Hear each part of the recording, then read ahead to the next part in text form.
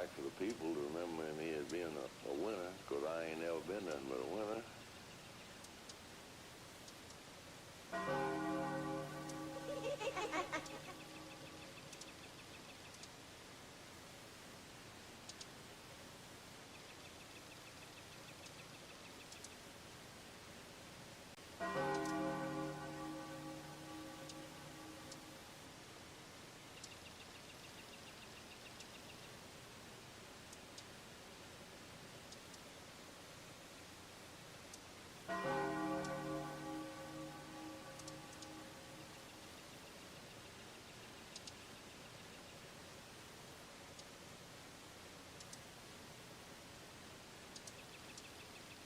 Okie dokie.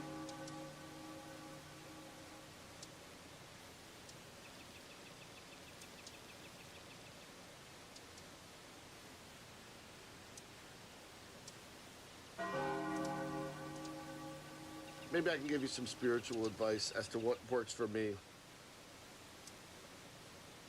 There's miracles around you every day if you just stop to take the time and just sort of pluck them out of the air.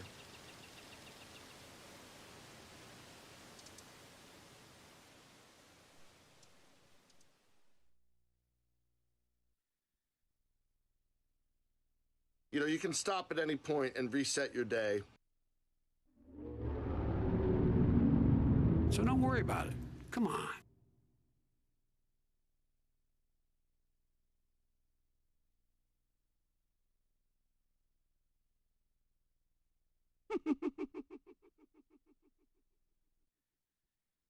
This is the end.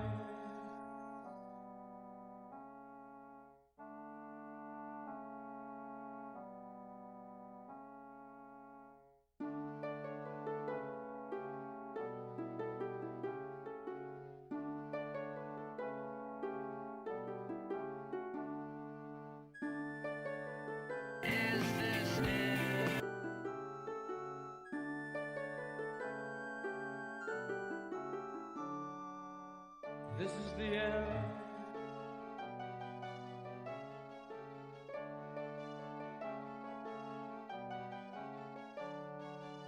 Fuck the king.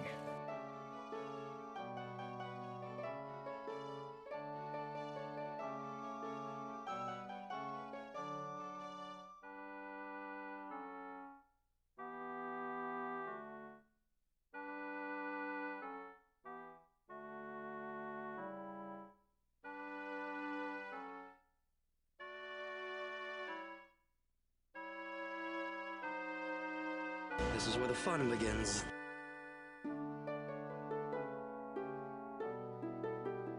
Let's go.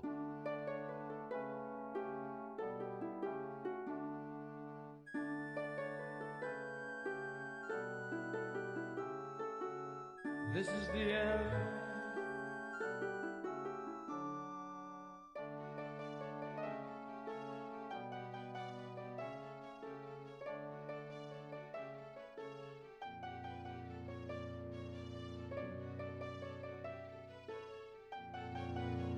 No good!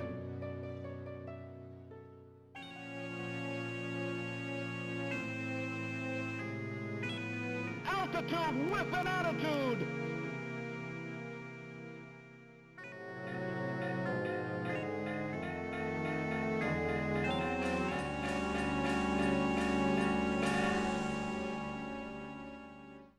The Parvinator.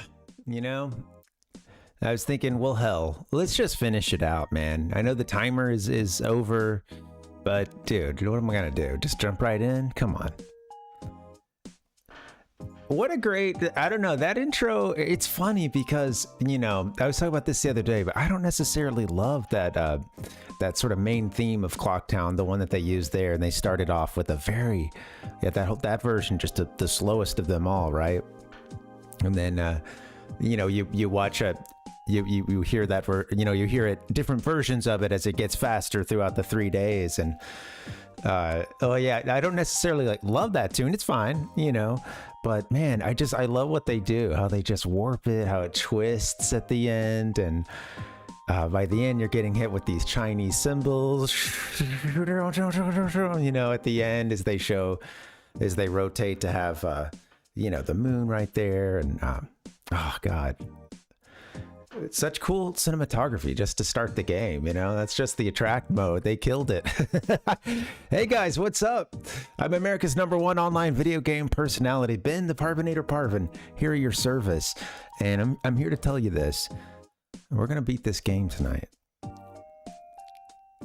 Everything's trying to stop us. And we've got 60 drop frames trying to stop us right now. Trying to get some more buddies to join their ranks. The other day I had the disconnection issues. Wednesday, my brain tried to stop us. But this is actually it. I put this graphic up on Wednesday. This time I mean it.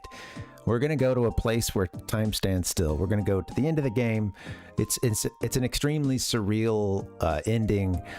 I think one of the coolest, dreamiest, like out there, I think, content that's in a Nintendo 64 game, honestly. You know, that isn't just way on the nose. I mean, I was about to say something aliens or dinosaurs, you know, Turok, so on and so forth. All that stuff's cool and crazy. But this is we're talking the dream world here. You know, this is a place beyond time. It's it's our shadows. It's, I don't know, it's good stuff, man. I love it. And we'll talk about themes of this game if I'm not like an emotional wreck by the end, which I don't know. It's been a good playthrough, but all right, let's drop in. I'm right here, or we're at the end. I'm watching the end of that intro once again. Happy Friday, guys. I might have said Wednesday earlier. I don't know. No, I think I was just talking about what happened on Wednesday, but we'll be able to get all of our masks and all the heart pieces today. Now, I posted on Discord, so I had a hell of a time on Wednesday. I thought, the hubris of it all, I thought, all right, I'm going to get in there. I know I've got a couple things I need to get. We'll be able to knock that out and beat the game. The end game stuff is not that long. And true, I could have just, at any point, I could have gone to the end game and just beat it. But, you know, I want to get all the masks, all the hearts. The hubris of it all, you know? What was I thinking, man? I need an angry sound effect to really just... Come on. No, I need an angry one here. I'm trying to be mad at myself. Let's see. Can I get a... What's going on, man? These all sound too complimentary. Anyway. I know I've got something where people are pissed. Jeez Louise. You dumb son of a bitch! Yeah, that's more like it. So I had a moment. I had a moment on Wednesday when I'm looking over this list of heart pieces. There's 52 of those suckers in this game. There's a whole bunch of them. Video game trauma. And if you're setting out to get all 52 heart pieces in this game, apparently it's funny because I did a quick search. I did a search for, I was looking for something very specific. Just ended up being, where this missing heart piece was. But I did a search online for looking, in an area to try to see if there was any difference with the Japanese version. And I ended up finding just several posts that were on Reddit of people basically being like, dude, I cannot find this one heart piece. Where is it? And just so many people coming together like, man, I've played this game a whole bunch and I cannot find this, like, it was just funny because there were a lot of folks who were just at their wits' end and like, man, I've combed over the list twice. I've done everything. And that's definitely where I've been the last few days. I found one of them Wednesday night. I think it was Wednesday night. I'm not sure. Ended up being a late night kind of thing. I think maybe it was Wednesday night. After the stream, I kept playing for a little bit because I was just like, where is that thing? And I found one of them and I posted about it, and it's the Beaver Brothers race. So it turns out there were, I believe, 2 heart pieces. Yes, yeah, 2 that I had scratched off of my list, but I hadn't actually gotten those. And the thing is, I started that list really late, like halfway through the game or more. So I had to like go back and try to figure out what it was. So one of them was with the Beaver Brothers. Okay, right? You go to Zora Cape. I just want to get through this and past this, and then we'll continue on. We'll do Cafe and Anju. That's coming up soon. But one of them was, yeah, the Beaver Cove or whatever, or I don't know, Beaver Dam. The beaver races, especially a little bit of a language barrier there. I think this could happen no matter what. And this, it turns out this was one of the more commonly missed ones, or ones that folks said, hey, look out for. This could be it.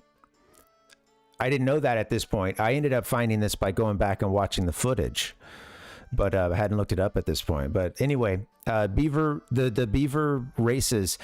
So what it is there's these Beaver Brothers, 2 of them, right? And you race one, and I remember in the English text, there's this whole big bro, little bro thing or something that they've got going on. You know, it's their business. And I'm just like, okay, you know, you race one of them, and then you have to race the other one, and then you get a bottle for that. But the trick is you're supposed to go back and race them both a second time for a heart piece. And someone was saying that a bunch of the guides will say things like, you know, race the Beaver Brothers twice. First time to get a bottle, second time to get a heart piece. And, you know, it's kind of like a bit, you know, vague. We weren't even looking at a guide at that point. And I went back, I finally found this. I had to do a lot of this. I probably, I spent about, in total, probably, other than what we did on Wednesday, I spent about 3 hours or so off stream, I think, just going back through footage, also playing the game some, yeah, 3 or 4 hours, something like that, going through. And I just, at a certain point, I realized, you know what? If you're going back and you're watching footage of these, you need to go ahead and make sure you're like double checking, you know, make another mark in your thing. Like you get what I mean? Like, I just realized, like, oh my God, this could take so long.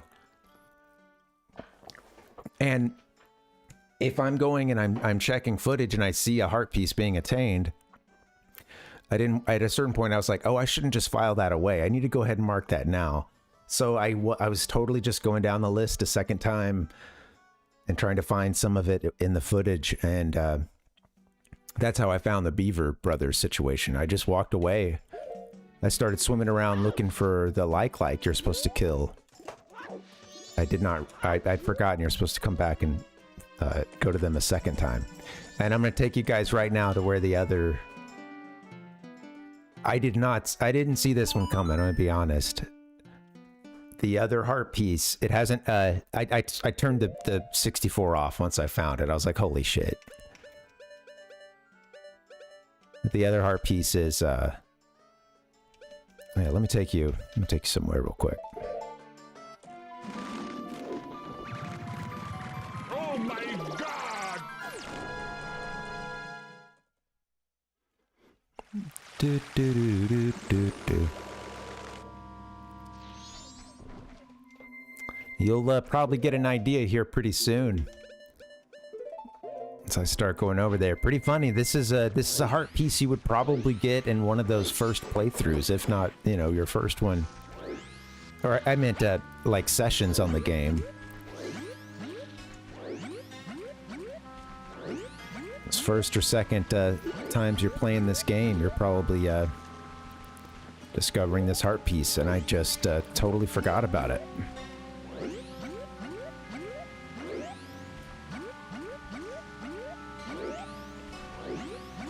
How you guys doing? Happy Friday. Yeah, hope you're good, Nick. Yeah, good to see you, man. How's if I can ask, how's the flooding situation? Hopefully there's some good news on that front.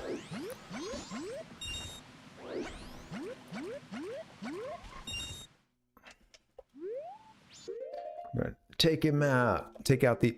Oh, excuse me. Take out the Octorok here.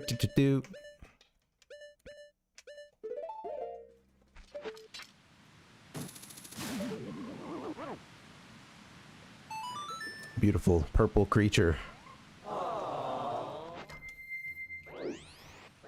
Octoroks, man, you know?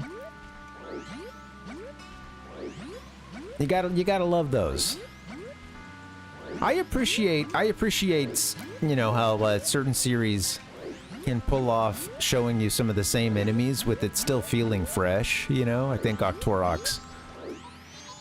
Yeah, right, a good combo of it always feeling fresh and a bit of nostalgia, too. It got a little bit nerfed, maybe, in the world of 3D. I hate to say it. I don't know, maybe that's not true, but... Then again, they had the ultimate gameplay comeback with being able to be one of the 4 playstyles in this game. One of the 4... Dude, I couldn't believe it, man. Like I said, I turned off the 64. I thought about leaving it on and just picking up right where this is, but I was like, no, I'm just gonna get to it. It won't take long. It's the one that's hidden somewhere back in here. I think I need to hop into that hole. Yeah, I think I was supposed to hop in prior, but yeah, it's kind of in a weird spot, and you know what it is that it actually is a little bit. If I was looking for the excuse of blaming that we're playing the Japanese version, I can actually get that excuse to an extent. I just say that because this version is a little bit different. This section is different, of course, than the Japanese version. And this actually tripped me up a few times. Like coming back to get beans. Getting your beans is harder in this game.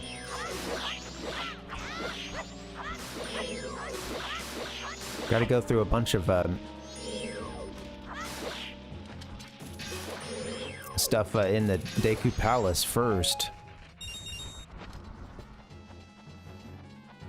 I sort of moved around where some of those holes are.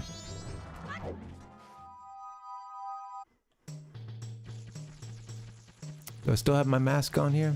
Hey, Gigantic. Yes, we are in the home stretch. Hey, what's up? Happy Friday. Yeah, we're absolutely in the home stretch. I thought we would have it done Wednesday because I just had like a few side quests. And, you know, I know that the end game isn't really that long in particular. And like, but dude, this is the first time I've really gotten so hung up to where I was like, I have no idea what heart piece I'm missing. And it turns out it was one somewhere around here. Let me see. Now I've lost my way again. Now there's a heart piece in one of these gardens. We popped out of there, right? This takes us back to the center. Hold on. I think I go, sorry, yeah, I screwed this up. I think I need to go back in this hole and then drop back in Yield hole. Is it back in here? It's in here. Yeah, it's over to the left.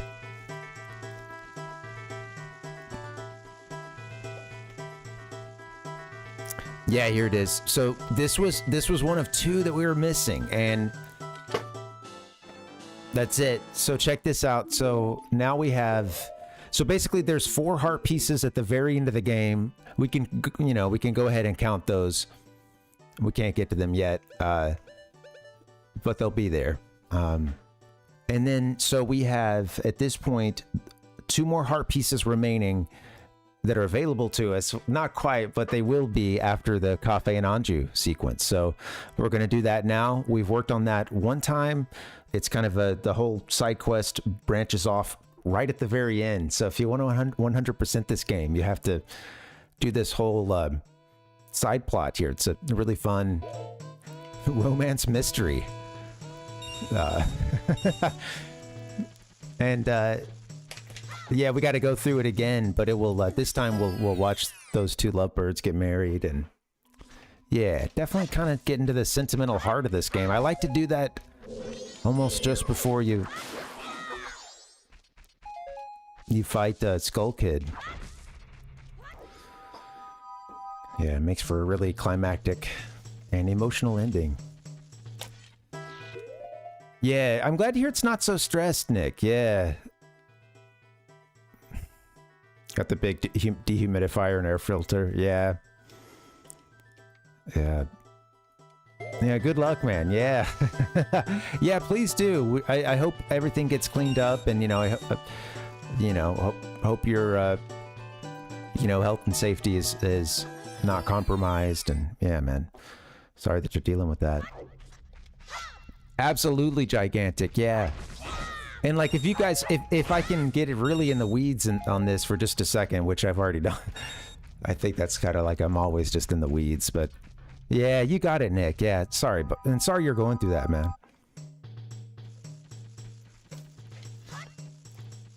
So on some of those earlier streams, I had a false memory of going basically straight into the you know, battle with Skull Kid straight out of the wedding ceremony, pretty much, or the, you know, them getting hitched. And I don't think you can do that because and still get 100%, because you need to bring that couple's mask that you get there to Mayor Dotor. And he is, I think he's skipped town by that point. I don't know. I don't think he's around. Take that, microphone. But hey, you know, it's basically the end, right? Yeah, I like to do that. I like to see it. It makes for a really good finale. All right, let's get ourselves over to Clocktown. We should just start that now.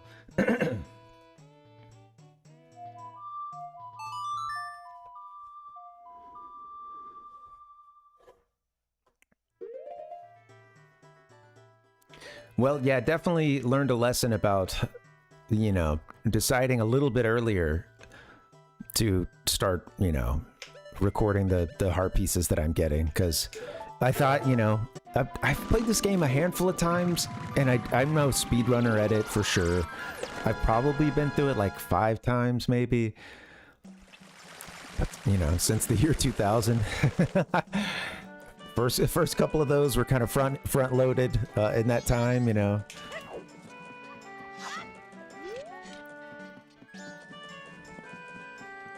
But yeah, I think I'd done that before. Started scratching them off. Damn, sorry. What is going on?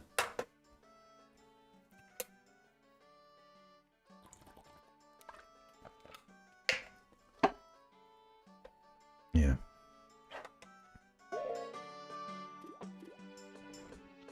Yeah, not so bad. Not so bad if you, you know, if you just keep track of it, or, you know what you're doing.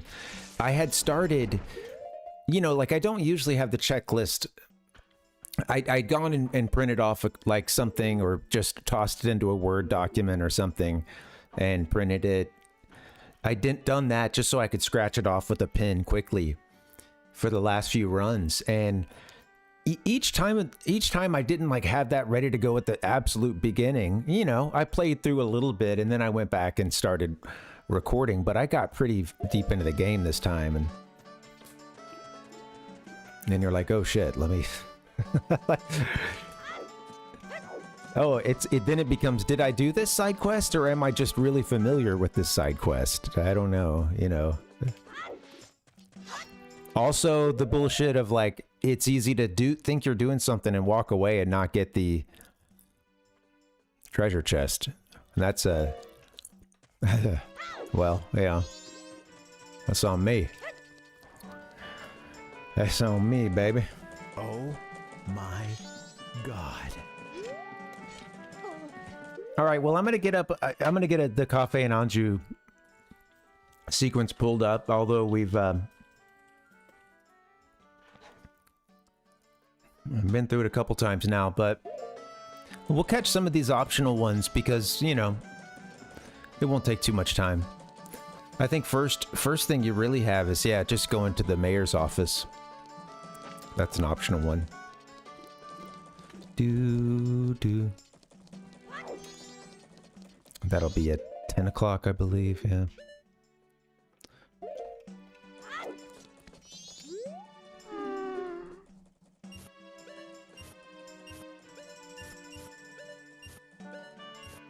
That's not it. Yeah, it is. Bada bing.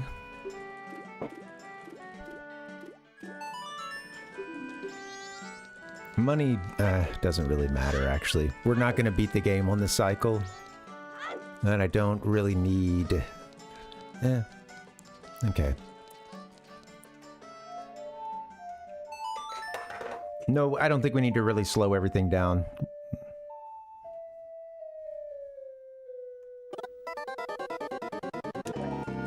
Hey, I'm really excited for what we're going to be playing after this game, and this week is kind of crazy just because it's like I'm finishing one very long-term project and then one, you know, that we've been working at for a while now with Majora's Mask. The other game being Donkey Kong Country 2, finally done.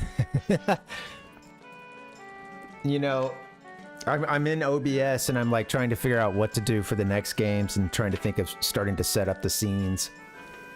And I go in and I'm like, oh yeah, well, I shouldn't take too much of this down, right? I might need it again. And I was like, no, I don't think I'm going to play Donkey Kong Country too much for a little while. I think I do feel like getting 102% in that game has me feeling pretty good, you know? That has me feeling ready to rock and roll.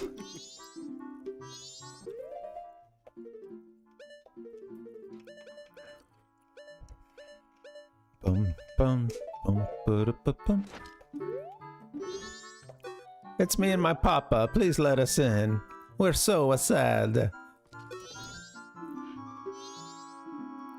I love watching Link.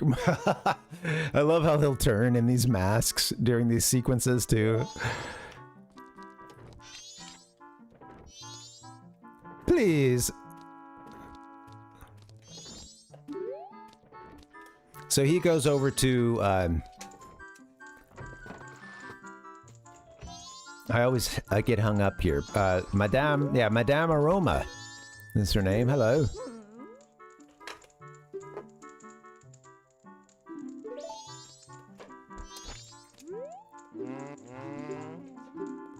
I wonder how much text there is that I've never seen in this game, too, regarding certain mask choices. You know, there's not always changes with that kind of stuff, but you'll be surprised. There is some fun stuff, too. There's a couple scenes I think I may have never witnessed as well, although I've gotten most of them. Pretty easy to miss stuff like listening through the crack in the wall. Back at the Stockpot Inn, that's one that I think gets missed a bunch. Whew, I'm gonna try to lean back, get comfy.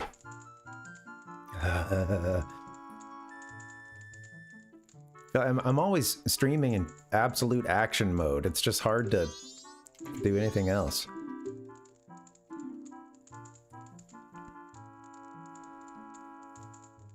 Oh, that's funny. That's funny, Nick. Yeah. Oh, representing the 514.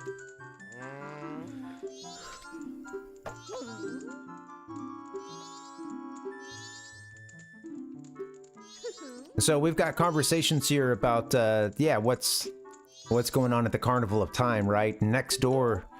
I don't remember all the details of this conversation actually, but next door, you know, you've got them arguing over, yeah, whether or not the construction should continue and whether or not people should be allowed to evacuate. Later, we'll take the couple's mask once we get it, and we'll bring that into Mayor Dotour, and he'll have a change of heart about everything, and because he's all oh my god, I don't know what to do right now. And they're all like, dude, your wife, blah blah blah. They're all bringing that in. And he's like, come on, let's leave my wife out of this.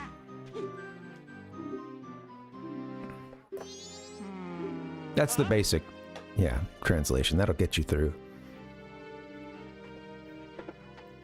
The guy on the right's like, dude, I was there the day Ganondorf came through, all right? Look, you guys don't want to be here when this moon passes. Telling you, this game, these games, they really have it out for people that live in the capital city.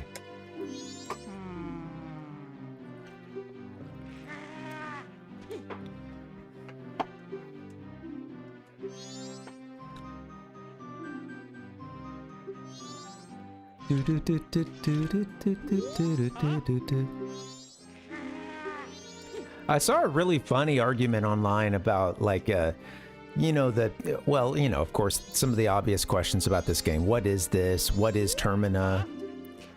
So on and so forth. And man, the debates get really, really heated.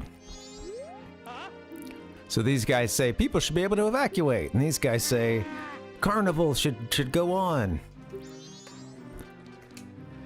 All right, let me make sure I don't miss an important thing. So we could go hear Anju make lunch for her grandmother. Sounds fascinating. Grandma refuses it. She's like, no!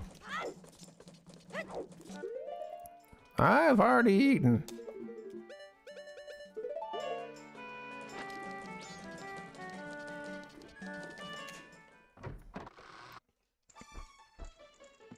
Do do do do do do Scooby Doo.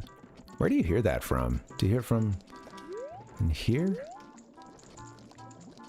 Huh. Oh, you hear from outside the door. No? Or maybe you walk in. Oh, well, here we are. Might have just missed it. Oh, Tortoise, come here. Let me read your story. This is a pen. Hard to believe that they pulled this game off as it is, you know? Man, she's bringing mom something good. Grandma was getting like a little soup. I see some steaming. It's both things are steaming. Steaming pile of rice. Maybe some broth there too.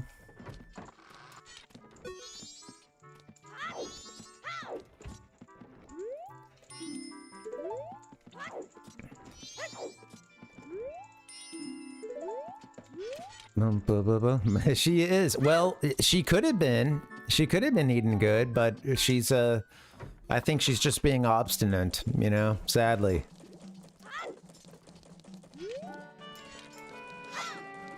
They really pound you over the head with just how miserable everyone in this game is, and Anju, I think, being a pretty good representative of that, honestly. Just in that, you know, she's her fiance is gone. Her family isn't really taking her side on any of this stuff. They're all thinking that they need to evacuate. They're saying he's gone, he's blown town, or even worse, I guess her mom is saying like, oh, he's gone to be with Creamia over at you know, Milk Ranch.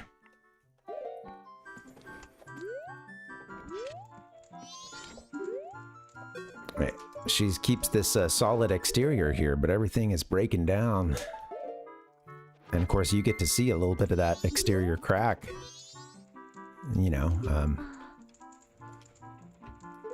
yes, I am the Goron who made a reservation. Thank you. Huh?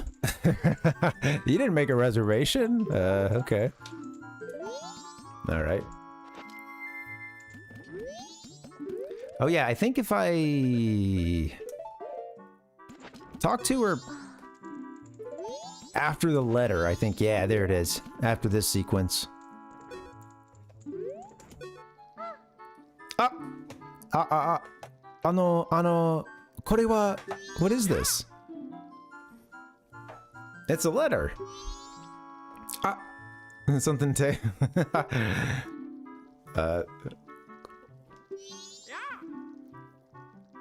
yeah, who's it from? The post office.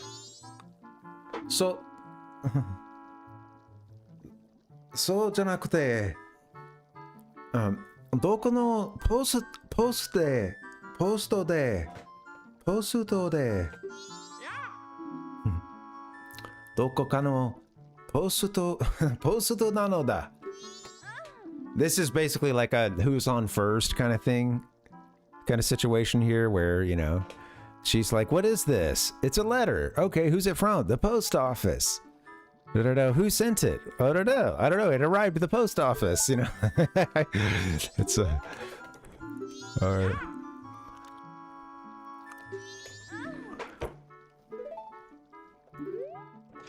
He doesn't know.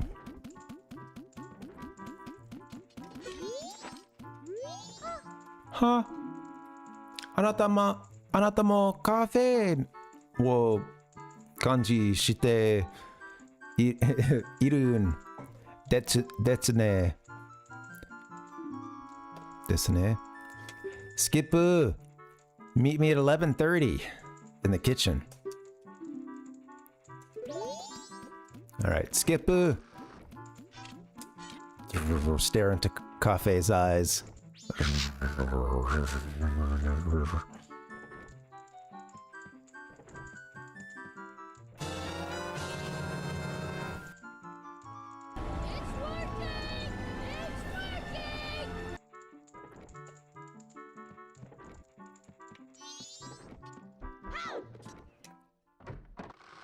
You know, I'm a little bummed.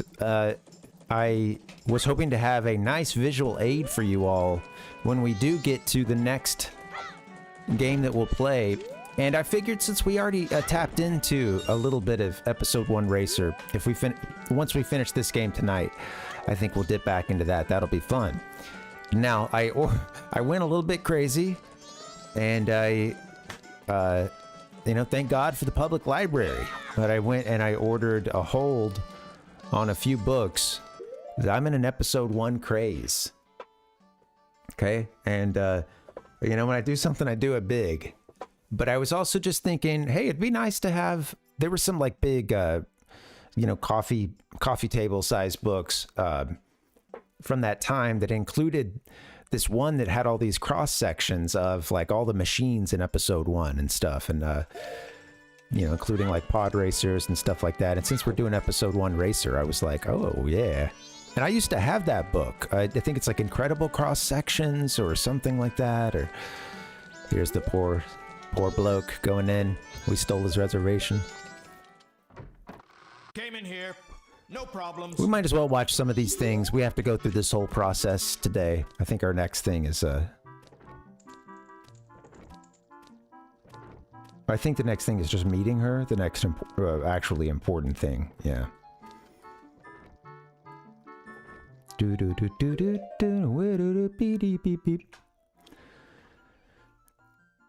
Yeah. Okay. Yep. That'll be the next important thing.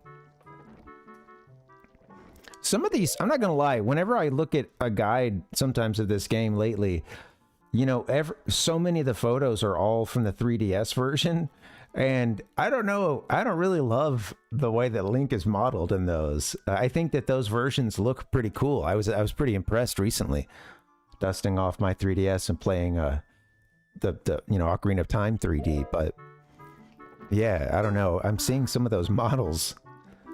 All the screenshots are from that game at this point, and I'm like, yeah, I don't know, there's some ain't right.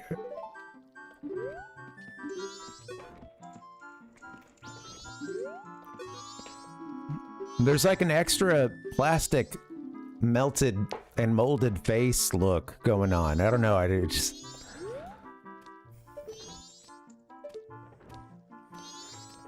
So this poor guy got turned away because somebody took his reservation.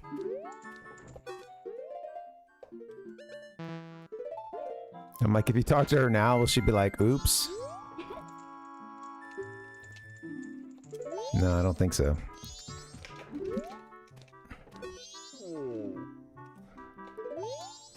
Yep, I'm that Goron. Sorry, buddy. In Japan, they call it ninja. He's just gonna come out here and sit.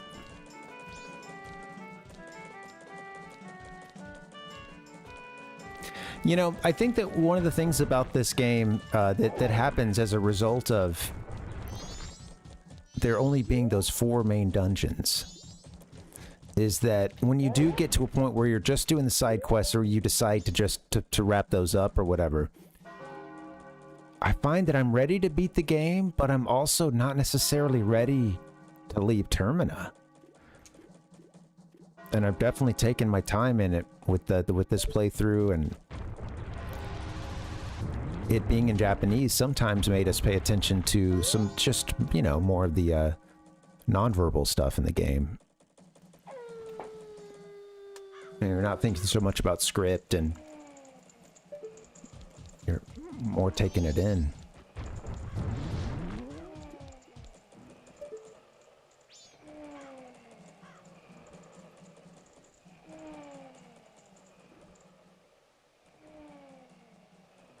I was really impressed with how lively Clocktown felt.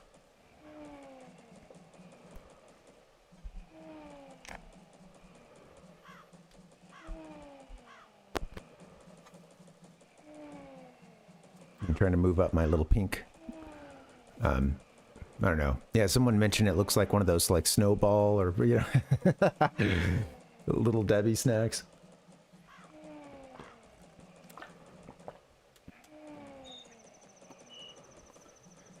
Ba ba ba ba ba ba ba. Who loves this game? Bum bum bum bum.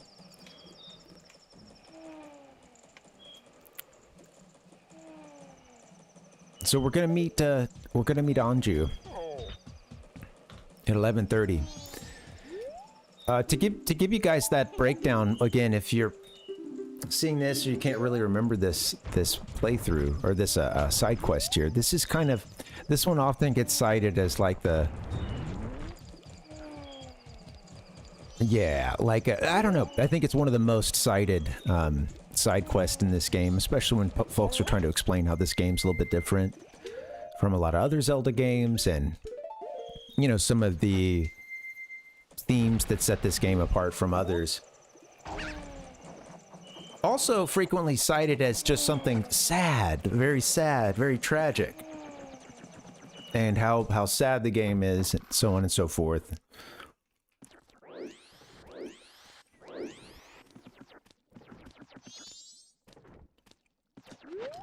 I think that was sort of missing it a little bit, missing the point, but sadness is certainly, I mean, yeah, one of the main colors we're painting with in this game. But yeah, it's just one of many.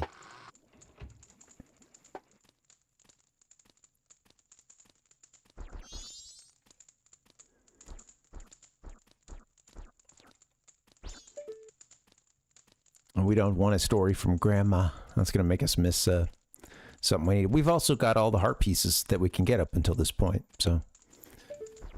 Can he walk into the fire? No.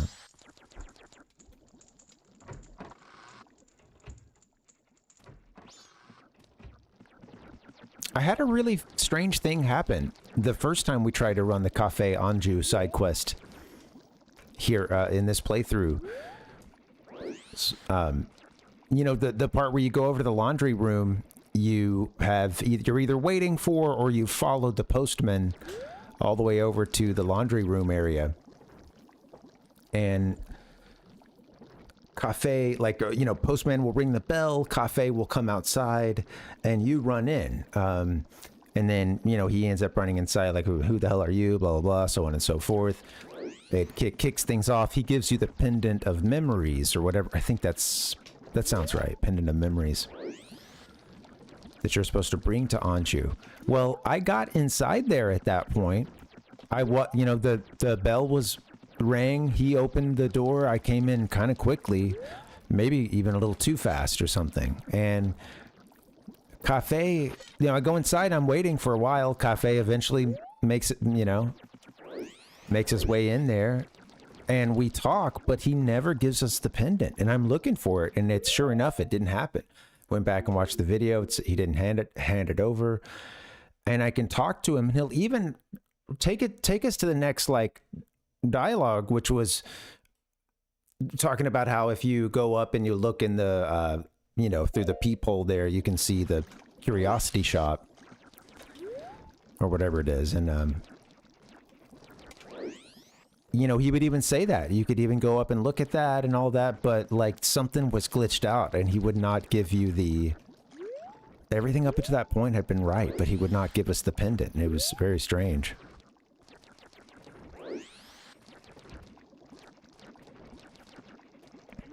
I was like, surely I've, you know, I mean, I've messed something up. The only thing I can really think of is, potentially maybe just running in too soon after Cafe ran out. But,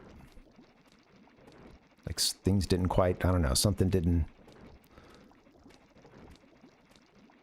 Game didn't clock the postman and him actually meeting. I don't really get it.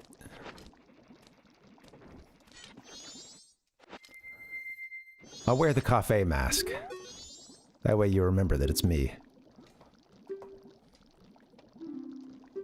Alright, so she basically lays out some of this story for you, which is that, you know, she was supposed to be married to Cafe. This guy is missing. I don't know how much... Actually, I think you get more story when you meet Cafe himself, but... she's supposed to be married to this guy, at the end of this 3-day period. Yeah, for the Carnival of Time. The big finale. They're going to get married, but he's disappeared. And nobody knows where this guy is. And there's a reason why he's hiding right now. And we'll see in a little bit. But she's basically asking us if we can, you know, help her try to figure out what's going on here and track this guy down. Starting with putting a letter in the mailbox and watching where the postman will take it. She wants to do a little mail espionage here.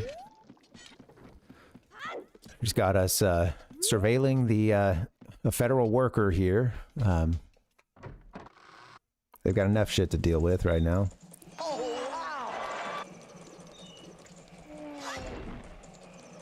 Alright, here we go.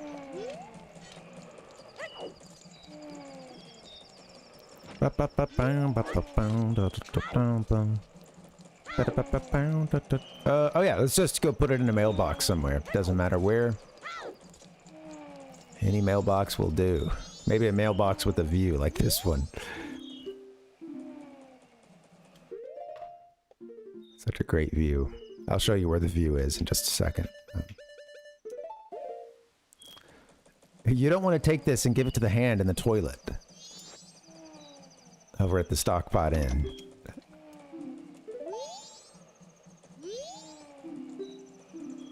Wait, did I... Okay, the letter's in. Cool. I was... Good stuff. The letter is in.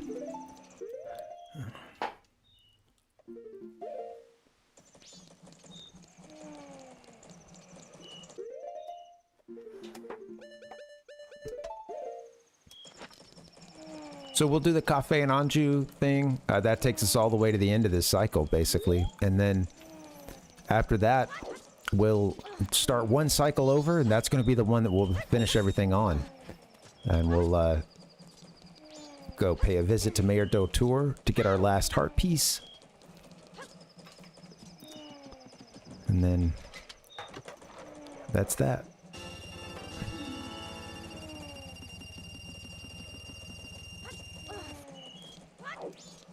I think at this point, we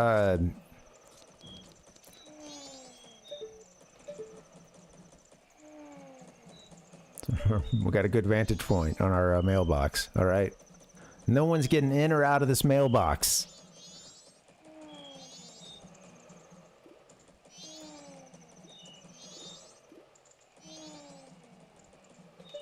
Ba-ba-ba-dum-bum-ba-bum.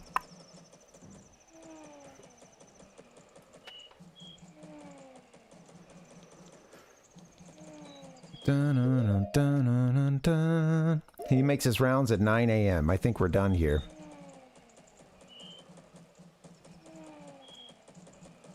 Yeah, that's strange that it I was like, I don't know what you're trying to say, Nick. I figured it was a accidental hit of the keyboard.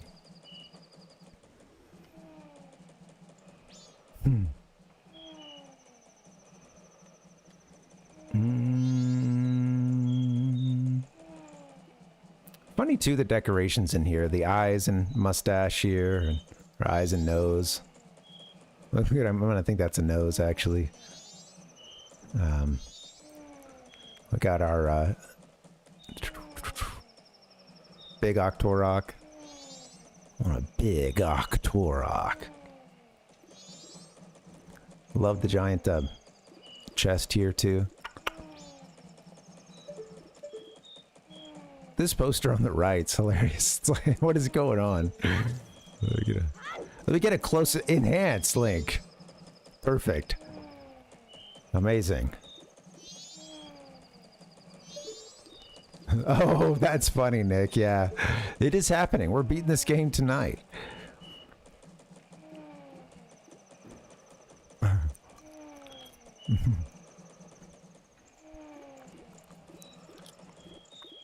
You know, one thing I'm a little sad about, we don't get more cycles to watch, you know, watch Clock Tower go up and that whole sequence. I think that's, to me, I think that's a big highlight of this playthrough for me is realizing that you can watch that sequence from anywhere you can see Clock Tower, you can watch that happen at midnight. I think it's, I don't know, it's so cool. Midnight on the last day, you know, watch the old clock tower going up. You know it. You know the trick. You know the deal. All right, let's get ourselves advanced. Well, shit. Yeah, let's skip a little time here.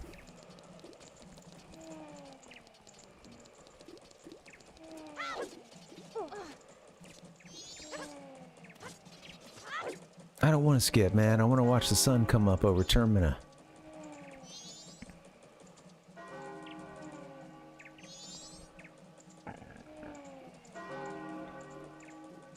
It sounds like my dad sleeping down there. I went on vacation with him several years ago. He was going to Germany to go back to some of his old stomping grounds. And I had to share a room with the guy. Love him to death. Love him to bits. But he snores.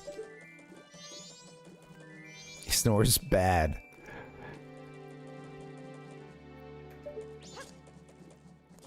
Oh, he snores, and he snores badly.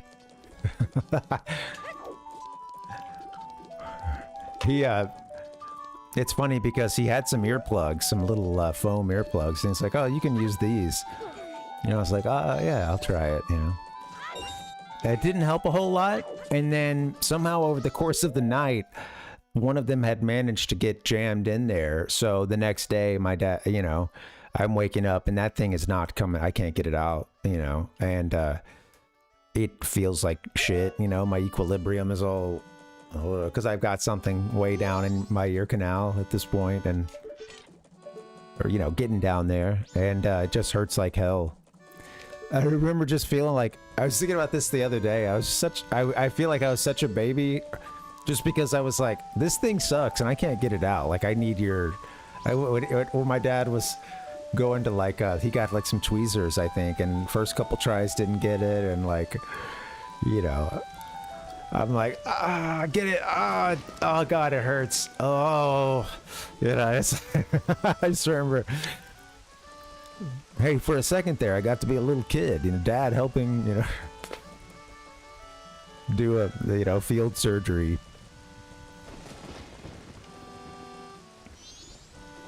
Thankfully, yeah, he was able to get it out. I was like, dude, I do not want to like go to the ER or something right now and have to deal with this. Urgent care or something. I mean, it'd probably all be like covered and wouldn't be that much of a hassle, but the point is I'd like to get it out of my ear right now. But yeah. Yeah, after that I was like, no, that's not going to work. I don't think I'll do the foam earplugs.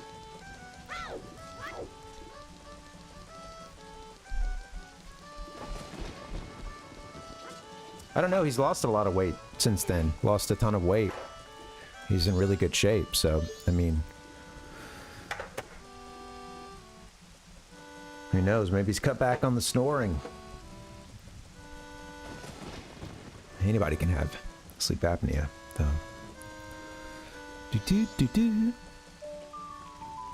All right, so I think at 9 o'clock, this goober is going to come around, or at some point, he's going to come around and collect the mail. And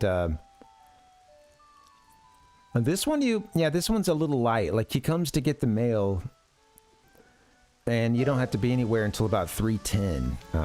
About 3 o'clock, you want to be over at the laundry pool.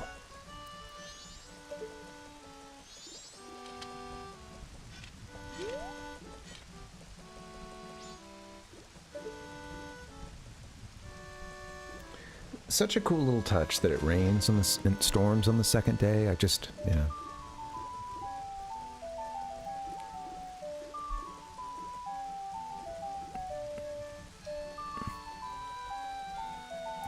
I mentioned this earlier, but I was watching something about Majora's Mask, or maybe just the Nintendo 64 Zeldas, and it was by Did You Know Gaming, and they mentioned that idea of a 3-day or 5 or week-long cycle repeating over and over and you exploring that universe was actually a concept that maybe Tezuka and someone they sort of brought to the tape. I think it was them, or I can't remember who it was that was basically brought in to help do this Zelda project, because they're kind of like, wait, who are we going to get to do the next game? Here he is. Look at him. Yeah, they're like, who are we going to get to, do the next game? And we need to get on it. Ocarina of Time, of course, is a smash hit. Who's doing the next Zelda? And I guess they realized, like, wow, this isn't going that well, and we need to get somebody on it and really get it some direction going. And I think one of his stipulations was like, I'll take on this project and everything, but like I do want to have like a little bit of say in certain aspects of the game, and I want the freedom to implement my like repeating cycle thing as I want it to be, because I guess that was going to be a different game, and he decided to fold that idea into Zelda. Which I thought that was fascinating. I'm sorry I don't know the juicy details there, but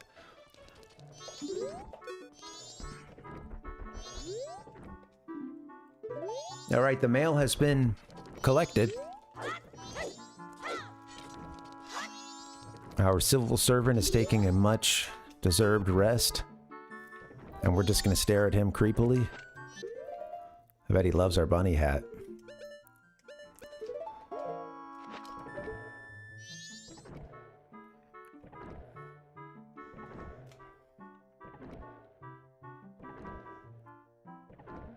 Man, this guy works so hard, and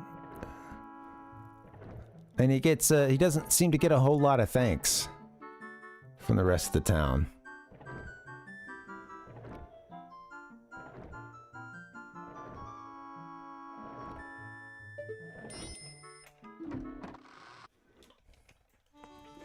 He does. And he kicked us out too, because it's time to make his rounds. You could hear a little heavy breathing there, huh? I'll stay ahead of him. He's gonna be over at the laundry pool by 3. In fact, we can just go hang out there. You can follow him as he goes and picks everything up, and he does look exhausted. The guy looked beat, and next thing you know, he's kicking us out so that he can go make his rounds. Tireless civil servant.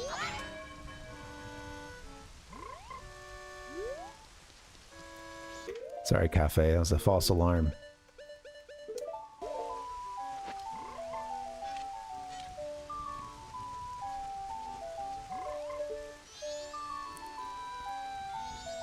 Man, I'll tell you what, it was kind of...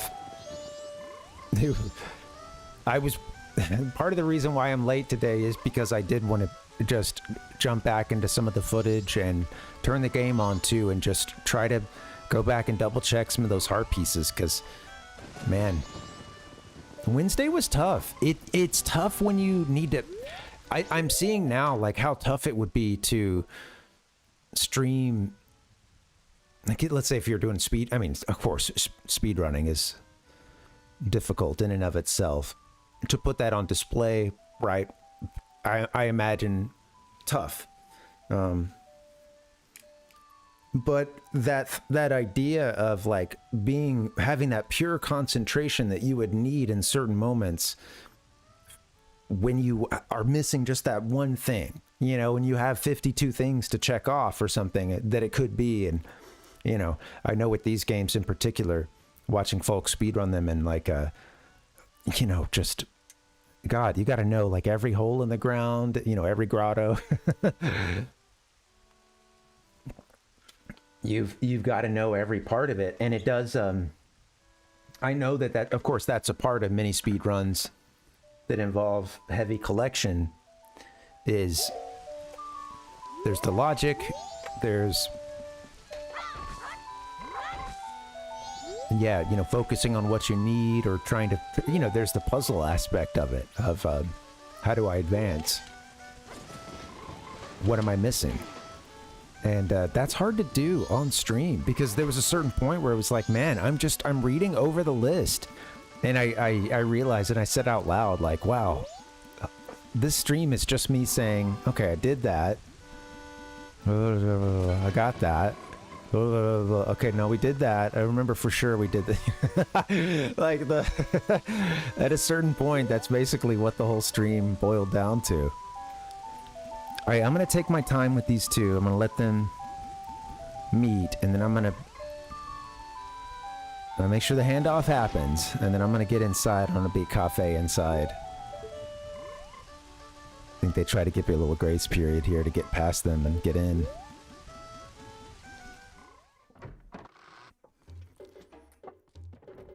Wearing the stone mask too, you're invisible.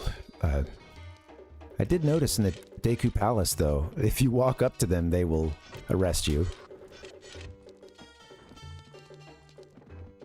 Can't see me.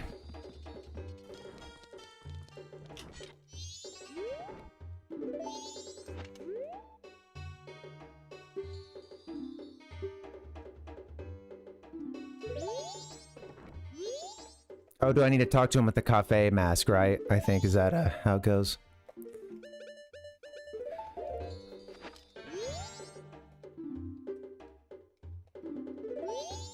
Is it doing it again? Hold on.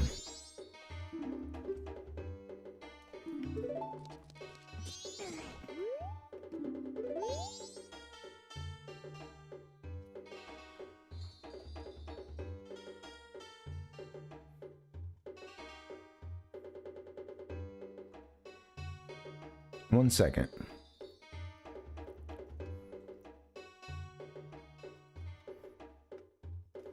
I need to back out of this. He's not giving us the pendant. The pendant. Is it because I had the stone mask on?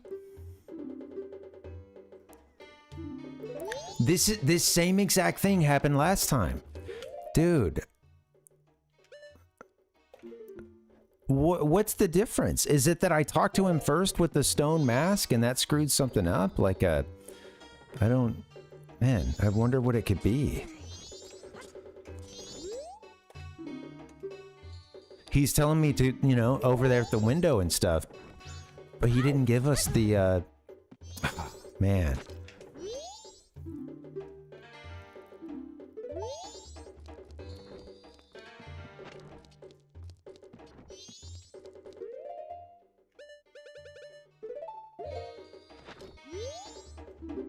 I think I need to reset it. This happened the first time we tried to run the Cafe Anju thing. Damn. Okay, well.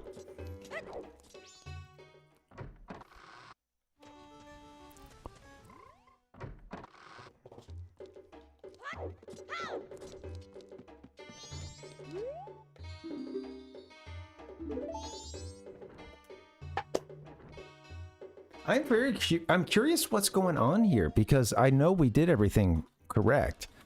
There's some kind of glitch occurring. And I don't know. I'm kind of curious, but like,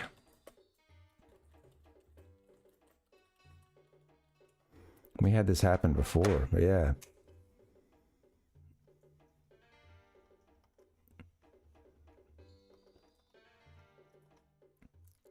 It's funny, like yeah.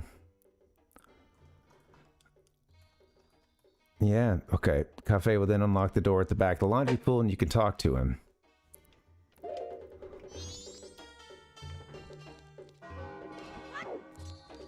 I don't understand. What's the difference though? Like he'll give you his pendant to give to Anju.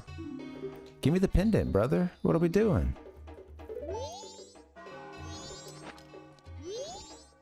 I think I'm gonna have to reset, guys. Sorry. This happened that first time we ran it. Jeez Louise. Well, I'll go back through it, but we won't be so precious about it this time. We can kind of skip to the big moments. That's too bad. Can I get in there now? Let's see.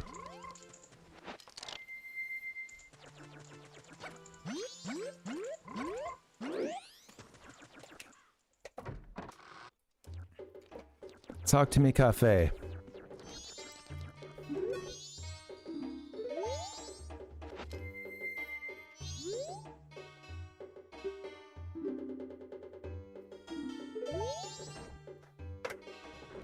Yeah, there's some kind of strange glitch happening here because we did everything in the sequence.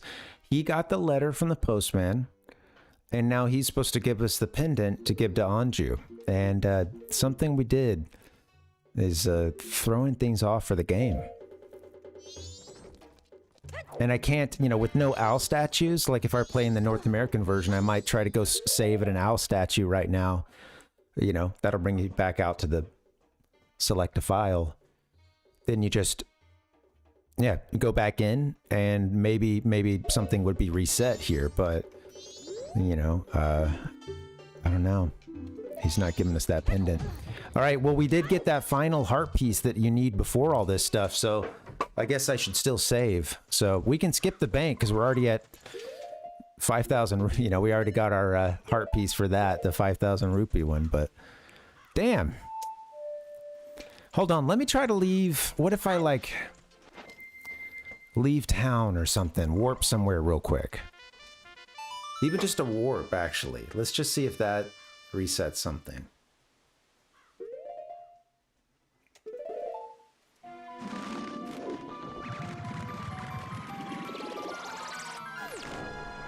I guess before I give up, I don't think I did this last time.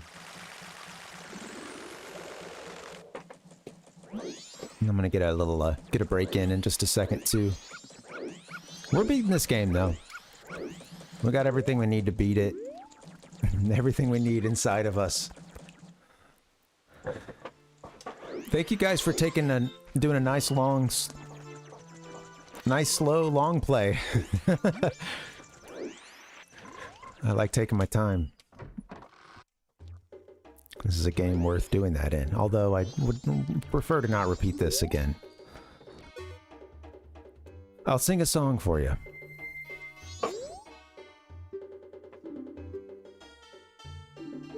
No pendant, huh? Okay. I'm just gonna end this, I'm gonna dissolve this universe right before your very eyes. Do do do do do do do do. In Japan, they... Okay.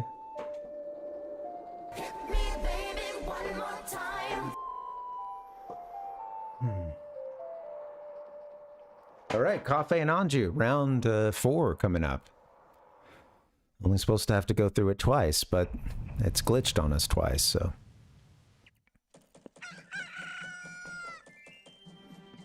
All right, guys, I'm gonna get a little break in. Parvinator.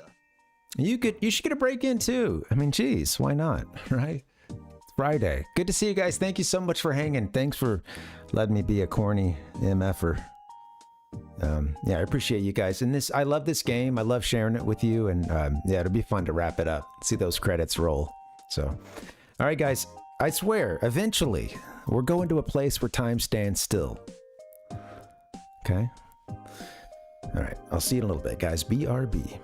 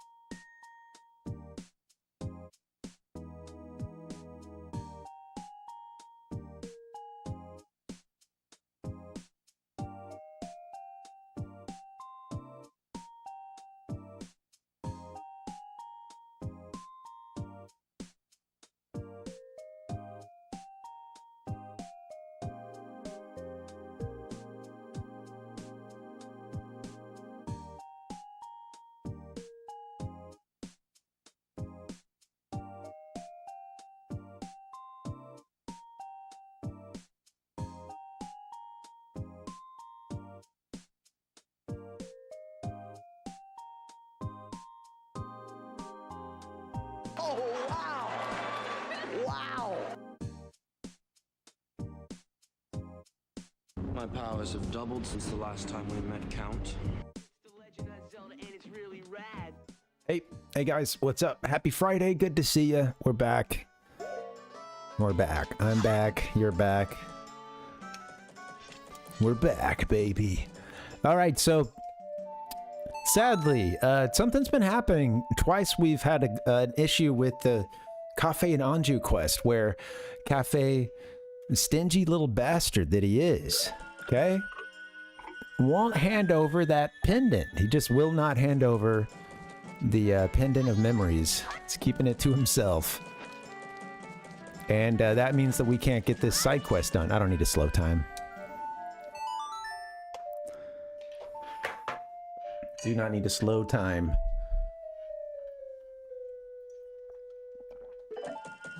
That's just a reflex, you know, you get in and start a cycle.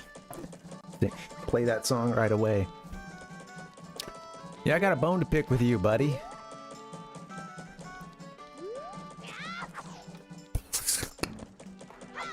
Give me that necklace. I'm just gonna rob him for the necklace. If I rob him and take the necklace, I can just bring that to Anjou, and then we're back on track, right? I mean, he took off running when I said that, too. He's like, oh my god. Alright. So, we can skip some optional stuff, like what's going on in the... Honestly, at a certain point, though, if you're not skipping ahead, you might as well just be in this world taking some stuff in. But yeah, I suppose we can miss some of the things like the mayor's office and all that good stuff, having just watched it. Our next big thing then is like a 1 o'clock or something, I think, over at the Clocktown. Rather, over at the Stockpot Inn.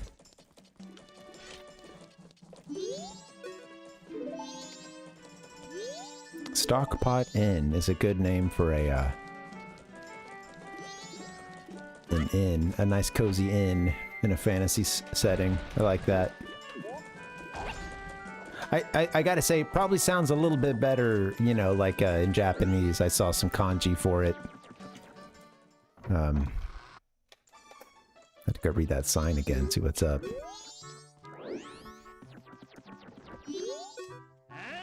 Hello?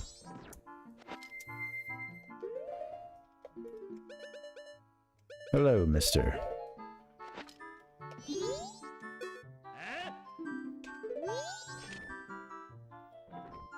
I like how the mustache sticks through the shield here. That's great. Or just the nose and mustache are over there. Wow, that's great. It kind of looks like eyebrows for... Oh, look, it's eyebrows for the mirror shield. Not bad.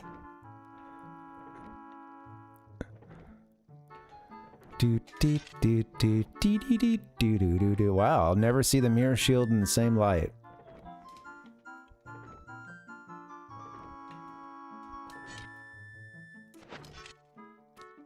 Here we just get his emo bangs. The purple emo bangs. He's like, man, fuck this. I'm gonna go talk to the mayor. Can't even get any help.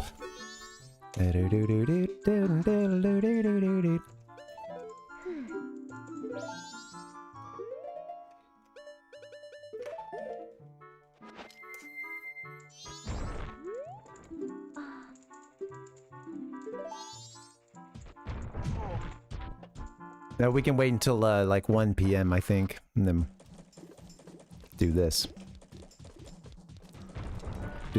Head to the Stockpot Inn, I think. First thing that matters is, I think, talking to her in the afternoon after the mailman's run, I believe, and the mail and the mailman both running. Yeah, once he delivers the letter, I think the first thing that actually has to happen is flashing the cafe mask at her after that exchange, once she gets the letter. The mystery letter. Knows it's from who's it from, but doesn't know where.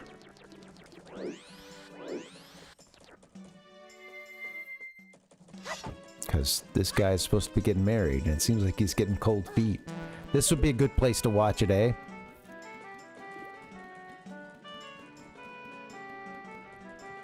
We've seen it from...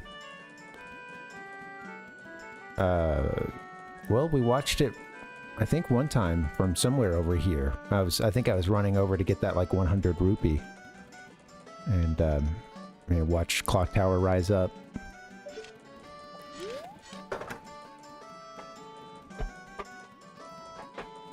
Alright, I should have brought a deck of cards or something, right? Just to pass the time. Boone, welcome! How you doing? I've never been much of a cards guy. Never been a, shout out to some of those original gamers doing things like cards and dice and all the ancient equivalents. That's the kind of stuff you had to do before the, before the arrival of video games. Sadly. Folks were so bored that they would actually play a lot of card games and have a good time. They got so bored, in fact, they'd start throwing money around, too. They're putting money on it and stuff. It's just like... Come on, please, can we get these guys... an arcade or something, Put that money towards something positive.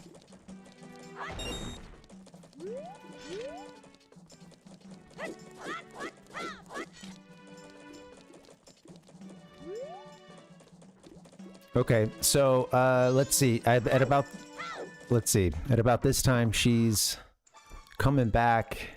She'll be getting her letter pretty soon, I think. Right now, Grandma is rejecting her meal. I think that's what's going on in here. Let's see. No. Oh. How are you, Boone? Welcome. I hope you're good. Yeah, I'm glad it's Friday. Been a long week.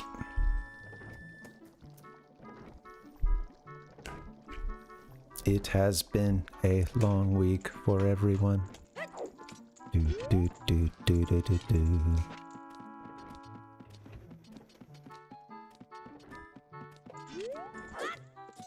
Okay, so there's that meeting in the mayor's office. Basically, guys, if you're joining us, we're here at the very end of the game. We need one more big side quest. That's the Cafe and Anju side quest, reuniting these two star-crossed lovers. There's an optional... there's a couple scenes you can go see at the mayor's office. You can wear a cafe mask, in fact, or there's something you can wear. I think cafe mask, yeah, for Madame Aroma, and that kicks something else off. She gives you something for that, I believe, and wants you to be her detective, basically, and try to find Cafe. Supposed to be getting married, but he's ditched everyone just a few days before the wedding. And nobody knows anything till the first update here, when Postman brings a letter. You ever hear the tragedy of Darth Plagueis the Wise?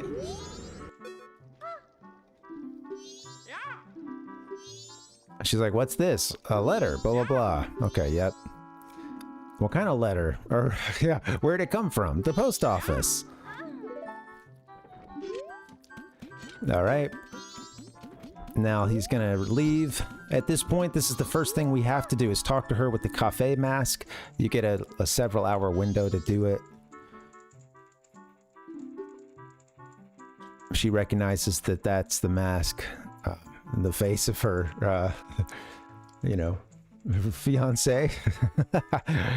So she says, hey, what's going on with all that? Meet me at 11:30. I just got she just got a letter from him, basically, so she wants to talk to you about it.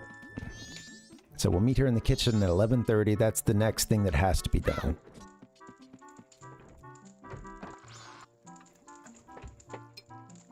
How long do Grandma's stories take? I think it's too long, maybe?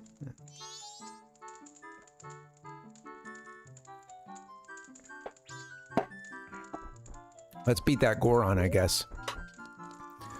We'll beat him in just to make things a little bit easier. We could walk in the front door if we want to. Gotta steal his reservation.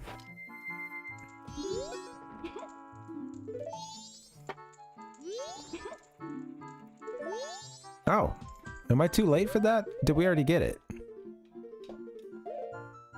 Oh, I think I missed my chance for that, actually. That's okay. We'll just have to use the... that's fine. We just have to use the Deku... I always forget what they're called, but the Deku flower outside. I think that's what they're called. I always want to say Deku pad. So she'll be here at 11:30.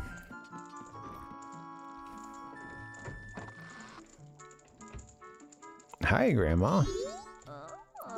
Oh. I don't think you can... Is this 2 hours is what it says? I don't know. I don't want to screw this up. I want to do this a third time today.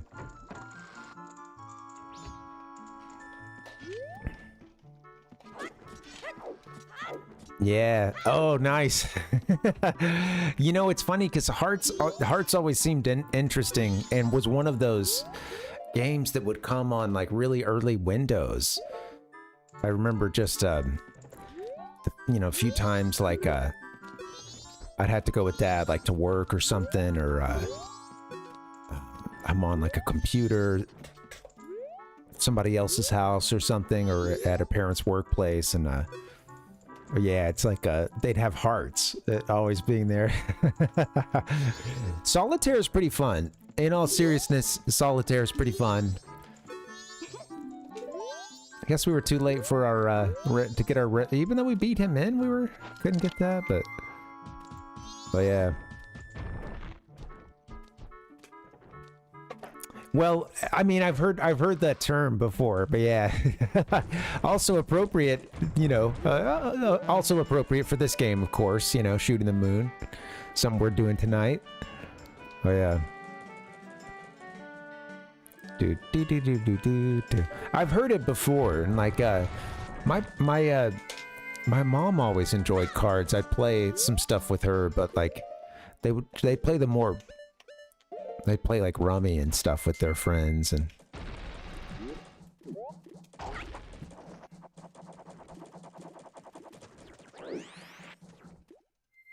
you know what it is for me? I never enjoyed, and I never really was a great shuffler. And I feel like if you can't shuffle, you're already like, you sit down with any folks, it's supposed to be the thing that kind of like, right, brings everyone together, you know? Oh, you don't know, right? Or it's like you don't know each other, okay. But if you're going to be around each other for a while, like, you know, playing cards, that's the thing anyone can jump into, you know? Ostensibly. But I think I don't know, I would say that's got to be increasingly less so. Who knows? Maybe Balatro is like turning all the kids onto cards now. They're everybody's cards are so hot now. I don't know anything about that game. I don't know the first thing about it, but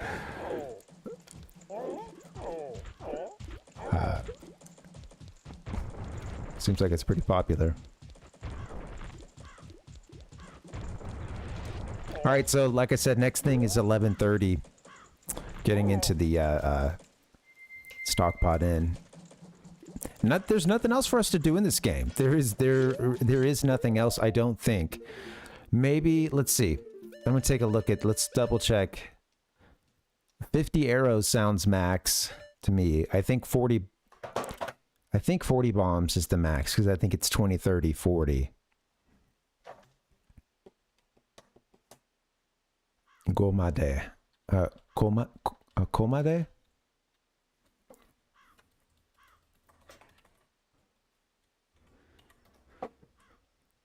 Pieces. Oh, 40 pieces. Okay.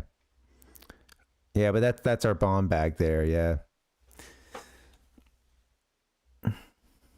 Oh, totally, Boone, yeah. Well, and I've had some trouble on this one. You know, this is my first time playing the Japanese version, and I don't know if that's what's going on here, because they did fix a lot of. It's really interesting, the differences between the versions. And there were some. It seems like they, you know, it seems like the Japanese consumers got. I don't know. They got a bit of a beta version of the game, and some things would go on to be finished for the worldwide release. They did a lot of polishing of the stuff, like how the Zora in water handles, you know, Zora Link, and there were a few puzzles too. They were kind of switched around. Not that much in the way of that, but some stuff in like Deku Palace was mixed around, and it honestly feels a little too open in this version, the Japanese versions. I think they would kind of tighten that up a bit in the Deku Palace area, like but yeah, it just sort of shows you the kind of timelines that they're running on, you know? Look at waiting to rob some old lady. You bastard. Yeah. I get you, though. It is a bittersweet side quest. And I was going to say, like, you might have witnessed this, but yeah, just before I saw your first chat, something happened to us that's happened before, which is that we get to the point in this side quest where we get into the laundry room, and you know, it's like Cafe gets his letter from the postman. He runs back inside. We beat him inside. We go into the laundry room. We talk to him. We get a lot of the correct dialogue, but he doesn't actually cough up the pendant of memories. For whatever reason, he doesn't give it. And he'll even gesture to that little peephole where you can go and see into the shop and stuff. All that dialogue is there, but it just never hands you the pendant of memories, and that's happened twice now. I don't know what's going on. We did it once. We're 1 out of 3 when it comes to that part. I'm like, what is... I don't know if I'm screwing something up with the stone mask, or... Yeah, something is breaking the game a bit there, I think.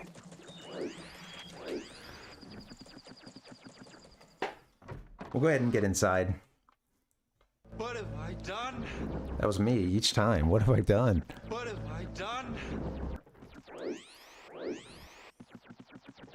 Better run, buddy. Get down. You better run.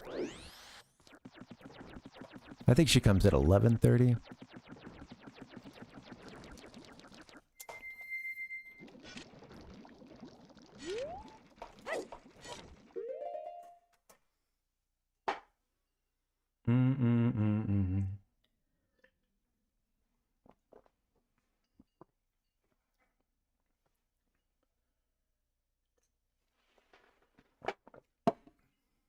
Oh, headaches.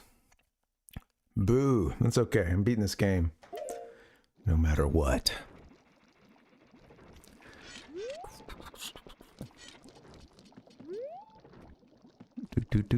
Do. We stand here amidst my achievement, not yours!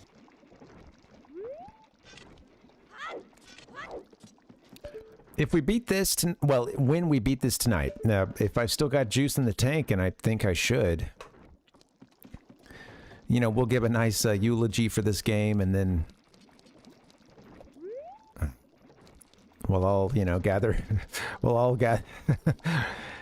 you know, hold hands, say a quick prayer for this game, and then we'll move on and put it behind us for a little while, at least on this stream, and move on to, I've got the Japanese version of Episode 1 Racer, Star Wars Episode 1 Racer for the Nintendo 64, and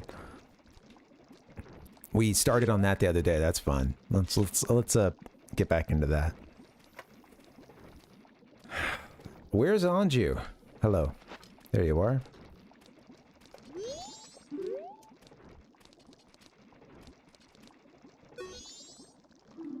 Okay, she'll give us a letter.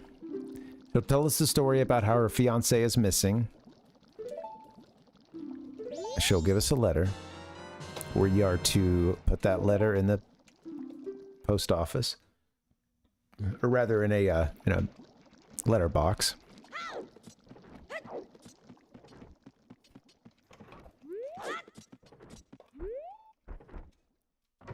Hey Ichigo, what's up, buddy? Welcome. Did you ever hear the tragedy of Darth Plagueis the Wise? You can like hear the hear the evil choir underneath that. How you doing, man? We're gonna beat this game. Thanks for the hype.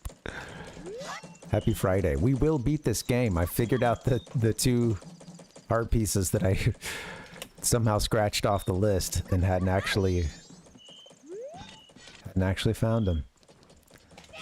One of them was in Deku MFN Palace. I can't believe it.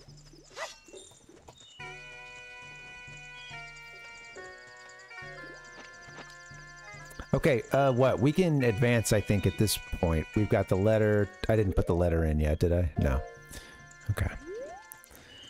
I don't want to make it hard for the mailman here. What's your first stop gonna be, buddy? I think it's over here, maybe.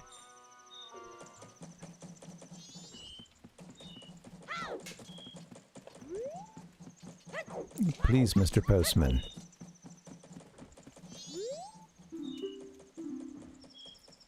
Yeah, how's your week been? A good one for me. Very busy. Boop, boop, boop. Also, kind of glad we had a big kind of a change in weather just because it's been heating up and was in like the low 80s for a couple days, and since then it got a little bit of rain that cooled things off. It's interesting seeing, you can see the snow up at the mountains and stuff. That's always kind of crazy on a nice clear day after the rains come through. You can, it's great because it's clear because the rain has come in. It gives you a little more visibility, and then you get a reward of being able to actually see snow-capped mountains. So that's pretty nice. Yeah, man. We're gonna beat this game, and we're just doing the last side quest. And then after that, all we got to do is we'll start one more cycle. We'll do a little prep in that cycle. There's one final heart piece. We'll be able to get it at that point. Easy. Just walk in and get it. And then we'll beat the game. So, yeah. After that, maybe a little...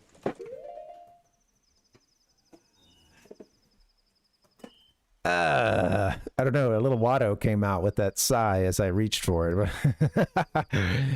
Change of your mind? I'm gonna do a little episode 1 racer, Japanese version.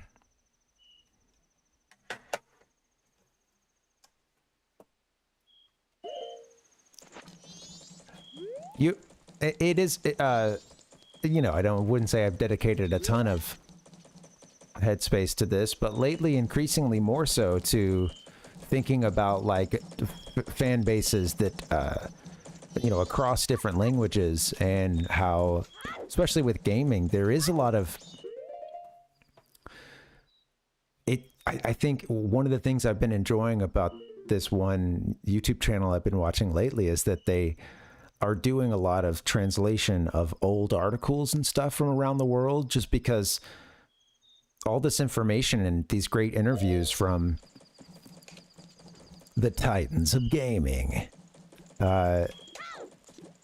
it's also scattered, and it's in a bunch of different languages, and much of that hasn't ever been translated, isn't even known to other parts of the world. And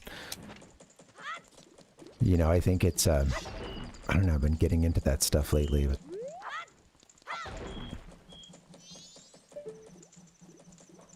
I think kind of what kicked it off for me was getting into some Nintendo Mania, the Spanish language Nintendo show that was like basically Nintendo's propaganda show on Azteca TV in Mexico, and also got broadcast in other Latin American countries too.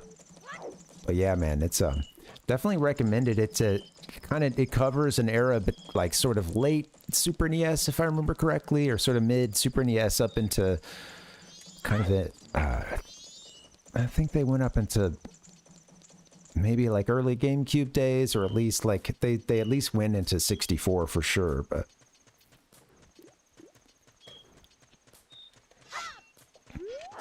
yeah, Did You Know Gaming has been pretty good for that. It's funny, like I've been watching a lot of their stuff lately. But yeah, that's a good YouTube channel for that kind of stuff. They have put a lot of folks into, you know, it seems like they just do a lot of like buying this or that old strategy guide or some, you know, like especially with Japanese, there's so many, you know, think of all the like, in addition to strategy guides, things like this or that anniversary, and then they're compiling some memoirs of the folks who made it, or they're doing a documentary of it. Like there is so much of that stuff that even to a Japanese audience would be very niche, and like they hadn't even seen all of it, or you know what I mean. But that is to say that there's still so many gems, even if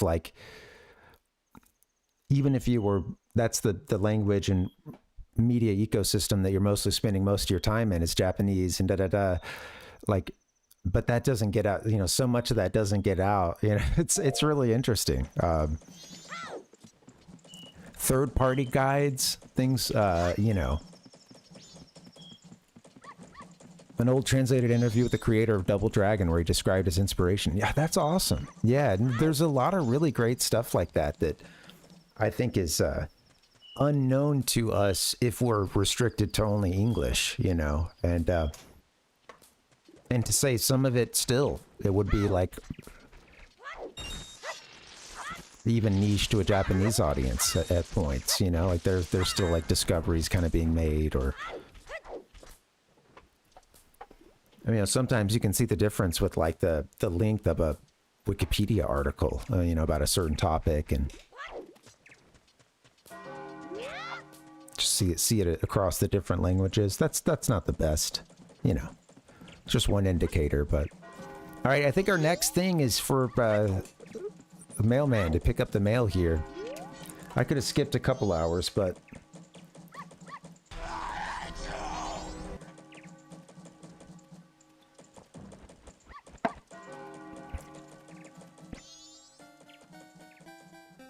what is going on? Hold on one second. I think I might have deleted a page. Hopefully not. Spoiler alert! Somebody's preparing to play Chrono Trigger at some point in the not too distant future. It was a Did You Know Gaming. Let's see. I'll put it in the...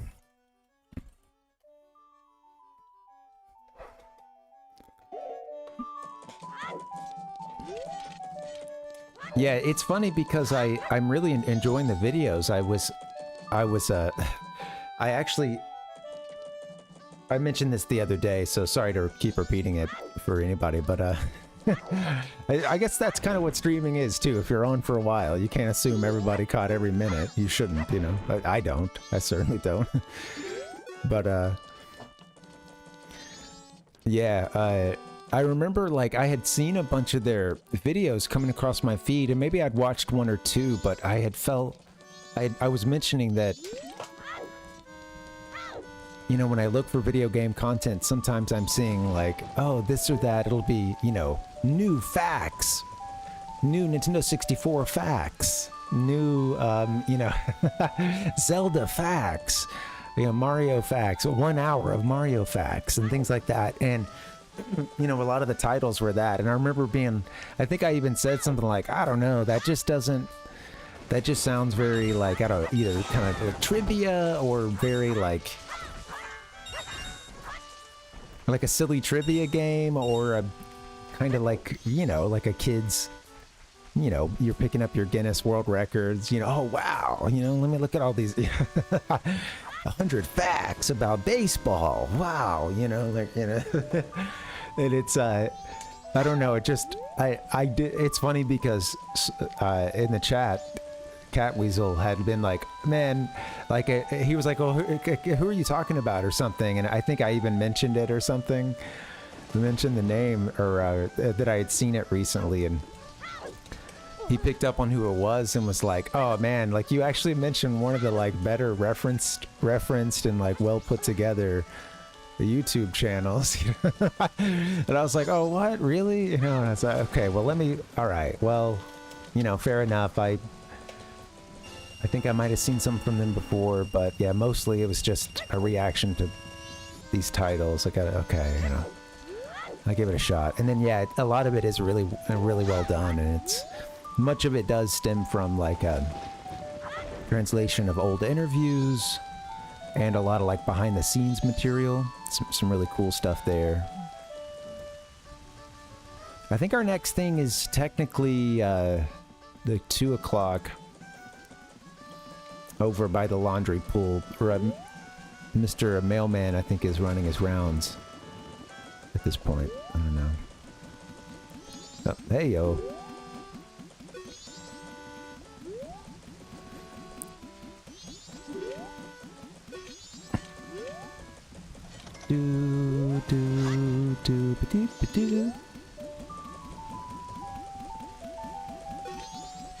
He's like, "Sir, you're just drawing your weapon on me. Why?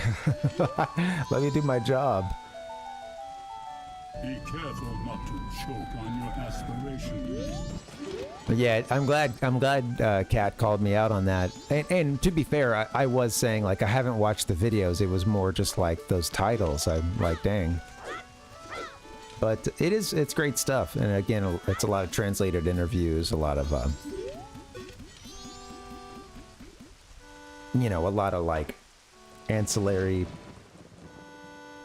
guides and I don't know, just third party kind of stuff as well. Interesting interviews.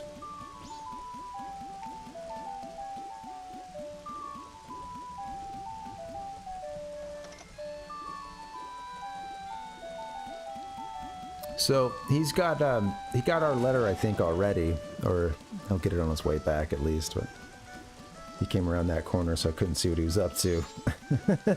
Anyway, he said, we put that letter in, and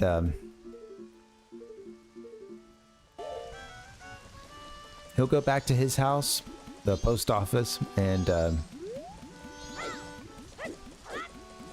at that point he'll head over to the laundry pool. Excuse me. The laundry room, laundry pool.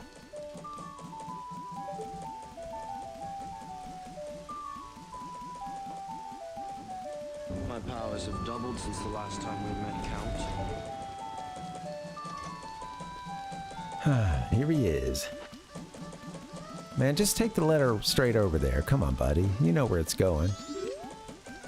It's on your way. Be efficient. No. I don't want to pressure this guy. He's working hard. Doopy. Doopy boop boopy.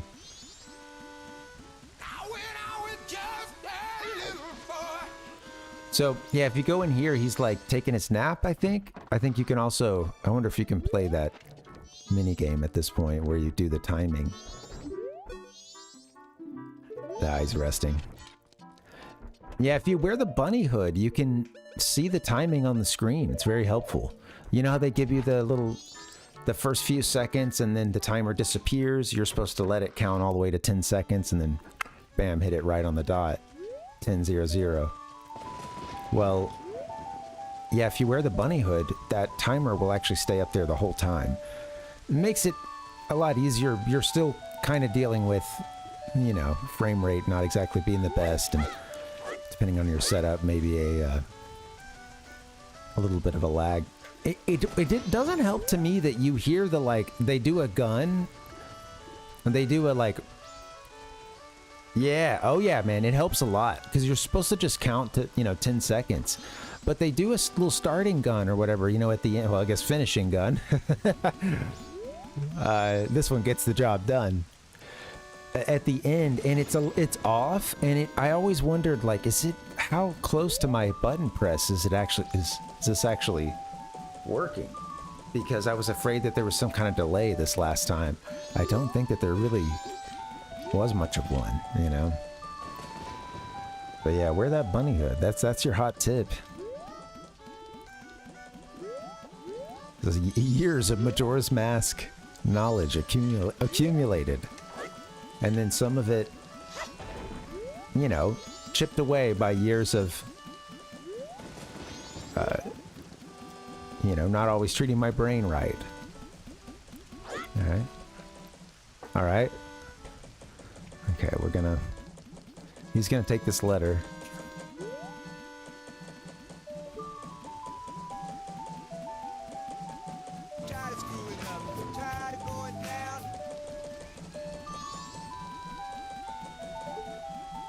He's got a letter for Cafe.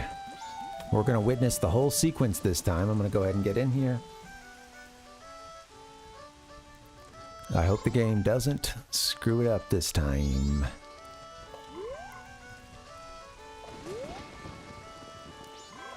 I'm like, he'll walk past me, right? I think he will. I'm like, I saw him take the letter last time. I don't know why it didn't work.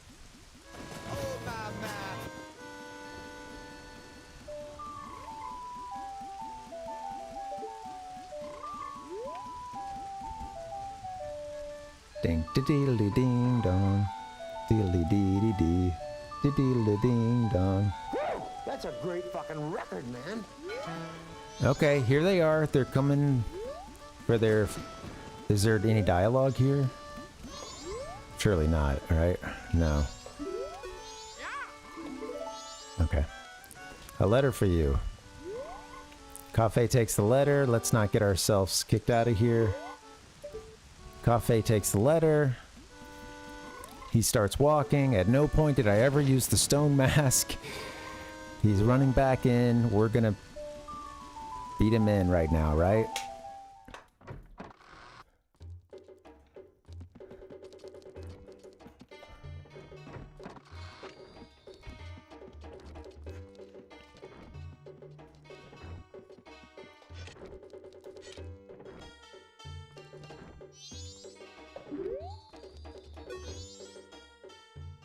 Midorino.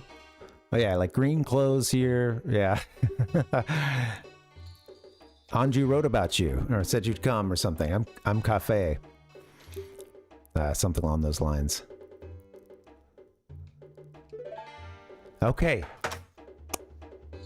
Finally, it's gonna work. So I don't know why we did this part 4 times. 2 out of those 4 times. He would not, this sequence would not engage, and he wouldn't give us that pendant. And now he's going to do it. I don't know what the difference is. Come on now. That means everybody just cool out. All right, so this is this is the longest side quest. It ends with you getting a couple of masks on one branch. We've already done like one branch of this side quest. The one that we did, it ends with you getting like a bottle among a couple of masks kind of early on too. But yeah, so there's quite a bit. Yeah, there's quite a bit to this that you get out of this plot, and they make it go across all 3 days. And it is, you know, you have to run it twice if you want to 100% this game. So this is our 2nd time through. You basically get all the way to the end. And almost all the way to the end, a lot of the steps are the same, and then it gets to a fork in the road, and you can go one way or the other. And yeah, one of them ends with you, you know, hey, late night in the milk bar, talking to Madame Aroma, hitting on the MILF, you know. You know, I think at that point, like, you give her that letter from Cafe or something, or maybe give her the pendant, I think is how it works, something like that. And she ends up giving you a bottle with some extra, like, I don't know, good milk to it or something. I don't know. It's the, whatever that milk is that, I don't know, it's the Primo Chateau Romani. Like, keeps your, I think you have infinite magic. I think that's the one. I think it can also just be bought out of that place. All right, so yeah, just to give you a little heads up. So Cafe is explaining the score here. Basically, Again, he and Anju were supposed to get married. Anju works at the inn. They're supposed to get married at the end of this 3-day period, which is the Carnival of Time. And it's supposed to be good luck for couples to get married. You hear that in Grandma's story. Well, he's gone missing just a few days before this wedding. Nobody knows where he is. The family is going really hard on Anju. You know, she's already running the stockpot in, and now she's dealing with this just before her wedding. And mom is even, you know, thinking that this guy, that Cafe here, has run off with the girl from Milk Road, Creamia. The reason why he's disappeared is because, yeah, he's had a curse put on him. And that curse made him into a wee man. So he's now has the body of a child, basically. He should be a lot taller and should be filling out his shirt here. But or something a little closer to that. But yeah, he's been cursed. Now, help me out with this. This is what I don't remember, but wasn't it infidelity or something? What was he getting up to? There was something that, like, I think it, I don't know. He might have been, I don't know, like might have had a fling or something, or sort of like, I don't know, gotten close with someone else for a bit. I can't remember the story, but there's a curse. Yeah, if anybody can help me remember the details, like who put that on it. Yeah, here's our pendant, finally. Hey, what's up, Tater? Welcome, buddy. 'Cause I'm an island boy. There's our pendant. Pendant of memories.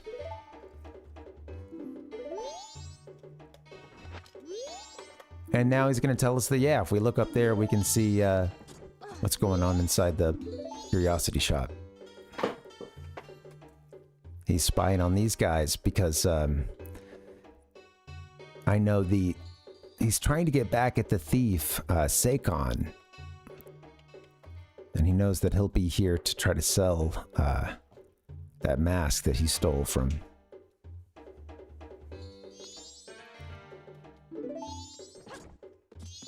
I think Seikon has stolen his couple's mask, I think, is part of it too. They're going to exchange masks rather than, you know, rather than rings in this society here. They swap masks at their wedding. Pretty sweet. Pretty sweet, honestly. He was special. Do do do do do.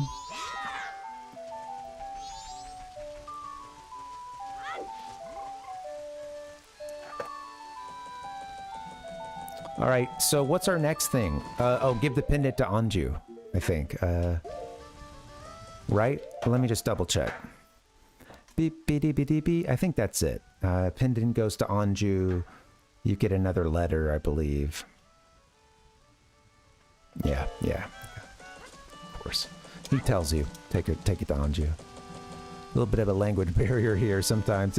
People are being very direct with me, and Link is dumb as a rock.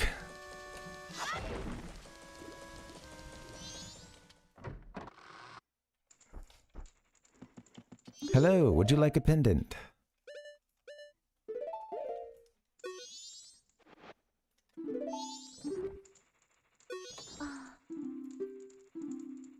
Did you give him the letter, or, you know, any word from Cafe or something like that? And now here's the pendant.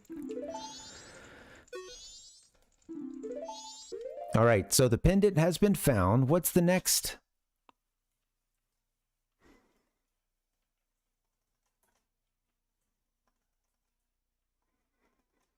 Yep, next is going to the curiosity shop on the second night to witness a short clip in which Seikon the thief sells the bomb bags he stole. Since Cafe is able to see into the curiosity shop, you can see Seikon the thief and is able to follow him to his hideout. This is also why you were not supposed to save the old woman that first night. Oh.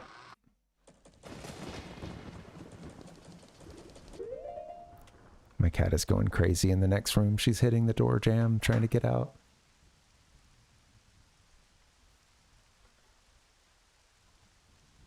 I'm going to handle that. There were two of them, Tater. Yeah, crazy enough, there were two. But yeah, You know what? Let me BRB, guys. Sorry. Crazy cat.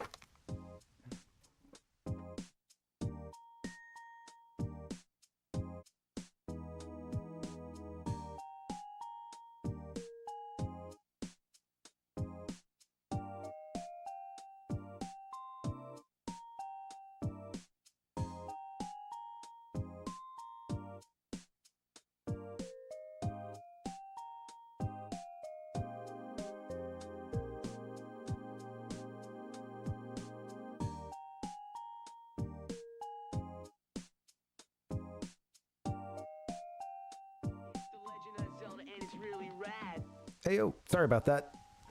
Dealing with a cat who is out of control, man. She's out of control. Yeah, I'm going to get a break in here in just a second anyway, but I think our next thing isn't too... I think we've got a little while to wait. Yeah, there's some optional events like 12:30 a.m., night 2. Okay, this will probably be a good spot for a break in just a second, so... Sweet. Yeah, so we're working on this side quest here. After that's done, we basically will start another cycle. We're going to get we're swinging around to get one heart piece, and then that's it. But yeah, I had some trouble Wednesday. Yeah, thanks for asking, Tater. Yeah, Wednesday was tough. I put up this thumbnail. You know, I talked a big talk, man. And I'm all party mode. Woo, baby. All right, you know. We're going to beat this game. You know, that's me. We're going to beat this game.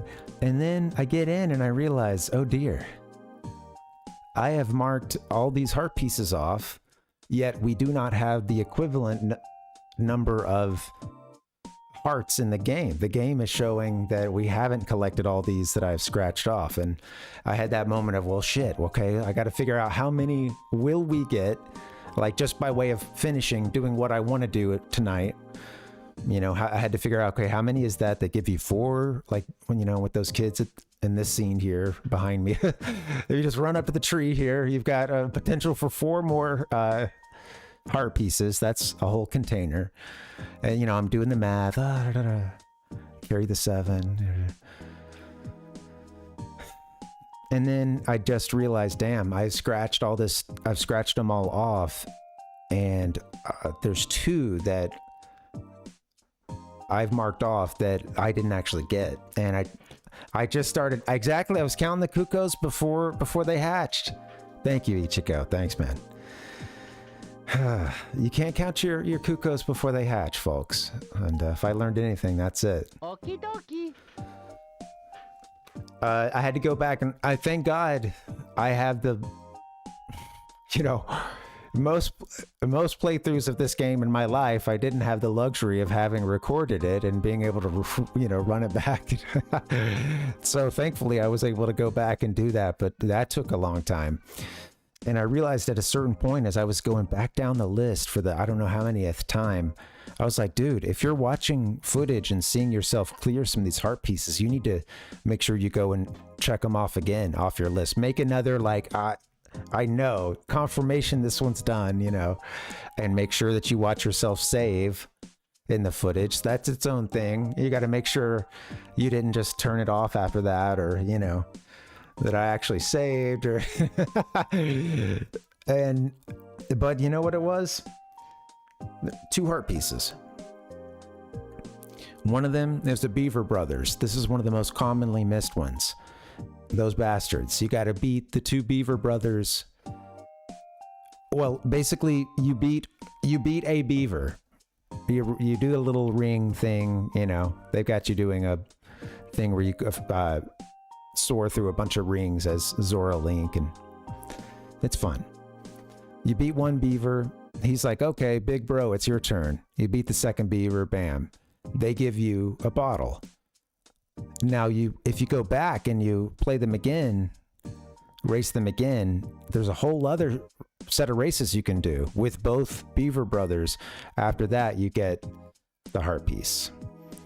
So I had not done that second set. Yeah. So yeah, drink if I don't want to get anybody. I don't want to get anybody alcohol poisoning here. I don't know. Oh, the old beaver bounce. You know, it is what it is.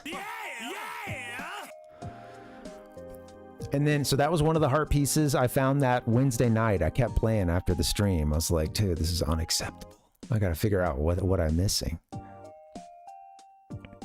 And then the other one was found today. I delayed starting the stream because I wanted, I was like, dude, I would rather spend, if I can, I'd rather put the stream off. I could use some time off camera, off stream, just bam, focusing, going back through footage, seeing if I can find what it is. And sure enough, it was one of the ones I had wondered, but was like, nah, dude, I got that for sure. Deku Palace, one of the first ones you'd probably get. Deku Palace, you sort of go off a bit to the side, you know, when you're in the part where you're sneaking around past the guards, and there's a heart piece that's in there. And I think I got a little turned around because the Japanese version is kind of different there. The holes are in different places and they take you to different, like what, you know, the path to get to like the guy that sells the beans, all that's different. So I think I just didn't, I don't know, I was a bit turned around, and I never went to this area that I think playing normally, I think I would always just run up into easily. And that was the one missing heart piece. It was in the garden at the Deku Palace. You dumb son of a bitch! What can you do? It's over. Anyway, thank you for that. Thanks for putting up with that long and wordy explanation. But yeah. And Video game trauma. all the video game trauma. It's almost over. This game is almost over. I love it so much. Always feels good to get it done though. So yeah, thanks, Tater. Oh, I'll talk. Yeah, man. Hey, all right. Well, thank you. Thanks, buddy. Appreciate that. I'm a man! I'm 40! I don't know why I'm sounding so angry with the sound effects here, but...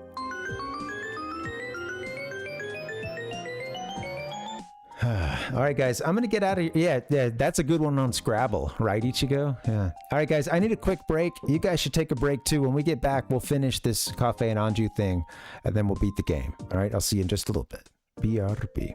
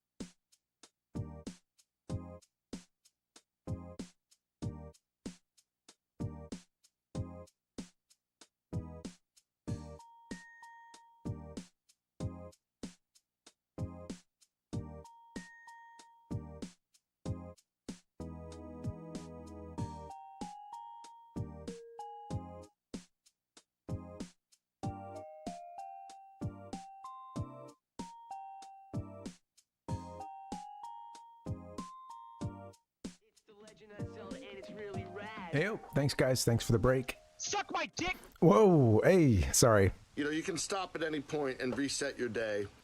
There's a few sound effects on here. I found myself in the angry one from earlier, and I hit one without looking, and that's one of the more intense ones. Video game trauma. I swear that was not. Okay. I may never be able to convince anyone, but that was not supposed to happen. Not intended to happen at all.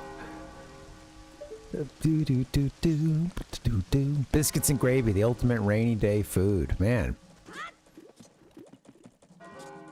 Yeah, I think like waking up, especially like if you wake up late, it's raining, you know? Oh shoot, let's make sure I know what's up. I think we're done actually. We brought the pendant to Anju. I think...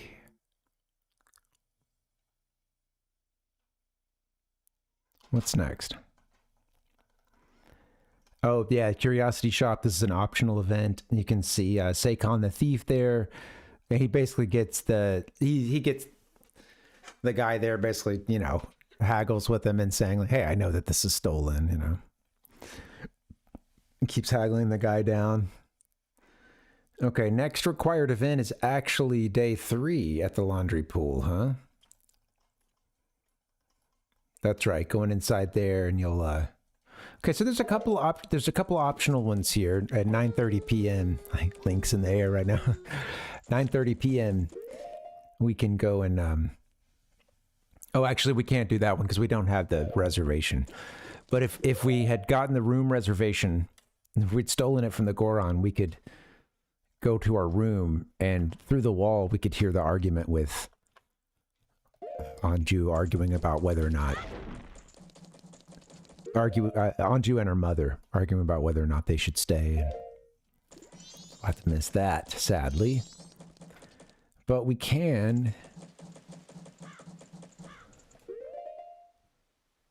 Next thing is at 12, between 12 and 6 tomorrow, truly. So, yeah.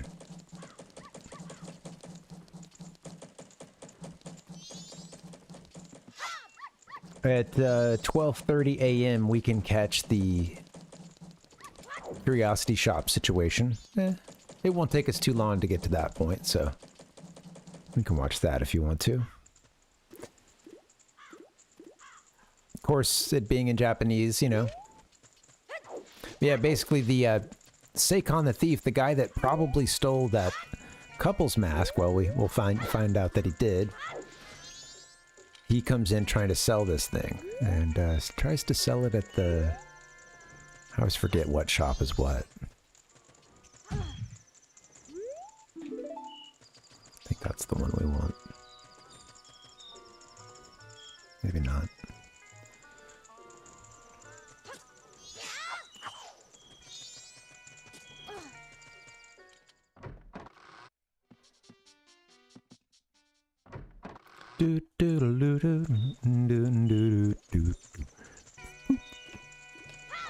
Biscuits and gravy is pretty tasty.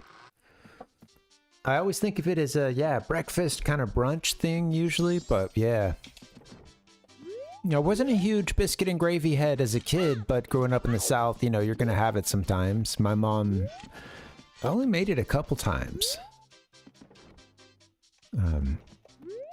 I'd get it at some other friends, but I remember her making it sometimes, but I don't think it was necessarily her favorite. Yeah.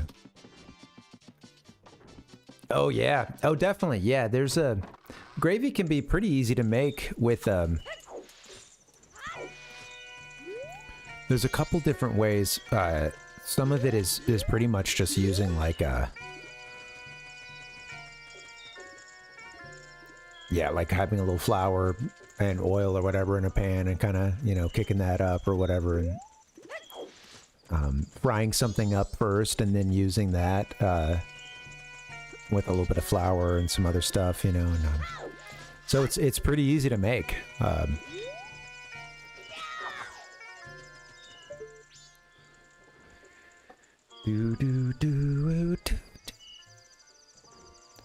there's a couple places we'll go to. We don't make it that much ourselves. Can make for a messy pan. I mean, just any kind of biscuits and gravy can, but but yeah, so if we're out somewhere, we'll get the plant-based biscuits and gravy and sometimes, and yeah, some places really do it well.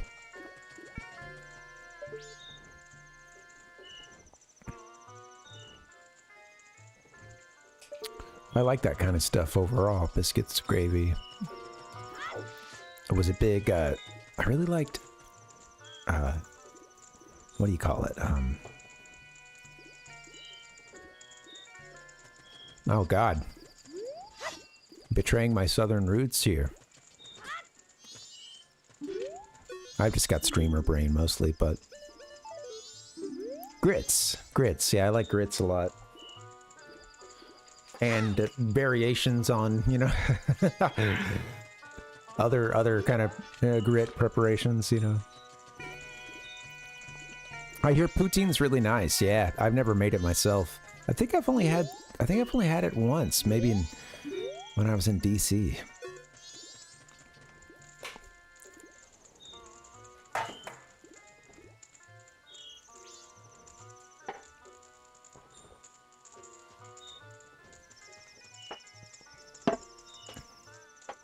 So a lot of waiting around, especially if you want to see some optional scenes. I figure since we're wrapping this game up, we might as well see an optional scene or two, you know?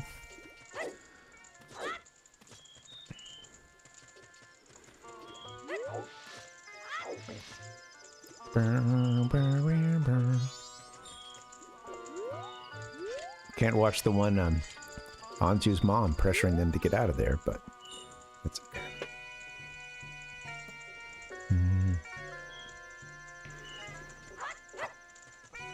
Yeah, well, you know what? I think, I wonder where we got our gravy recipes from. The couple times we made it here, it did sometimes involve, like, making something first and then using the pan and the grease in the pan and stuff. Like the old school way, you know? Yeah, I'm trying to remember how we did it.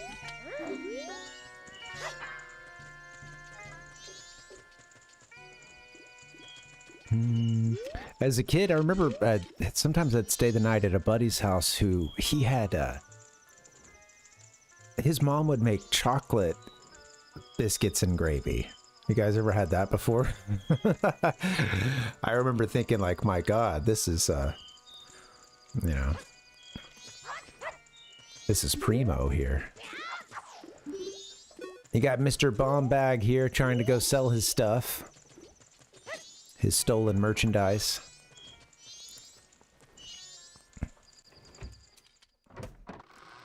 He's running. He's just hoofing it. So this is the next of the optional kind of things you can see here.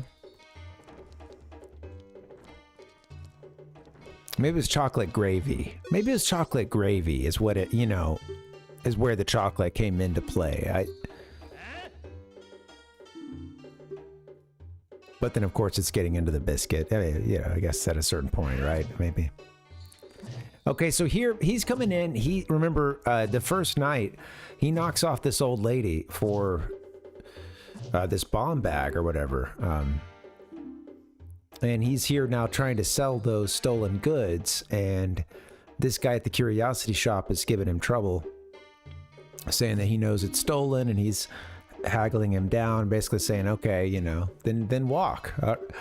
And the guy's like, oh God, I want to actually make a little money. So he totally punks out the Seikon, the thief here, and lowballs him.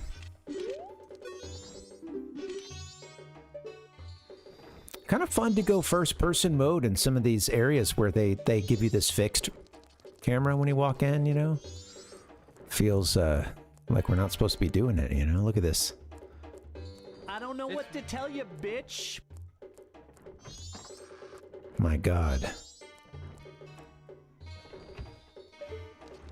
All right, so what he does now is, what's happening is,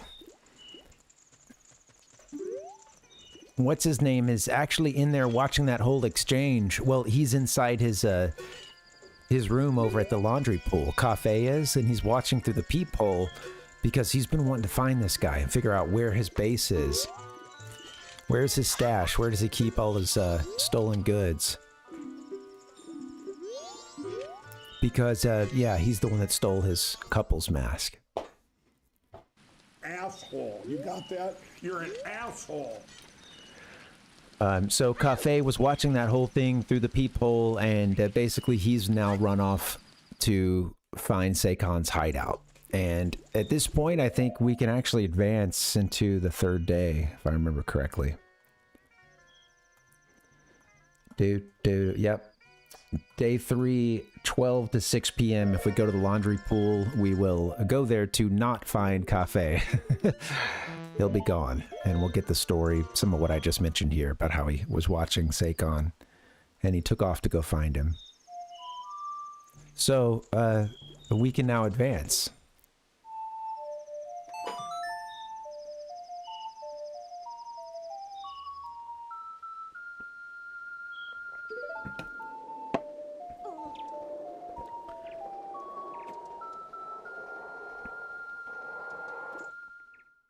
Oh, come on, man. All right, 3rd day.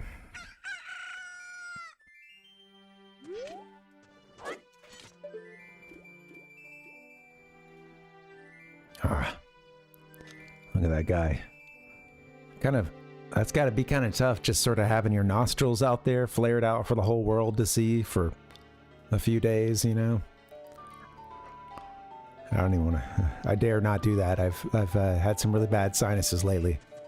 All right, day 3. I think at noon, I think we can go over to the laundry pool. We'll be able to get inside, and the guy from the curiosity shop, who is Cafe's buddy, he'll be there, and he'll give us the story.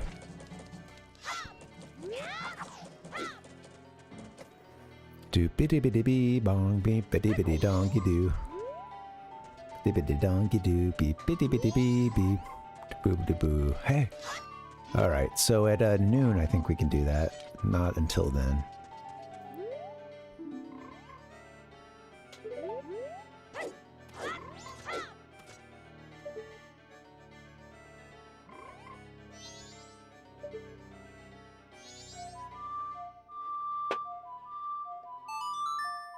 Let's go get a nice scenic view. We've got a little time to kill. Might as well do it somewhere nicer than the laundry pool. Honestly, anywhere is good, right? You can travel 1,000 miles in your mind, right where you stand.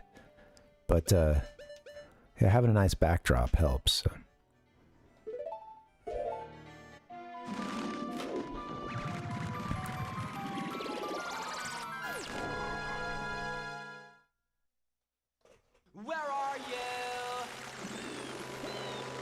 Okay, bum. Might even have a better one at the other Zora location. This is just a sad one. We've got a depressed Lulu here.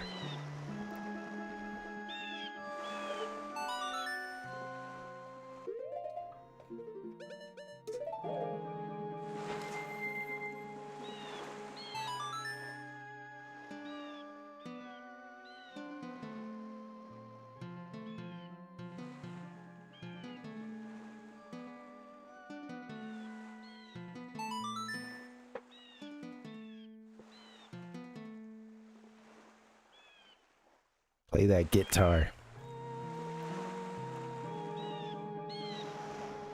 Where are you? My loneliness is killing me.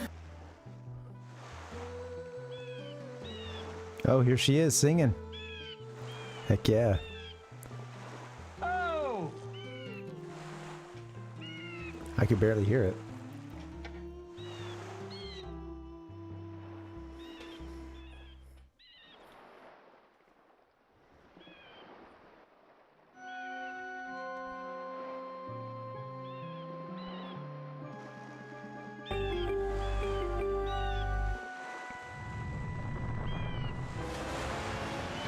Here she comes. I just didn't want to see her looking all sad over there, you know? We're not going to do anything with this. I just figured why not. Let's bring our turtle buddy out. Give us something cool to look at.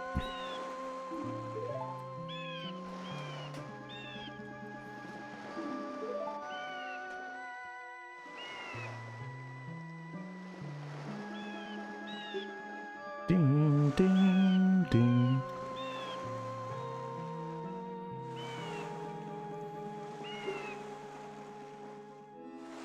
Hello. That's a lot of dialogue, huh? All right, cool. All right, now we can waste time. I got my turtle look to meditate on.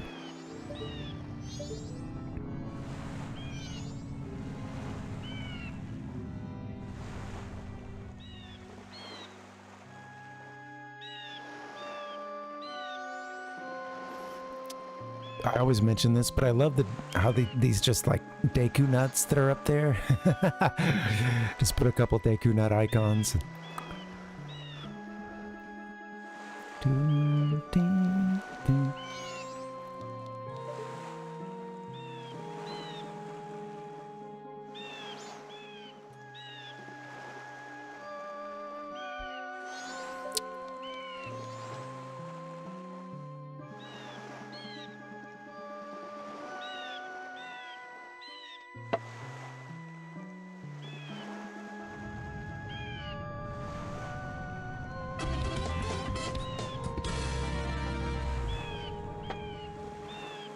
Kind of a vibe shift there.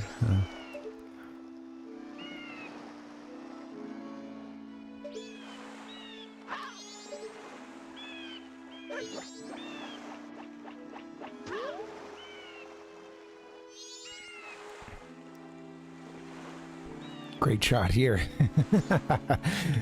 Yeah, the moon's getting a little close. I don't know. We might need to figure out a way to stop that thing. I don't know. It's not looking so good.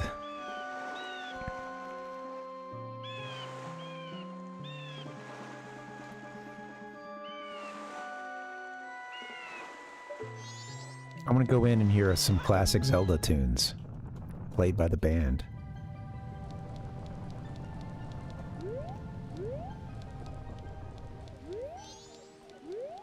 Come on. Dear Mr. Zora Man, play me a song. All right.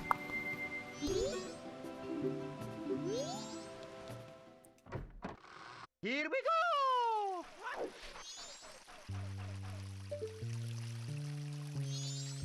The bassist is in here working on the Zelda 1 dungeon music. I'm gonna crank it up.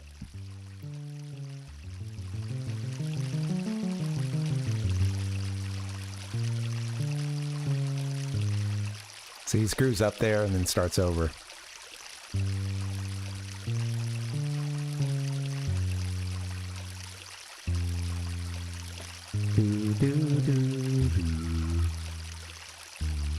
I love the first Zelda game. Only played through it all the way twice, I think.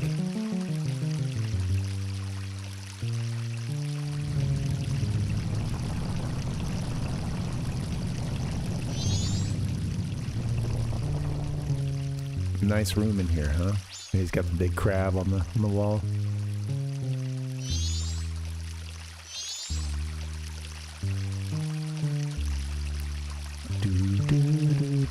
That's the Deep Purple, yeah.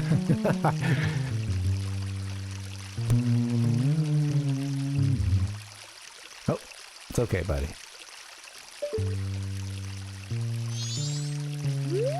He was, man.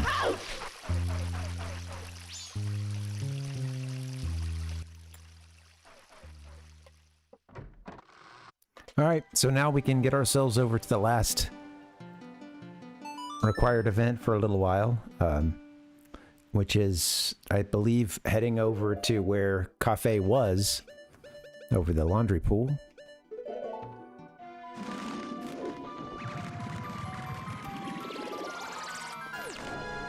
Koji Kondo, man. Crazy. Kondo. The Condo Meister. It's crazy what the guy pulled off. And then you think about some of those eras where it really was like game after game after game, and he's just lining them up and knocking them down. And you can hear similarities between certain things. I think maybe the Nintendo 64, like, I feel like a couple of his, especially when he gets into when he hits those orchestral modes, you know, like big sweeping stuff at the end of a game. Star Fox 64, Zelda 64, aspects of those can sound kind of similar, you know, just that it's a signature sound. And I don't know, it's interesting to think like, man, he's doing a lot of games, you know, and of course started back when there was still a significant amount of like kind of programming involved with it often, or at least a know-how of that. Whoops, get to the laundry center. Get to the laundromat. There we go. Do-do-do-do-do. All right, so if we go in here right now, what happens is I think we meet the guy from the Curiosity Shop.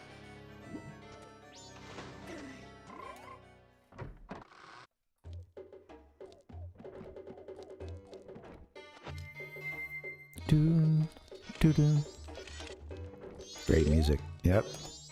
I love his pants. Look at his like plaid pants there. Green clothes. Yep. Here we are. The kid with green clothes. And he gives us this letter. And this is where the two paths branch, potentially, I believe. I think that's right. For this side quest. I think you can take this over to Mama, over to Cafe's mother, Madame Aroma, or you can bring it to the postman, I believe. And both of those will give you a different result, and you need to do them both pathways to 100% this game. We've already done the one where we bring this to Cafe's mother, so we're gonna get this boy married now. That's the one we're working on next. Scoop-a-dip-a-dip-a-doo.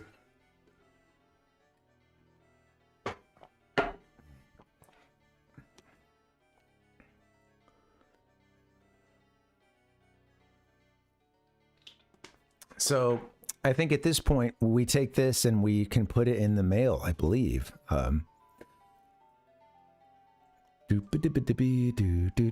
Special delivery to Mama. Yeah. Or wait, what's the deal with this? Hold on.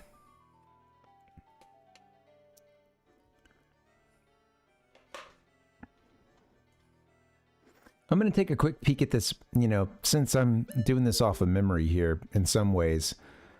Just coming back to this. Mostly because of the language barrier at this point, because these guys are pretty direct with what they're saying. I don't want to miss a step, so why not check the guide? Get it done. You know, I know we got to get ourselves over to Icona Canyon and get inside and do that little thing there. And then, yes, we do take this over to the postman. Okay, cool. Yeah. Yeah, see?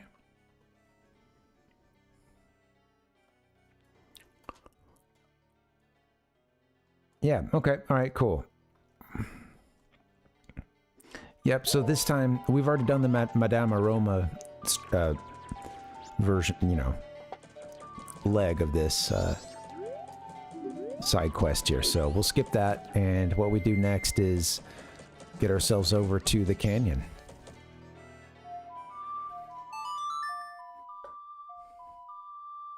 Let's go. All right, so basically that guy told you that Cafe was watching the whole thing, and he has gone over to Seikon's hideout. And I believe he tells you it's somewhere in Icona Canyon, I think.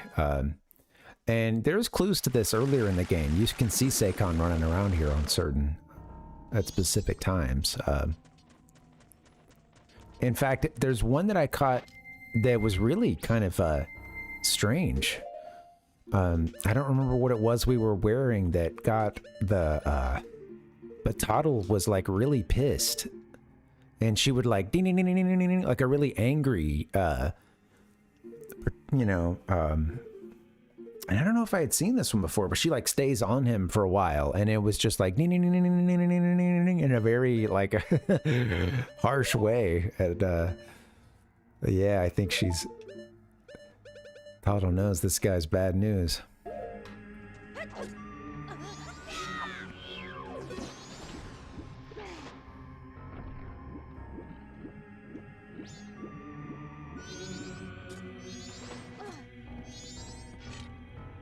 Too bad I can't read some of these, you know, stones here. These gossip stones. All right, so we need to get over to his hideout. I think he arrives at like 6, something like that. And you don't want to muff this one up. You don't want to muff this. You don't want to you don't want to mess it up.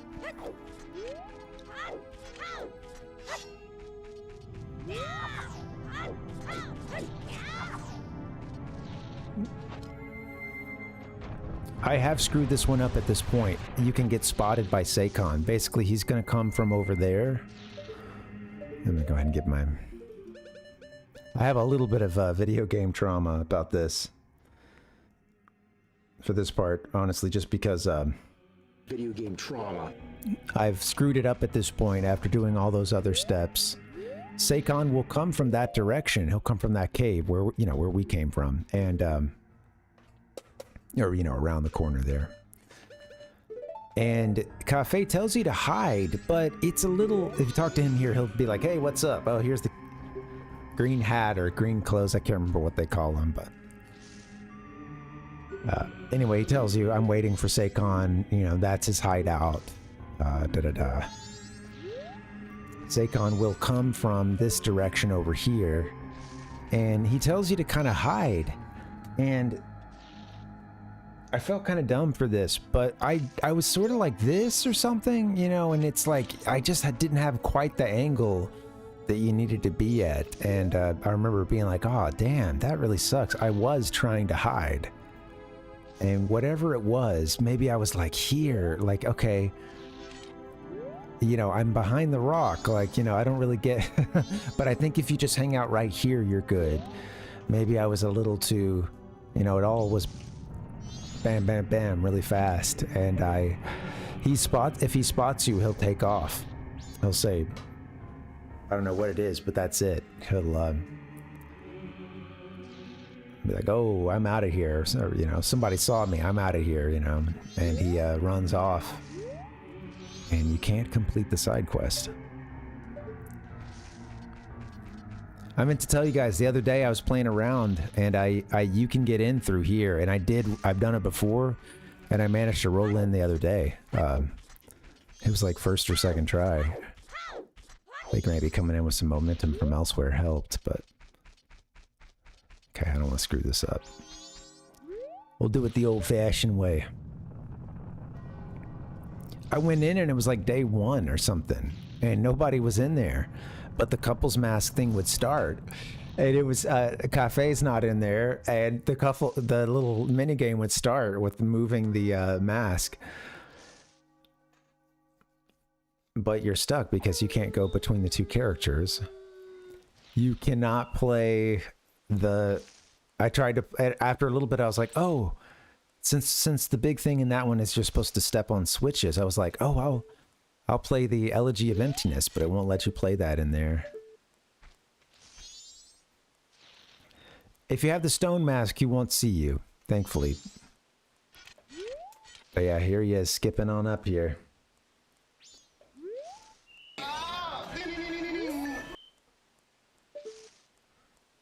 You bastard. He's running. He's just hoofing it. He's running. Shh.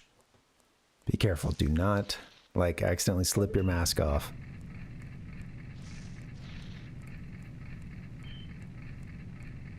Open sesame.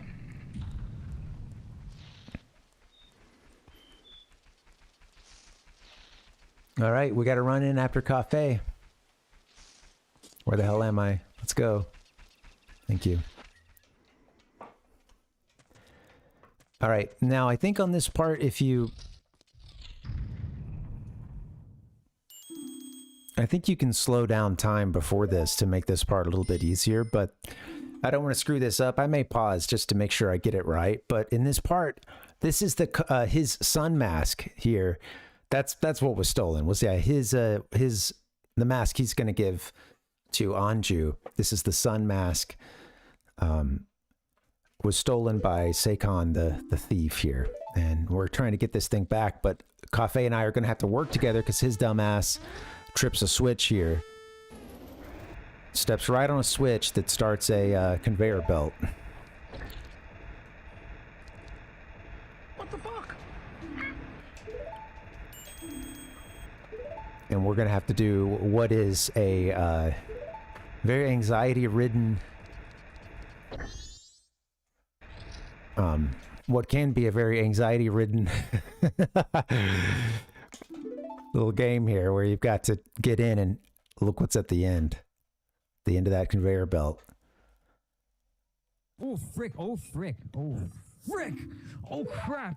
Oh, crap. If he gets it in there, that's game over.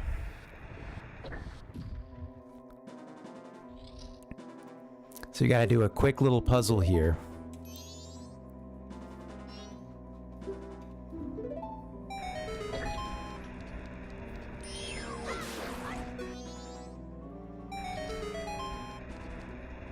Okay, don't want to hit any red or yellow. Shit, shit, shit.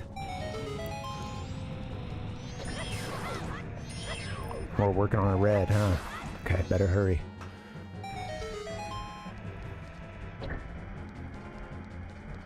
Working on a new controller here. Okay, I got a new control stick. It's a bit wonky. All right, this one here always gets me. I think you need to push one of these like a way you don't want to go for a little bit in order to get to what you want to hit. I think like, let's see, where is it? Okay, I think like if I go, let's see. Where are the ones I'm trying to hit? Okay. Yeah. Okay. I think I'll work over from the,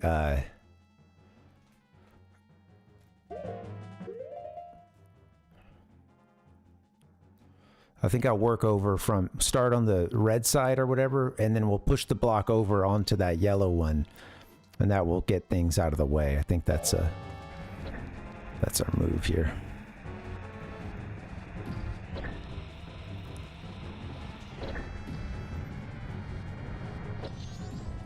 Maybe I wanted to do it the other way, so that, I don't know. Doesn't matter. I think we're gonna be okay. Come here.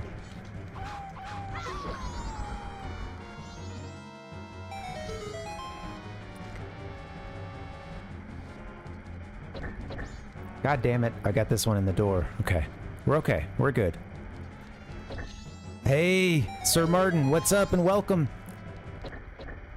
It's funny, when you hit the switch, they put the mask right there. They make it look like it's just about to drop. All right, there it is. Sun mask. I think we had more time, but that's the second time I've noticed that. I think they sort of make it transport right there. When you do hit the switch, it's like, bam. Oh, God, it was right there. All right, so Cafe got his sun mask back that he's going to give to... Look at him running. You are an NPC. I could really use that running sound effect. Where'd that one go? Oh, well. Repeatedly punching me in the face. All right, guys, so this one is almost over. Hey, hope you're doing well, Sir Martin. Happy Friday. Okay, this one is almost over. At this point, he's got his sun mask. He's heading back to Clocktown. Now, at this point, I think we need to run to the postman. And I think that that's what's up. I'm pretty sure that's our next stop. And we bring this with us. So let's do that now. Okay.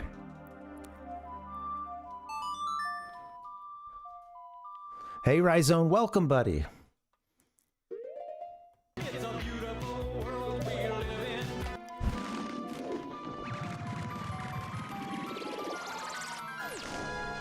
Okay, guys, we're almost there.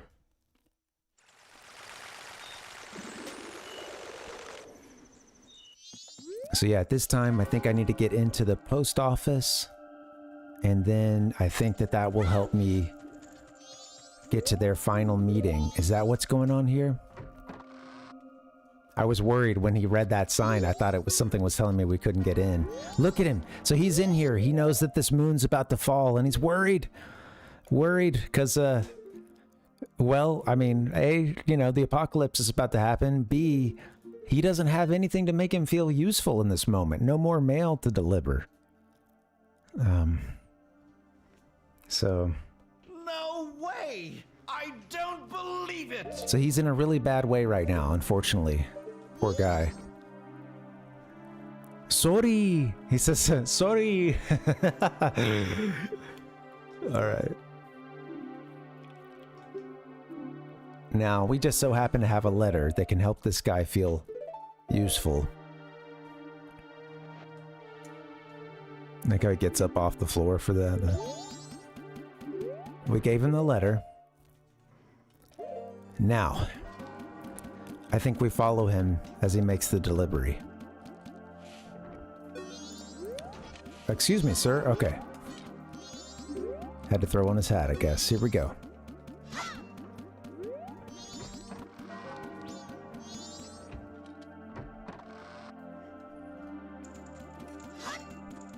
Yeah, well, thanks for the lurk, Sir Martin. Appreciate you hanging out.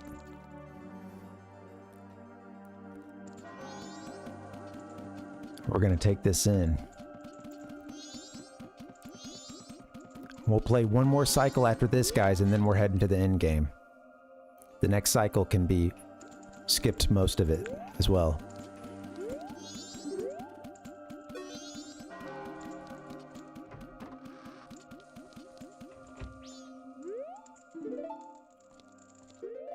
Did I do the right thing, or was I supposed to go to the,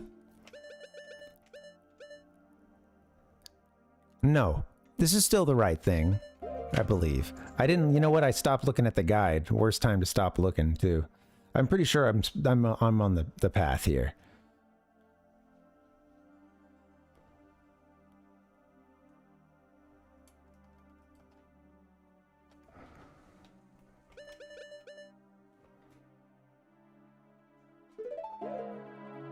We're good. I had my own little freak out there for a second. We're good. We'll just follow him in. He's gonna give her this letter. Bada bing, bada boom. We already did it the other way, where we bring the letter to Madame Aroma ourselves. That gets you another bottle. So that path is already done. Kero...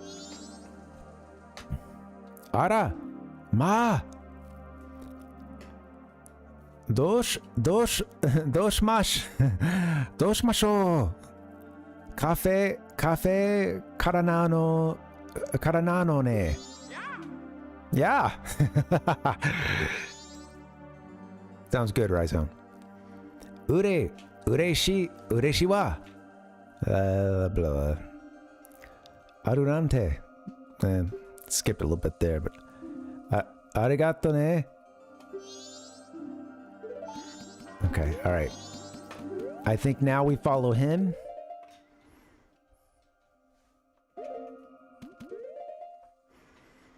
I think now we follow him to nice. What does that mean? Oh, thanks, Nick. Thanks, buddy. Thanks for the tip, man. It didn't come up on the screen, huh? Let me make sure it's above. Well, maybe it did. Got these very... I still got my default default sound effects here. All right, I think we follow this guy.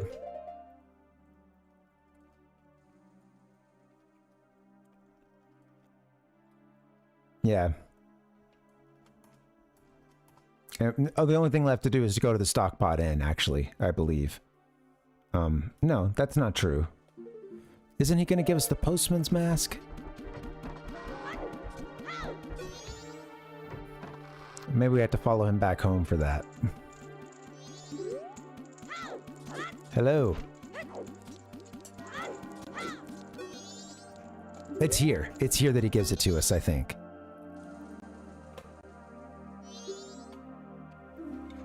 No worries, Nick. Thanks, buddy. Hey, close enough, man. Thank you for the tip, man. Thank you.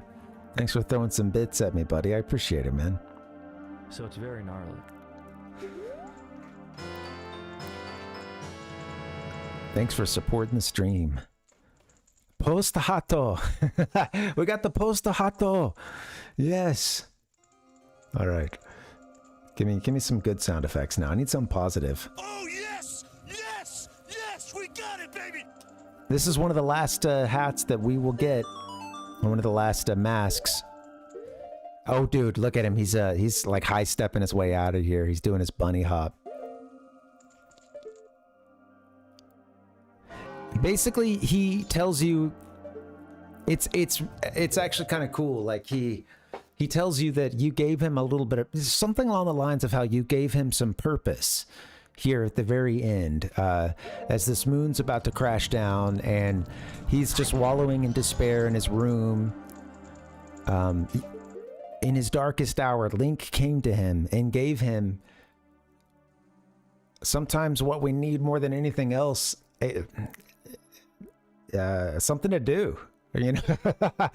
And you can't always realize that, and that's not always the solution, but we gave the guy something to do and something to feel like he had a reason to get his ass up off the floor and do something in these last few hours. And he gets up and he goes and he delivers that letter, and so he's thanking you for that. At this point, we got to get ourselves over to the Stockpot Inn and watch a final sequence with these two lovebirds that we've been working so hard to reunite.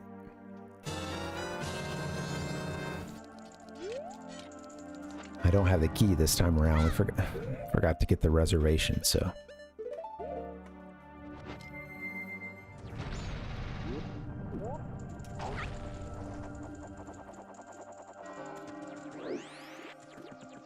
Hey, buddy. He's not worried.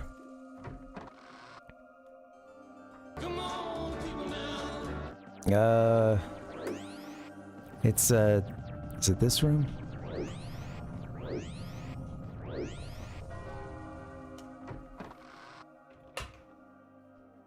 Okay, guys, so this is the last thing we'll see in this sequence. And we walk in and you're down to your final few hours, and you've got Anju here. Now that she knows that Cafe is still, you know, alive and didn't just run away. He's got the mask, and now they're ready to meet. They're going to try to get hitched here before, or you know, like as the Carnival of Time would normally start, which would be, you know, at dawn of the new day. That's been their plan the whole time, to get married, and here they are. She's waiting on him. If you do...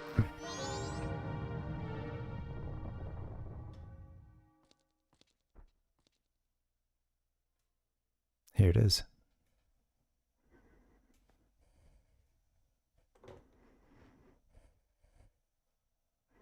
That's what I'm talking about. Watashi. Anata ni... I don't know what that kanji is. Takoto aru wa... I wonder if I should find a translation of this part.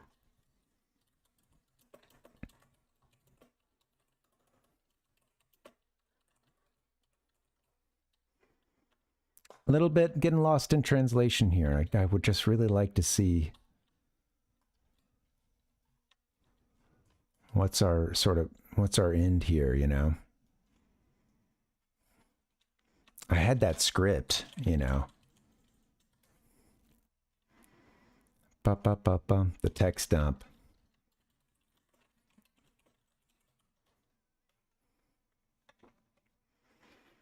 Oh, the FAQs.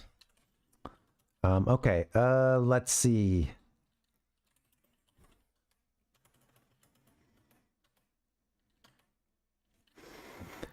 Okay, I'm gonna see if I can find this, guys. Thank you for your patience. Sorry to do this.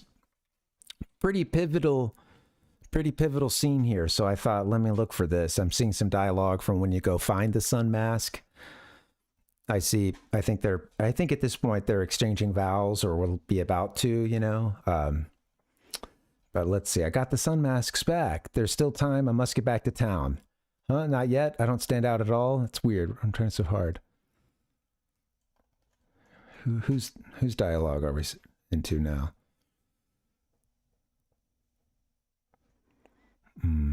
Oh, that's like this stone dude. Okay. Well, let me see if I can find this right now. Unfortunately, this is just a big text dump. I need to just watch the scene in English. That'll give me, like, if I get a couple words of dialogue out of this scene, I'll be good to find it.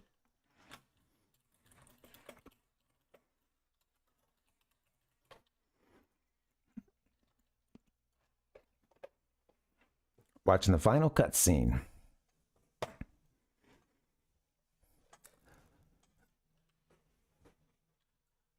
I've decided to wait for him. Okay, so I'll just, we'll skip into it here, but she starts, you know, when she's sitting on the bed and he hasn't come in yet, she's like, what is it? I've decided to wait for him. I've made my promise. I'm fine with this. I believe him. And then he rolls in.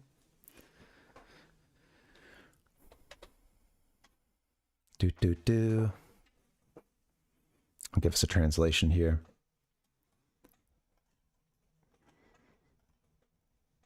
This is cool. Thank you guys for your patience. All right, here we go. I'm going to be looking at this for just a second. I have met you before. What a familiar scent. Long, long ago. Yes. We were still young. We made a promise, didn't we? The masks of the sun and the moon. We were to exchange them on the day of the carnival of time.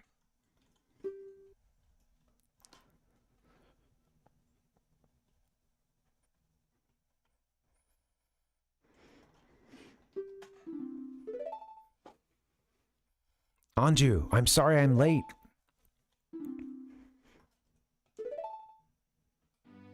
Welcome home. Aw. Aw, and then the hug. That's what I'm talking about. Teehee.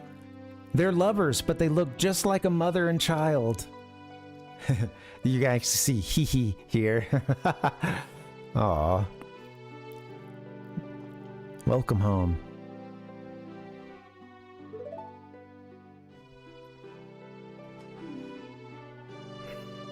I'll get you the translation here. Let us exchange the promised masks.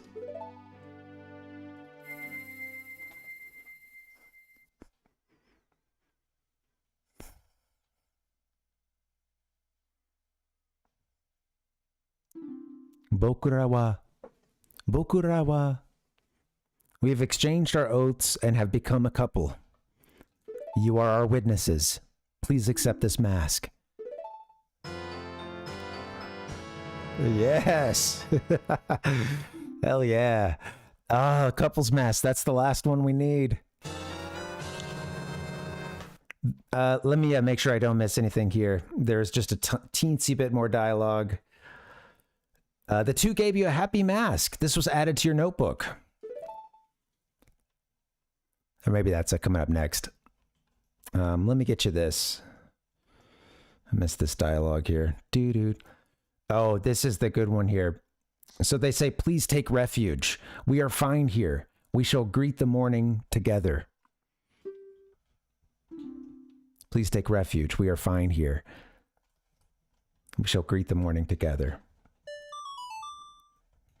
Bada bing, bada boom. Couple's mask. Got your stamp.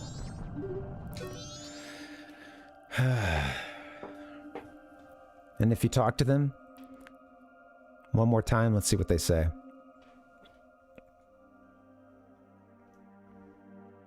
Yeah, same thing. Please take refuge. We're fine here. We shall greet the morning together.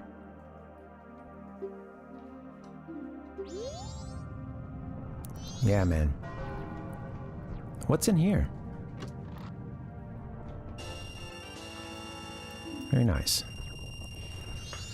So, yeah, yeah, man, it's a powerful scene, you know, and I think that if you don't know much about this game, but you've been around people talking about it or something, this is probably one of those side quests you may have heard of with this game, you know, and people talking about it just being a good representation of sort of the heart of this game. Yeah. And yeah, getting really at like the heart and soul of what this game is, you know, outside of combat, outside of 4 dungeons.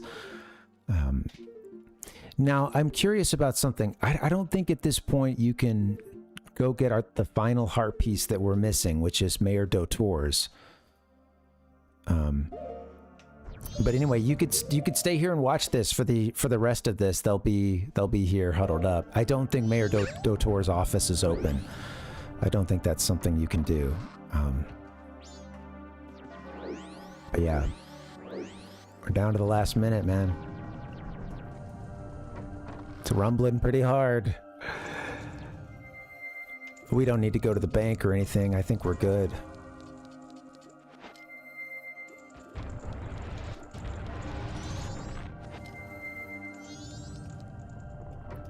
You can get in here. No shit. Hold on. Is he in here? He wouldn't be in here though, right?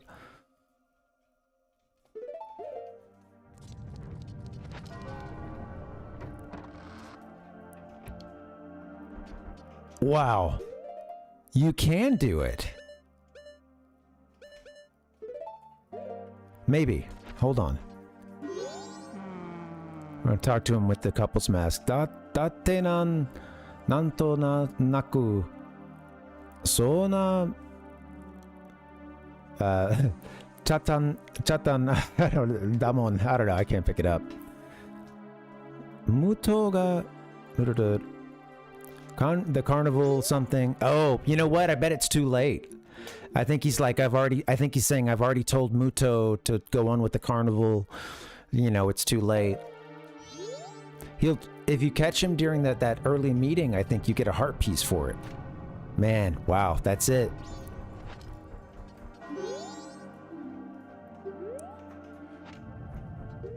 Okay.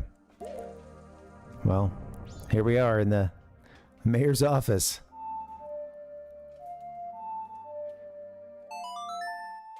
That's what I'm talking about. You could at this point get up to Clock Tower and go fight Skull Kid. That'd be very nice and climactic. However, you'd be missing a heart piece, I guess. So we're gonna save. And that's really the only thing we need to do.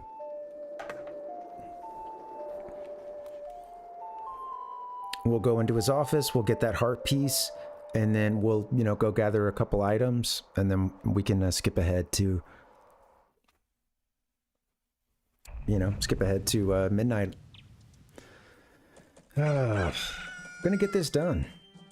Double rainbow. Oh my god. It was good. It's a double rainbow all the way. There's not that much left. The end game doesn't take that long, and we'll, hopefully I can... There is something you can mess up on. I'm trying to remember how you do this, but...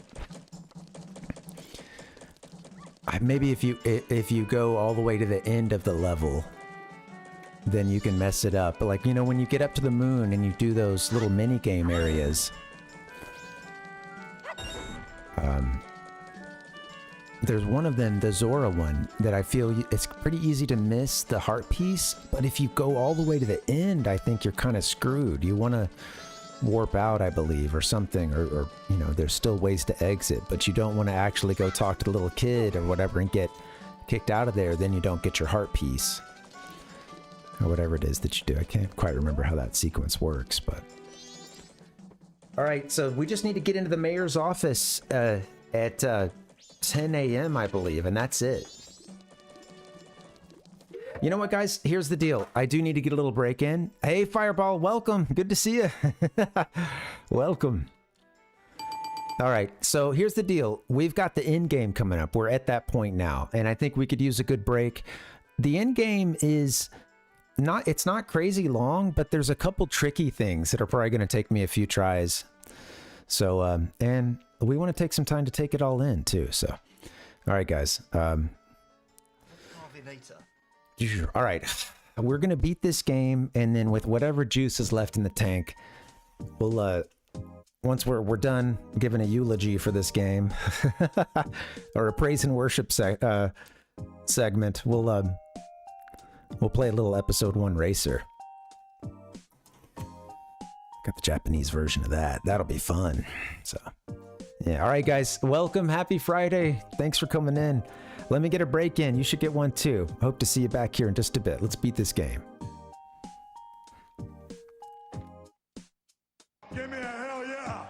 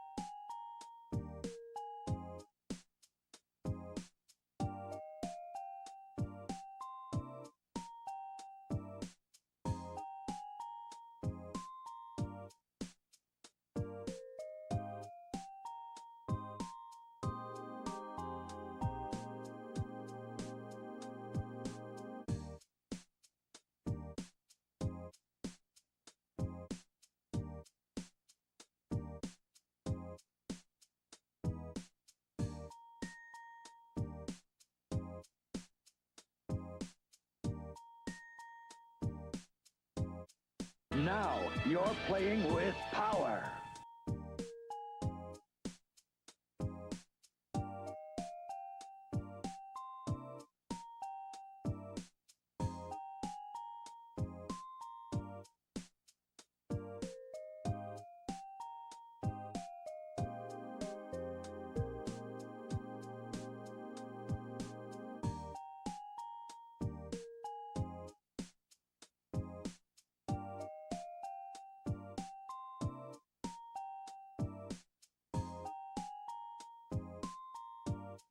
When a problem comes along, you must whip it.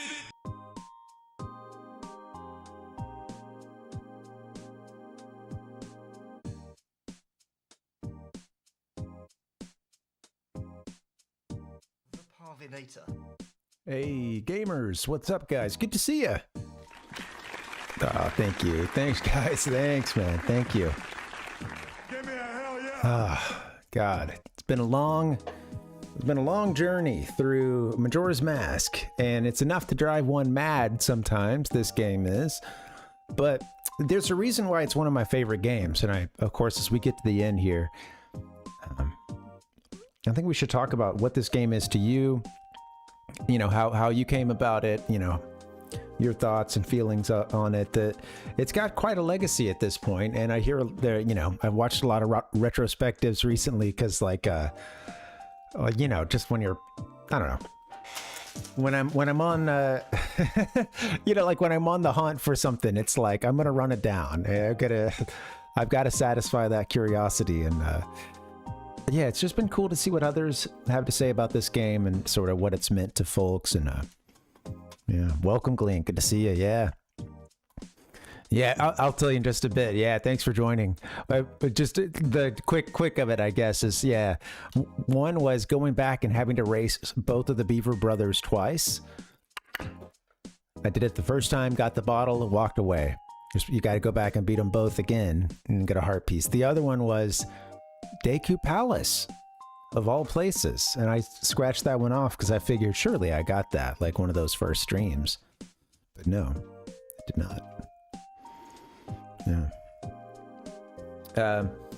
But yeah, this game's almost over.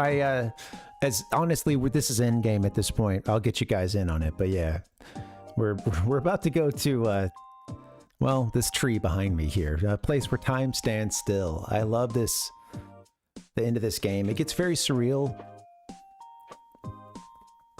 Get ready to go into the dream zone. You know, it's some real mind-bending stuff. Rocket, man.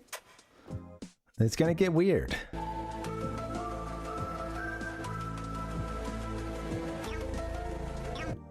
Yeah. So, yeah, just be ready. The good kind of weird. Good weird. Let's get back into the game, shall we? Yeah.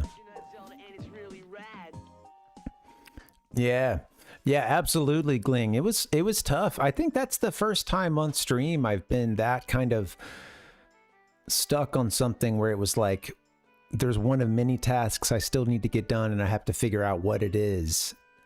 You know, there's 52 of those heart pieces, and I won't go back into this too hard anymore. I'm still I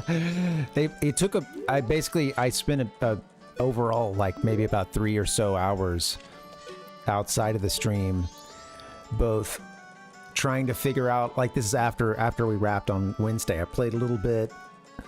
I started going back through old footage. Thankfully I could do that, you know. But yeah, and I went back and I saw the beaver one, and I just walked away and I started looking for this like that you're supposed to kill. And I forgot that. Oh yeah, because I was in my head. I'm like, I beat both Beaver brothers. We're good. Yeah. Yeah, it is. I still wanted. I was like, we're gonna beat this game. It wouldn't take me that long if I had to go through and do a lot of these again. And yeah, I did go back through and find it, but it's done. Note to self, I didn't start doing any checking any of those off until like around halfway through the game, maybe a little over, and it's at that point it's like I'm looking at this list, and you know, I was talking earlier about how it's like, okay, I'm looking at this list of heart pieces, and it's like, okay, well, I don't know if I missed that heart. I don't know if I just got that heart piece somewhat recently, or if I'm just really familiar with that heart piece. That's one I always get, you know, and it's like, where's that, you know?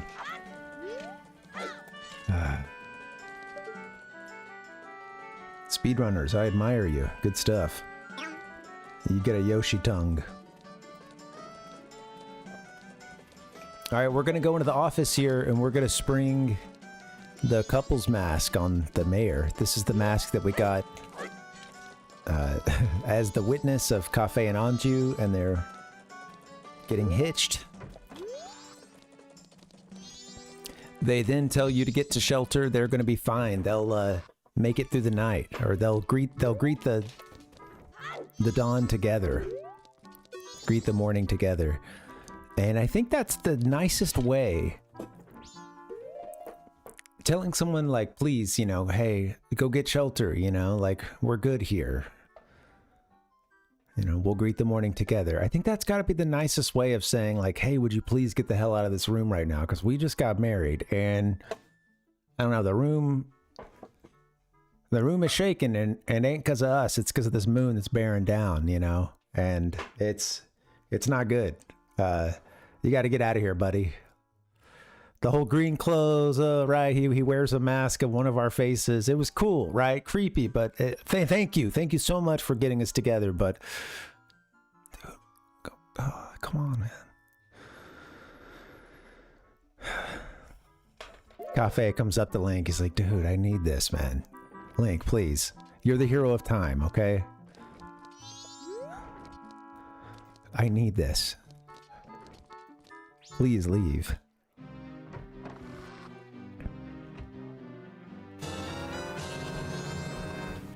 Okay, if we walk in, I think at this point, and talk to the mayor with the mask on, I think we're good. So these guys are arguing right now without mask. People should be allowed to evacuate. No, we're gonna build the stuff for the Carnival of Time. It's perfect translation here. So shut up, you, yeah, quit being a pud. We're all right. Don't worry about the moon. The tradition is to build the stage for the Carnival of Time, and that's what we're doing. Isn't that right, Mayor? And he's like, that's just...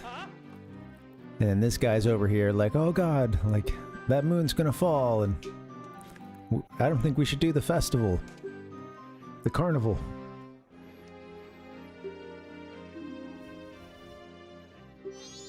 I just want to go home and play Pokemon. And the mayor's like, I just want to go home and play Pokemon. So the mayor in this part can't stand up to these guys here. He's confused, and he's having trouble standing up to these fellas over here who are saying that Carnival must go on. So we're going to help him make up his mind. We're going to talk to him with the couple's mask on. I like that view there.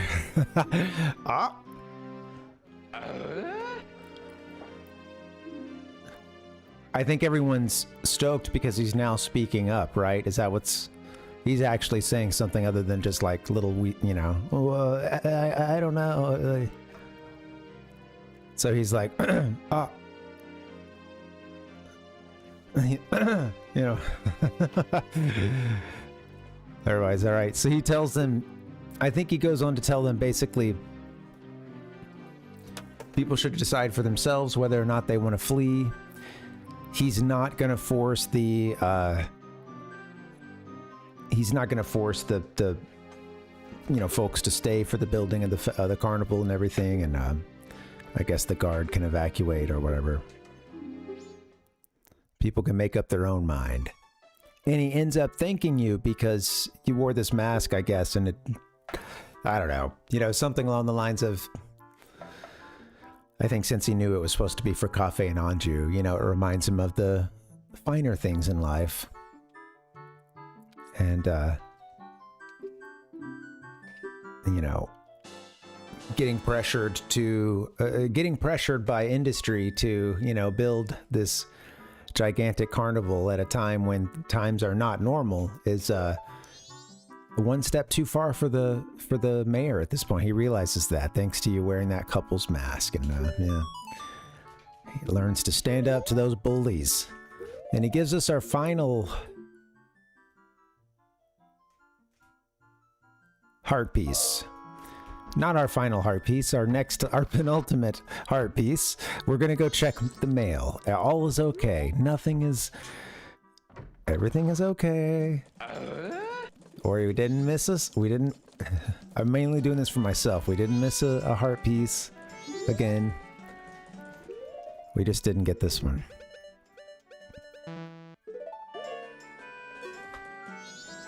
Huh? Yeah, that's Rhizone, you're right about the you know, actually.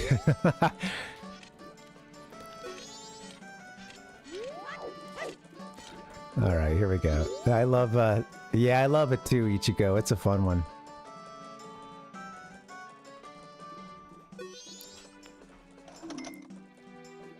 Irashaimase. What does that say? Gappy? Gappy? Irashaimase, Gappy.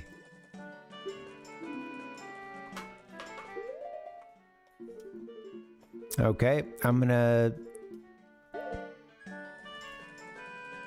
I think if I...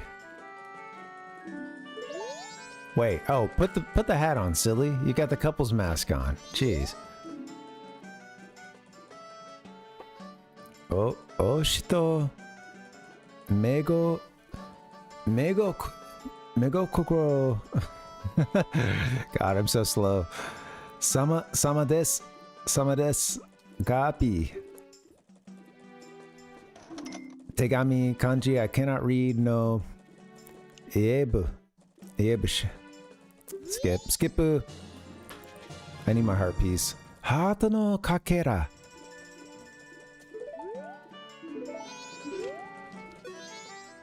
All right, so that's the only thing that this mask does. You can check the great mask here, or you know, a postman's hat. But honestly, at this point in the game, really, you've probably done most everything else. You could do all this before you finish the Ikana Canyon stuff, but anyway, yeah, you get like a heart piece for checking the mail. And that is our last. That is our final heart piece. At this point, into the future, ready or not. Yeah, we are ready to head into the future.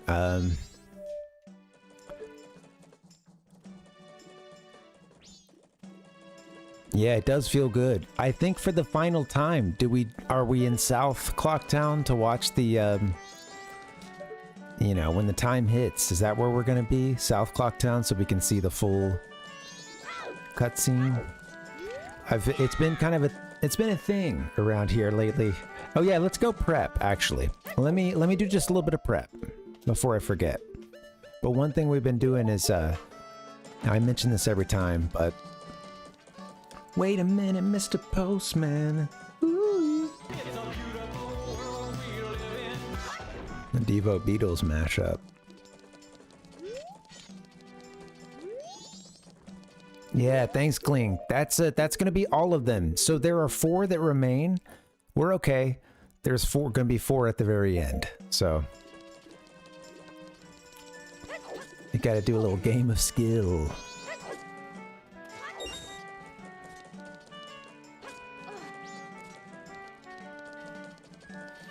One thing I'm gonna do is I'm gonna get us enough money to buy some of the Primo milk down at the milk bar. Gonna get the good stuff. I think we just need 200 rupees, I believe. And we'll get that premium milk. At that point, we can sort of skip ahead. I was gonna say, one of the things I've been doing on this this playthrough, and I don't think it's something I had noticed before, and I'll try to make it quick, but you know how when you look at rather You know, if you're in South Clocktown at midnight on the final day, you get to watch that cinema that has the clock tower rising up, the fireworks and everything. It's all so cool. Well, you don't have to be in South Clocktown to see that. If you're anywhere where you can see the clock tower, you can actually watch that sequence. Yeah, it'll at midnight, the fireworks will start going off. It'll rise up, open up, you know. You can watch the whole. It won't be that same, you know, like that like cutscene that they give you if you're in South Clocktown when the clock strikes midnight. But what is it? 5 1. No, I always forget. I had it earlier. Got it off the top of my dome. Not this time. 51423. Okay. Well, okay. It's on the right track. Thanks, Nick. Yeah, thanks, man. Yeah, it's cool, Nick. Yeah.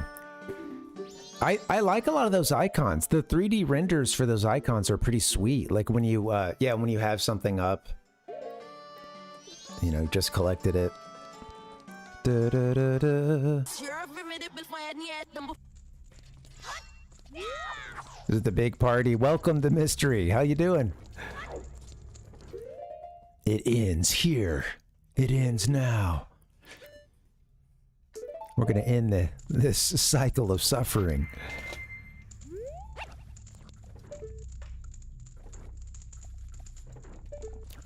The final cycle. We're off to a great start. All right.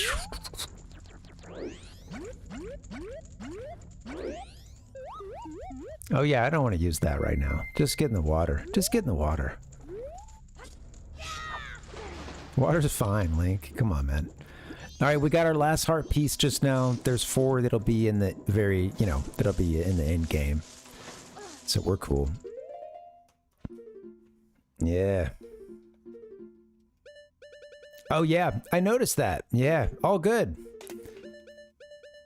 Yeah, welcome. I gotta say that adds even more mystery to it. If that's what you wanted, is more mystery, I'd say good job. That was the name. That was definitely the name change to make.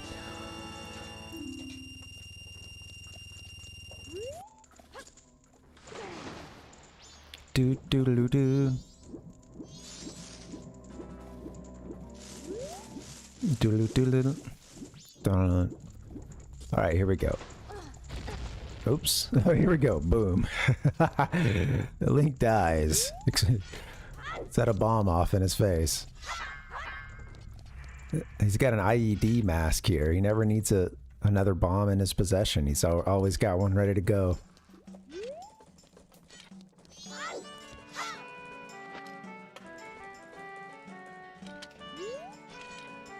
When you're pretty far out, it can be a little brutal telling sometimes, even if your mask is on.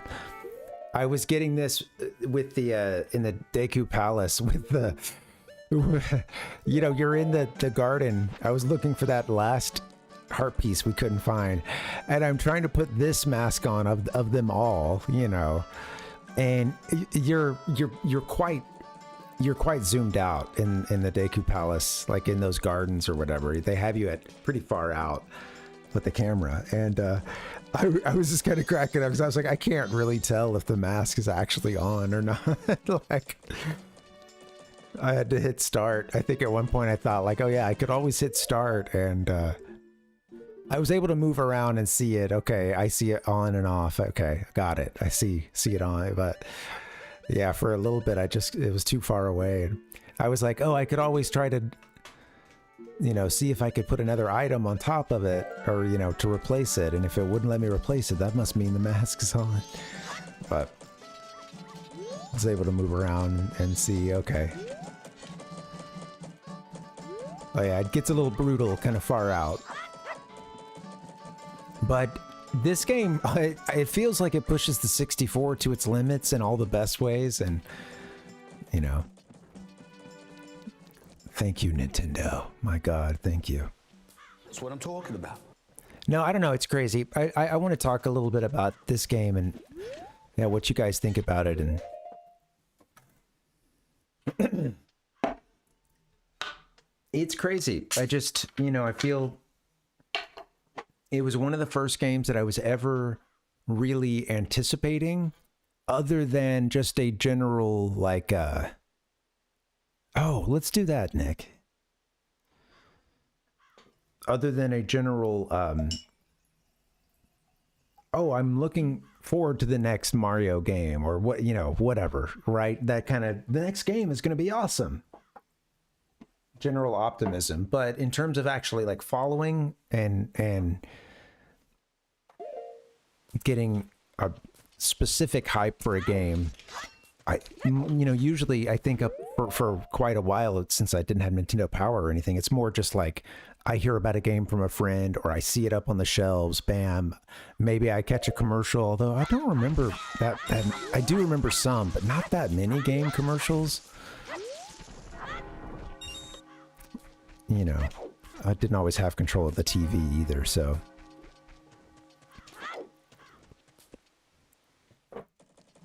But this is a game that I started getting Nintendo Power. Well, at this point, I had Nintendo Power for a little while, for a couple years, I guess, at this point. But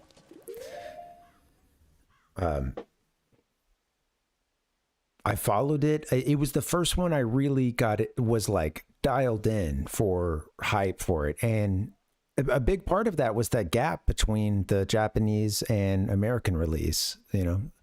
So if you're waiting on it in North America, you had to, of course, wait even longer elsewhere.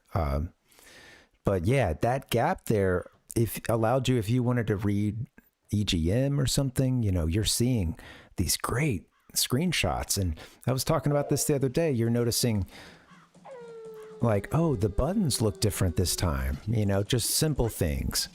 I remember some early shots of Link running around, around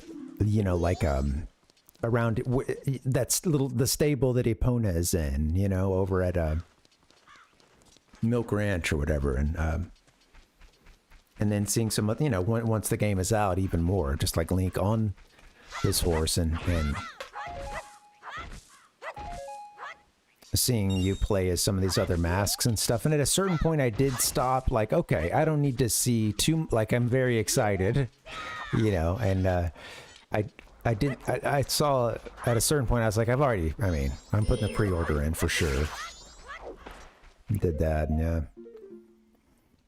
Mystery, I actually did play. Yeah, I played that video back when we first started it. I may have that somewhere. I don't know how easy it'd be for me to get it in, but yeah, that'd be fun.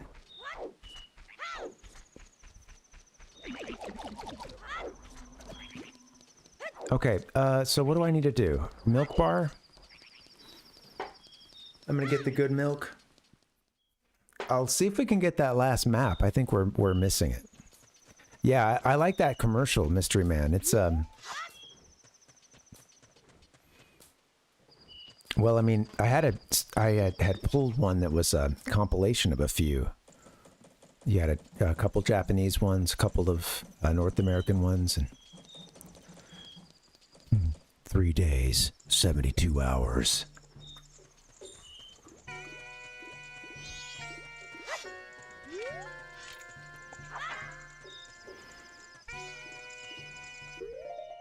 Yeah, same here, Gling. I was really excited. Yeah, I remember those early rumors about Urazelda. Can't say that. Urazelda and oh, it's something is going to be on the 64DD. Okay, cool. Yeah, just no. Yeah, I was so excited, and I did get it on launch day.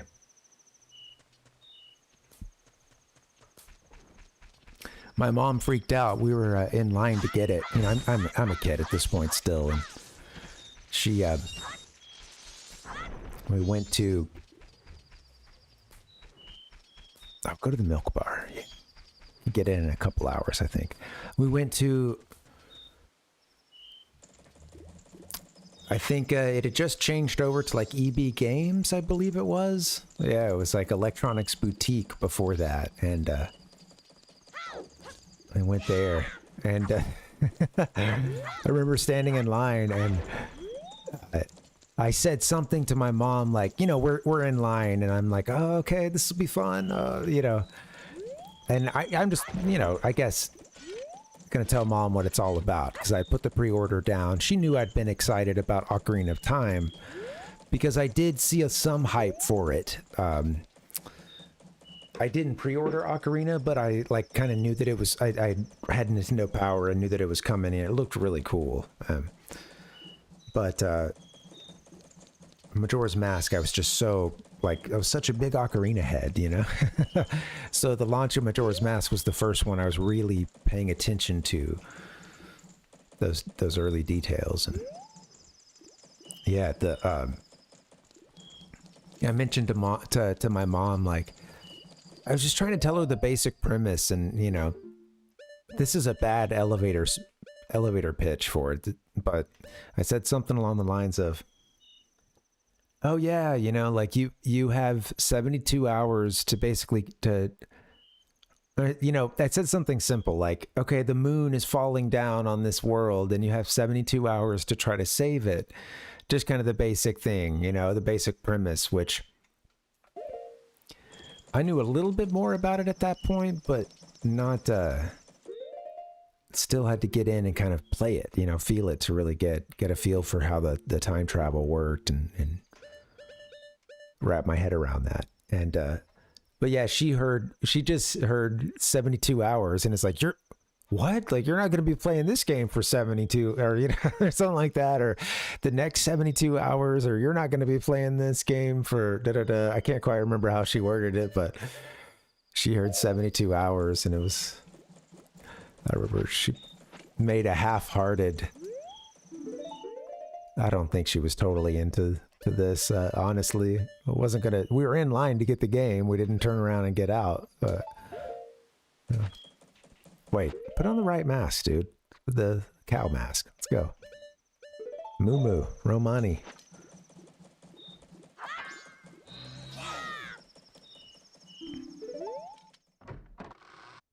Life is a stage. Correct. Smoke weed until you die. If you give me a second, I'll see if I can find that commercial and we'll watch it. I do think I have it. Shit, what did I buy?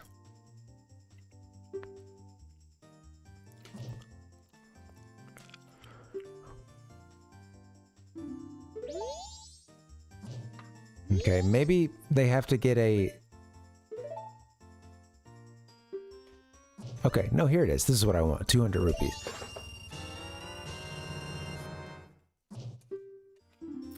That's the good stuff. I think drink this and it gives us infinite energy for this 3-day period, right? Infinite MP. Magiku. Drink up, buddy. Cool.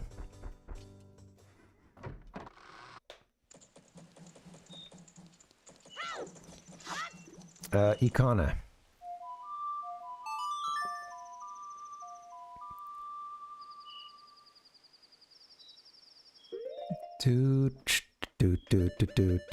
I'll see if I can find. I had a compilation of commercials. I wonder where could I find these. Give me 1 second. I'll look for just a bit. I don't want to interrupt the flow too much, but yeah, let's take a look for that. That'd be fun.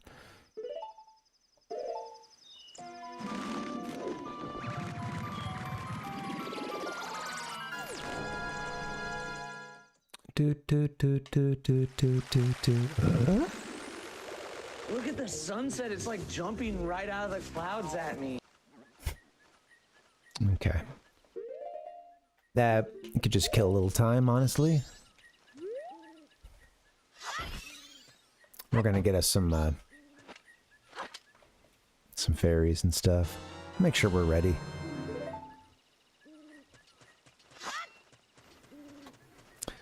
It always takes me a long time to finish this. I don't want to rush it, you know.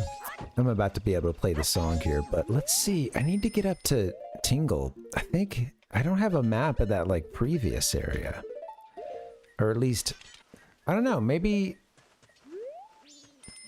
But maybe this is it, though. What about that previous, like, that little connecting area? Is there a map for that? The one between here and,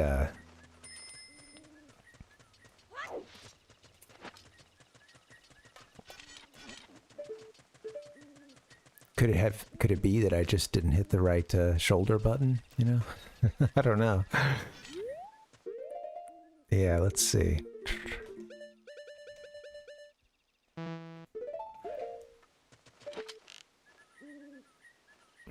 Oh, it's like down here, huh? Down on like bottom level. Tingle, where are you, buddy? Do I need to say the magic words? Tingle, tingle, Kulu Limpa. Ah, there you go. Okay. He is up on the second tier. I don't want to steal his magic words. He specifically tells people not to steal his words, you know? But it worked.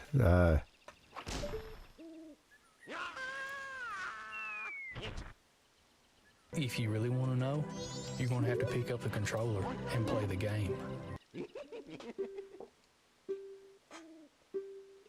I want all your maps. I think I have all your maps, but...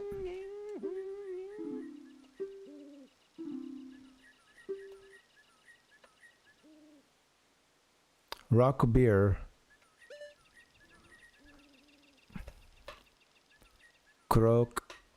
Crocta Town. Oh, Clock Town. Yeah. I think we bought this one, though. We have 9 rupees. We bought this, though. I'm pretty darn sure. Is this, You know what? I think it might have just been an issue. I don't know. Maybe I just didn't hit the L button or something. Yeah. I suppose we're good. I think we're good on that. And I think we're good with upgrades, too. So with bomb bags, let's see. So I looked this up earlier. 40 bombs is max in this one. 50 arrows is pretty sure. I actually didn't see that, but that's got to be it, right? 50 arrows.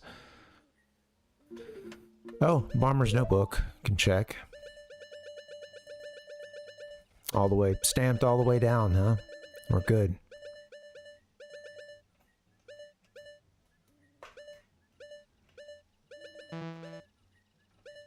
Yeah. Solid. Every song's learned. All remains acquired. Every mask. Other than the one you get for having every mask. Alright, cool. Yeah. So at this point we just prep and that's it. I'll just get a couple fairies, I think, and then...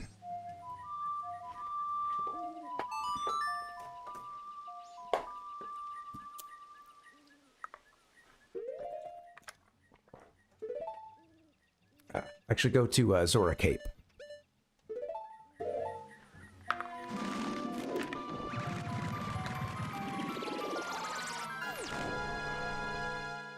I like this one for just quick refills.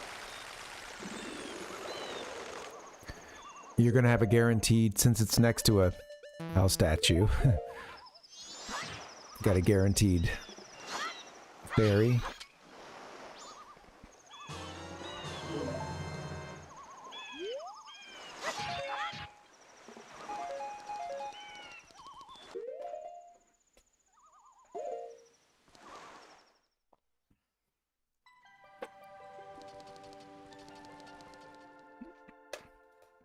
You can fill up on bombs. I don't think I need bomb chew or anything necessarily. I think we're good.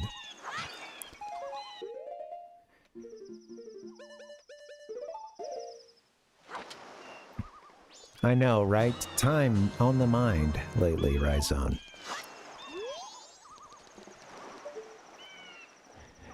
Crazy to believe what they pulled off with this game and with time, and the game itself having been rushed. So much crunch that really seemed to take a deep emotional toll on the devs and their families. You know, it's and then they pulled off something so cool. Like it's.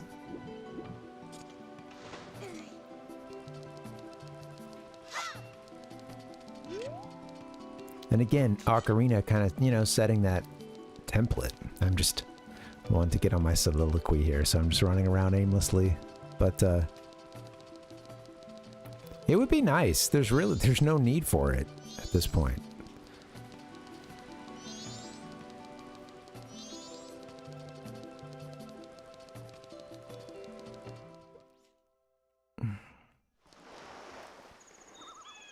Yeah, it's I think, you know, it's funny because going straight from Ocarina, I didn't really know what to expect. And I thought the concept of the game just sounded very out there. And I was really excited about it. I think like a lot of people, there was an initial... And it kind of... a similar thing happened for me and maybe some others with Wind Waker as well, where... There was an initial kind of like, oh, maybe it's not the art style that I want. And by that, I think when I heard that you could only be Kid Link, I think I was a little disappointed because I'd really enjoyed playing as adult Link. And, you know, I'm playing Ocarina when I'm like 10, 11, 12. You know, this game's coming out the top end of that. And it's... You know, it's like at that point, I want to play as the adult one, you know, and then, but then the stuff starts coming in from, you know, once it's released in Japan, and I think it's so, like it, you know, any worries I had were kind of, were soothed, I think, when folks are saying it's actually a really cool game. It's amazing that you get these different masks that will transform Link and give him a different set of gameplay tools and different physics and da-da-da, and, you know, it's,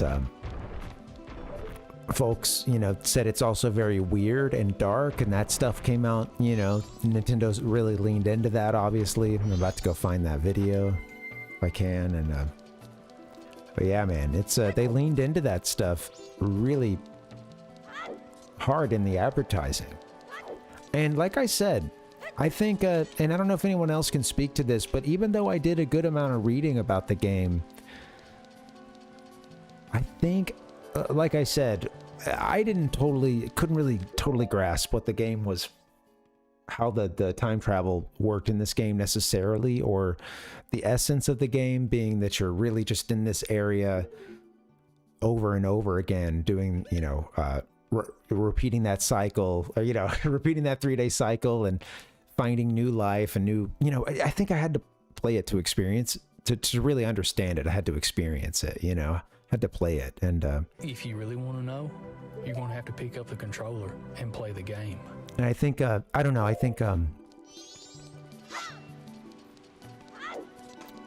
that it's funny because that mechanic, of course, really hangs over any discussion of this game, doesn't it? You know, that's going to be a huge, like one of the first big surface level discussions is like kind of positive or negative, like if anyone's trying to weigh in on the game, positive or negative, you know, what do they think about of course, what is the full game gimmick concept, you know, like, and it's not everybody's cup of tea, I think not everybody likes it. I also think it's a concept that, with the right explanation and understanding, could be understood without playing, but I think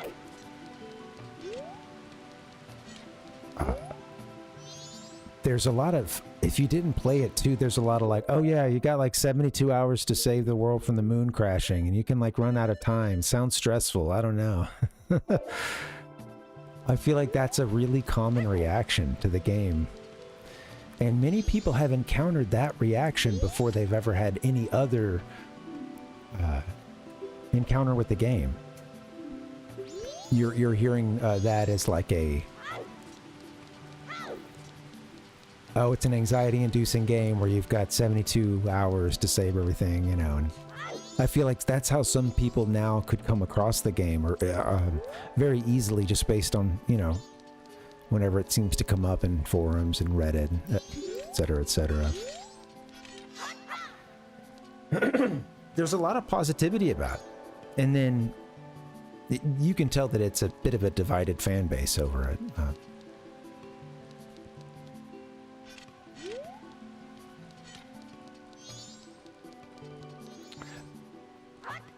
Yeah.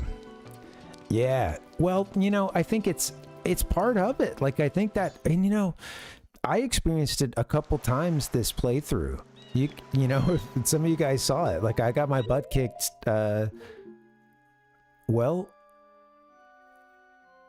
okay. 3 dungeons went way over time that I thought it would take, and basically kind of screwed up the, you know, I'm going like super late in the evening and stuff, and that happened for the, it didn't happen for Woodfall, but it happened for the other 3, and, you know, it's easy to get turned around. I was trying to not use the guide, didn't use the guide in the dungeons, I think. Oh, yeah. I only used it for like out of dungeon stuff this time around, but I got screwed up a couple times.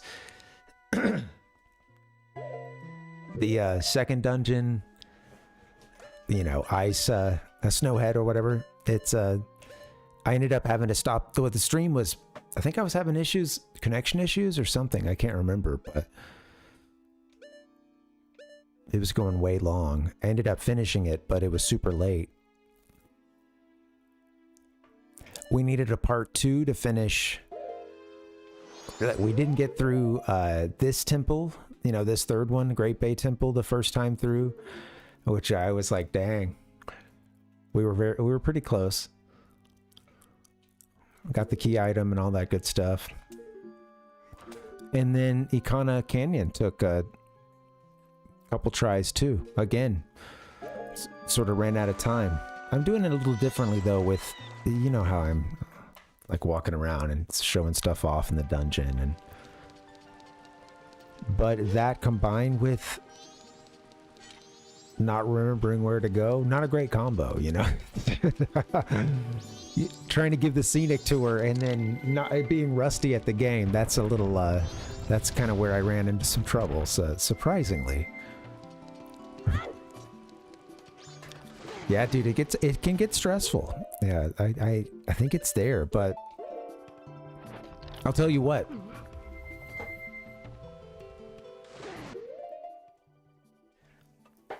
In the moment of my greatest despair, you know, right? You're in one of those dungeons, you're trying to wrap it up, it's not going well, and you're running out of time. I was so close to being Ikana Canyon, or, you know, Stone Tower or whatever. We're like one ferry away, I think. But I tried to remember, and sure enough, it bore out. The next time we got into the temple on a fresh cycle, and I had the key item and stuff, yeah, it went very smoothly, you know. It went pretty smoothly. Like, we got through it at a decent clip, you know. And the learning took place. Like, it could have felt like a waste at a certain point, but there was improvement happening, and I think that it felt. I gotta tell you, I thought about the game after the stream, and it wasn't a like, man, I looked cringy on stream because I couldn't finish that. It was just like, I want to get in and finish that dungeon. No, this doesn't feel right. This doesn't sit right with me, man. I know what I missed is something simple. I want to get in and take another crack. And I think that I hope other people get that with this game, because it's going to have frustrating moments on an nth playthrough. This is not my first, and it had some frustrating moments, you know. So yeah, I think it's worth it. I think it's worth pushing through that.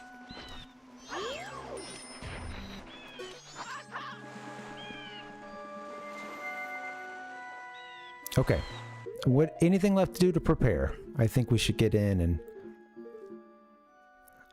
you know, watch the clock tower sequence again. I could get a. We could get 10 more bombs.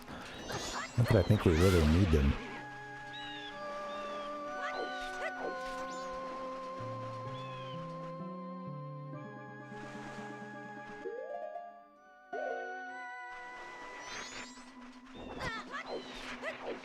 Yeah.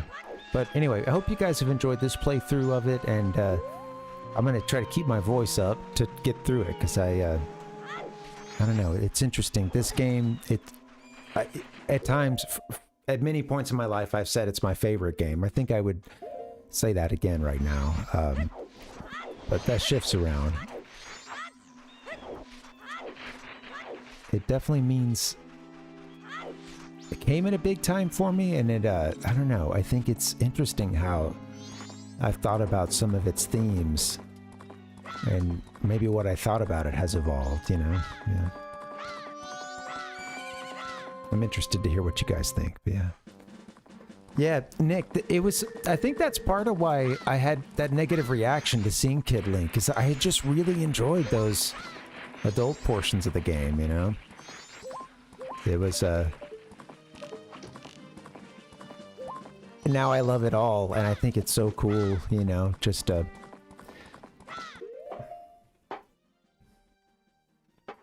love it all, man. I'd kill for another Child Link level. Now that I'm an old man.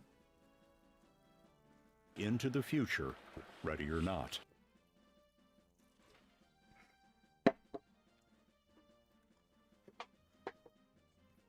Any Link.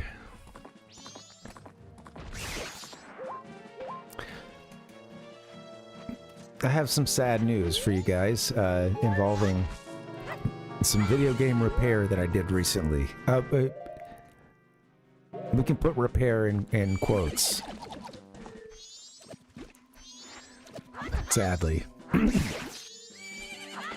I told you guys I was going to work on my Wii. I had a Wii that had an issue for a while, and I hadn't played it in a very long time, so many years had passed since I'd even,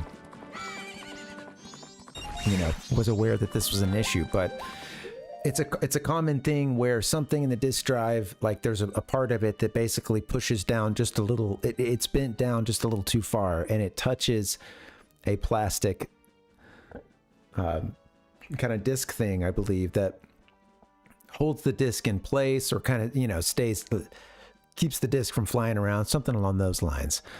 And you can basically hear that contact when a game is in there and the disc is spinning.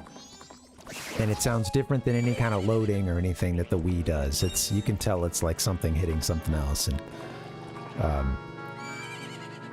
I had seen a couple things on how to repair it, and I went in, which was kind of difficult, honestly, because like it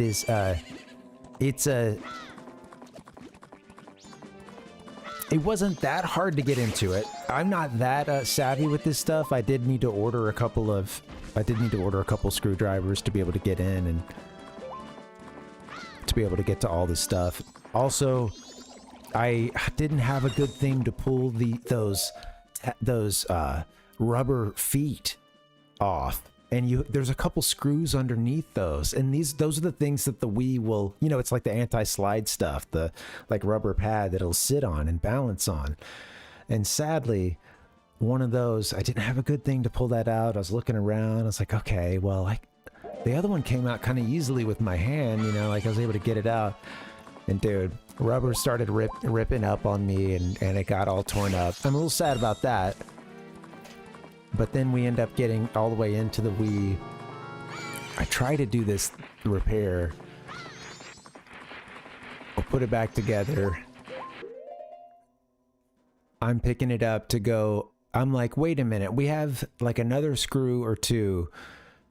But I think at this point we can check to see if if it'll be playing the games properly without like everything grinding. You know, without that contact. So I pick up the Wii. Wait, what?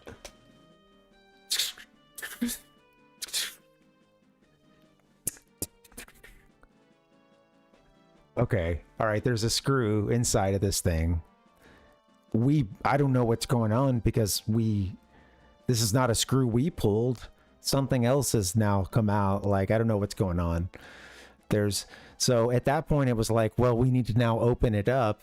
We shouldn't try to run the disc at all. Well, I'm not going to stick a disc in there if there's now a screw that's loose somewhere inside. And so then we had to open it up again.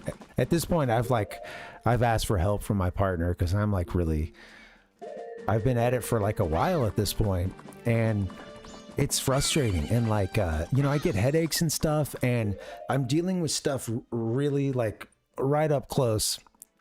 And I'm doing this number where nothing feels comfortable. And I'm like trying to see, I'm looking at the screw bit and I'm like, I can't tell what the fuck screwdriver this is. I don't know. I'm looking at the end and I'm going over the glasses. I'm doing, it's like I'm dude, old man Parvinator here. I'm always doing over the glasses. That's not good. Okay. Well, now back to this. And then I just could not focus. I could not see the end of this screwdriver. I couldn't see which screws were which, kind of. And like I had a headband. I'm using like a camping, like a headband, or like headlight or whatever, headlamp. Is that the term?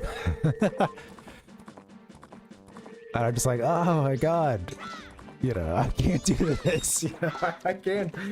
I was just like, I'm gonna need to either it's hard because I don't want to stop right now it was a bunch of screws. At this point, it's like I've had like 9 or 10 rounds of take these 2 screws out, take this screw out, take these 3 screws out, take these. There's been like, and I'm trying to keep them all in separate containers. And I'm looking at like a whole row of screws, all lined up with a little piece of paper inside the container saying which one's which. I've tried to do everything to make it easy. Anyway, make a long story short, open it up again. There's a screw in there. We pulled that out. No idea where it goes. Put the lid back on, close everything up. And I go to play it, stick a disc in, spin it. It tries to read something for like a second, and then very quickly it just stops all spinning or all noise, and then like the game just never popped up. I think if you clicked on it or something, if you went and into the game or on the Wii, that it would eventually say like it can't be played, or it would give you like an error message with the drive not working. So I took now here's the thing. I had been told that problem on the Wii will eventually result in the disk drive being tanked. I read that somewhere, and I'm gonna use that to help me sleep at night. I think that Wii was gonna die, or I was gonna scratch a CD or scratch a disc or something had I just continued to use that. So maybe it was time for that disk drive to just go ahead and die anyway. Or at the very least, maybe I'm essentially not any worse off because I wasn't going to play a game in it anymore once I realized that thing was scratching. So anyway, yeah, I borked my Wii. I screwed it up. Screwed it up even further. Yeah, F's in the chat. DIY failure. It's getting cocky, man. It's getting cocky. Thought it was hot shit replacing a control stick assembly in a Nintendo 64 controller.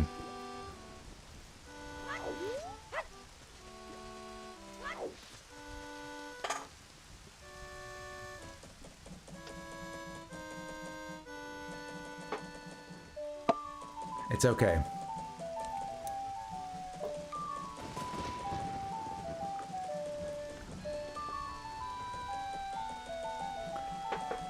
I'm looking into the dark arts of how to do something to let's just say, inject a little life into this Wii. It's not dead at this point, but it's a bit frozen in time. With just a few games on the Virtual Console available to me.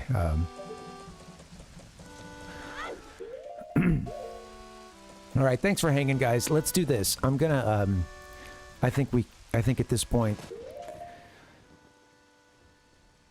shoot, do I need another couple of fairies? I'll do that. We'll, skip to the third day and we'll watch the scene.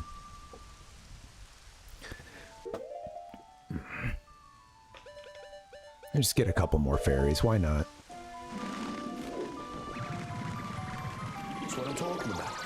You got 6 bottles. Why not use them? You know, jeez.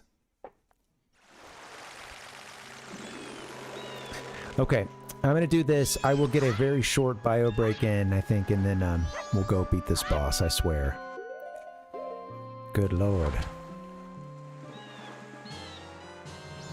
Not so worried about the episode 1 racer for tonight. You know, this is our priority. Beating this game, talking about this game, feeling good about sitting in this game for a bit.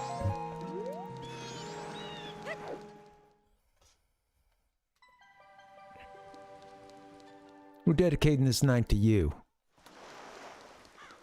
Alright, Zelda. Majora's Mask. Link, question mark.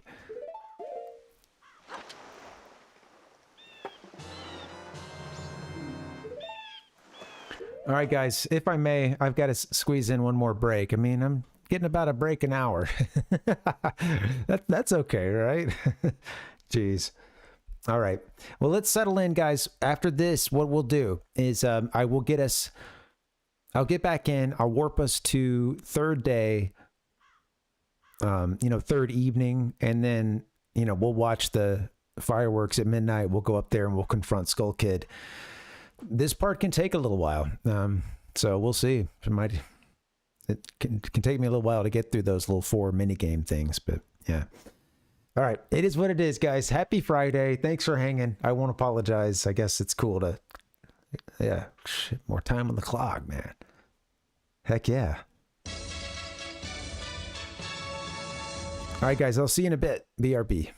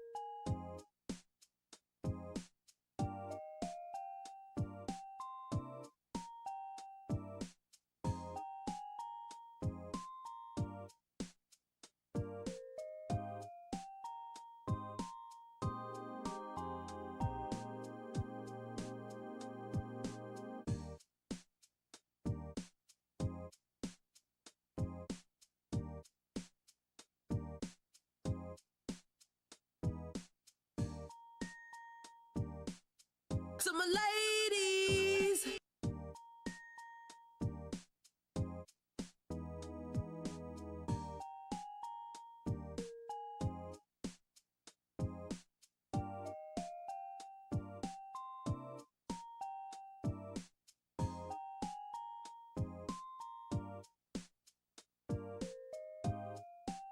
This is not the whole story.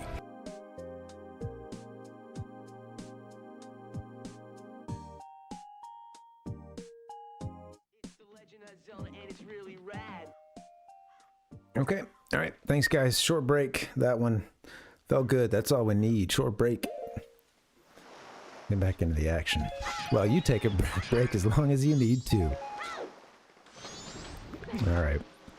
So we're going to get ourselves over to day 3, or last, as it's known instead of third. Down at the bottom there, they call it last in the Japanese. We'll advance time to last. Fact.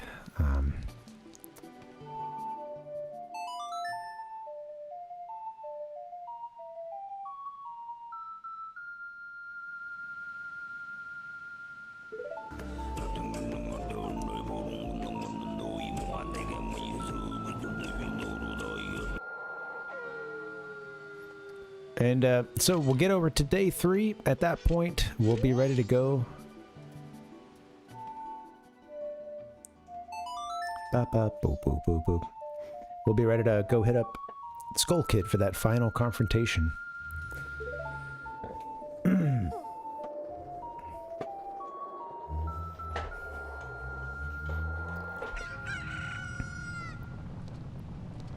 Okay, 24 hours remain. So at this point, does it let you skip to 6 p.m.? I think it might, but I'm not sure.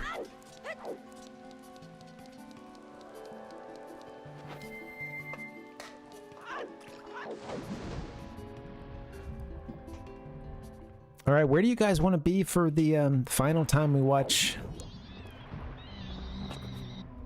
the tower come up? Then we're gonna head over, or at least get a vantage point of Clock Tower. But maybe we go and we watch that full FMV. Like I said, one of the things I've been doing is trying to catch it from other parts of Termina. Oh, I forgot all about those commercials, man. Okay, let's see.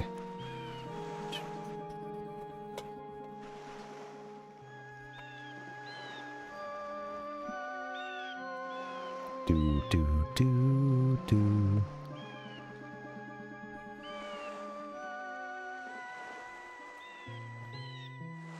Let me see what I can find.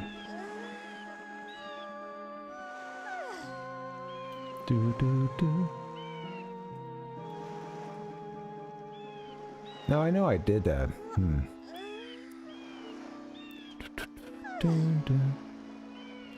Yeah, I know I grabbed some, but Link's tired too. Look at that.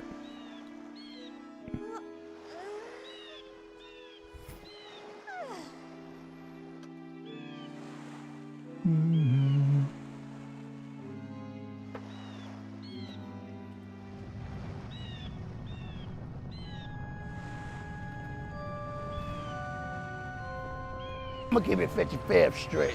Is that Sid coming in? Hey Sid, what's up? Happy Friday, buddy. We're right here at the end. Sorry guys, I was looking for those commercials. I can't seem to find them, so yeah, sorry. I thought I had them in the computer. Well, I thought I had them here in OBS, the streaming software, but apparently not. I'm good, Sid. Welcome, buddy. How you doing, man? How's life? Hope you've had a good week. It's been a decent one for me, just been pretty busy.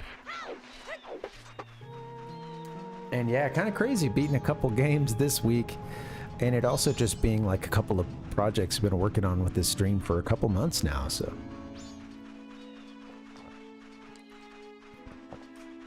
Feels good. Oh, nice. No, dude, that's not Hey, while you're working, you might as well get the bonus. Not superficial at all, buddy. Yeah, good for you. Good, yeah. Yeah, you were here last Friday when it was not doing so hot. That's right.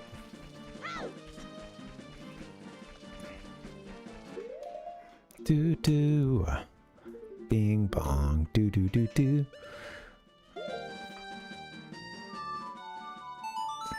I guess I could just, Well, a guy came out and he said that he thought it was the, Wi-Fi router. Our Wi-Fi router is kind of old, and he said everything else looked fine. He thought maybe it was the router, and I told him, well, you know, when I stream, I have the... I'm hardwired in. It is through the router, you know, through the Wi-Fi router, but... You know, I don't use, like, Wi-Fi for the stream. And I was like, should that really cause the issue? But, yeah, I don't know. Maybe some... If we got any tech lords out there, they can help me out. Or nice IT people. But yeah, so I ended up that night, I was like, hey buddy, listen, here's the deal. And when, you know, close the door, right? I got a bunch of people, okay? And they want me to play Legend of Zelda Majora's Mask. They're expecting me to beat the 4th out of 4 dungeons in a game that came out in 2000 and means so much to us. And I got all these hungry Zelda heads waiting on this, man. And if you look, and I'm just so here's the deal. Give me a hell yeah! If it can't be done, I understand, right? But you're telling me it's the Wi-Fi router. Okay, thank you. What if, for tonight only, we take the Wi-Fi router out of the equation and I jack in directly, straight from the modem. And I got a non-committal, you know, yes, yeah, you know, I think kind of just like, yeah, but you won't have, you know, Wi-Fi, and it's like, no, I didn't cut him off. In fact, there was no, well, I'll leave it at that. But yeah, there was. I'll just say I think I'm the way I'm telling it's coming off a little rougher than it would have actually played out. It, you know, memories hazy, but you know, I felt the pressure of all those. I was gonna have a riot in the chat if I didn't get back to the stream. So anyway, I was able to get kind of yeah, I think that'd work, you know, like, right.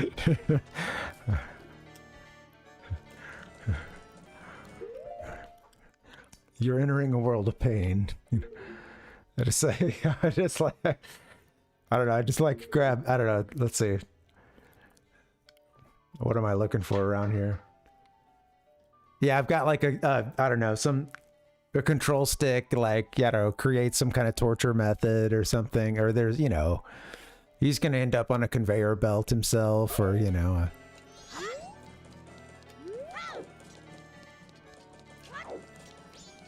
I need a straight answer, all right? Can I plug in directly from the modem? Do you think if it's just the Wi-Fi router that's causing the problem, that this would solve everything?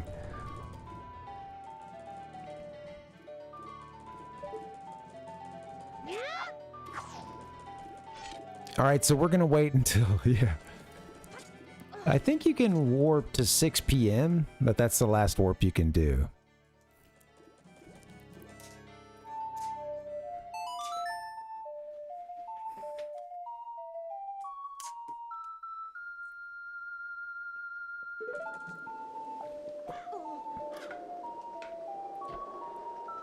You know me, normally I'm a, at least when I'm doing these playthroughs, I'm like, hey, we don't need to warp kind of guy, but we have seen a whole lot of sunsets, and I'd like to beat this game tonight while people are still awake.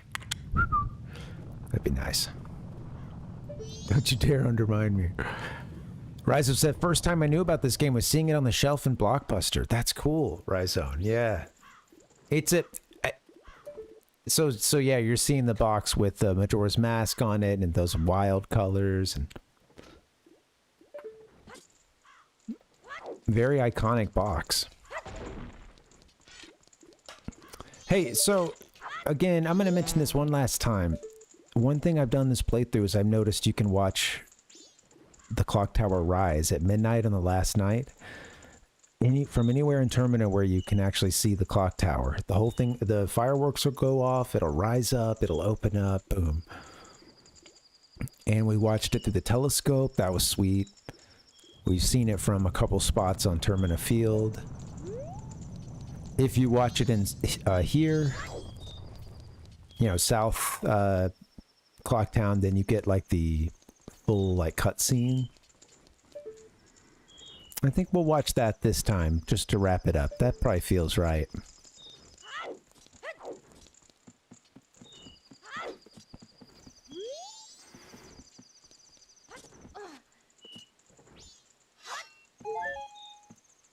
I think we'll, but yeah, if you haven't seen it, I'd recommend watching it through the telescope or something at some point. That would be the only other one I would want to do right now. The only other option I would think about. But yeah, like I said, it's pretty sweet. You get to watch the fireworks go off. It raises up, it opens up. There's another Zelda. Yeah, I was so excited for this one. I remember just being so pumped about the pre-order and,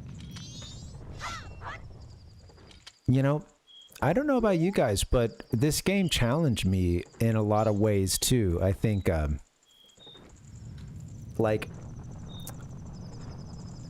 it was mini surprise. In a lot of ways, it felt like surprise after surprise. A lot of stuff I just did not see coming.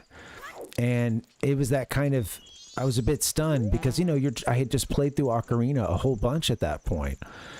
But from the very beginning, this game was different. You know, Link's walking in the forest. Just that very first scene. It's, you know, if you don't, you know, even if you don't watch the attract mode at the beginning. But yeah, that first scene in the forest. Some of Link's movements being different, the animations being a little bit different for like how he's reacting during those cutscenes, and being like kind of just a bit on the back foot. And then, you know, he gets knocked out, and then there's that scene of him, you know, like the floodlights turn on and the music starts playing for Skull Kid, and you know, and you're just getting, you know, from that point on, you know, like it's just you're in this just bizarre world beyond worlds, this space between dreams. It's very strange, you know, and it's from the beginning, I think, you know, just being like still a kid at this point. I'm playing it and I'm a little bit on the back foot about everything. I'm don't get me wrong, like overall everything is really positive, but I'm kind of like, you know, it's more like I'm a bit stunned. I don't know how to feel right now, you know, because it just kept surprising me. And I think that's one of the things that I really enjoyed about this game.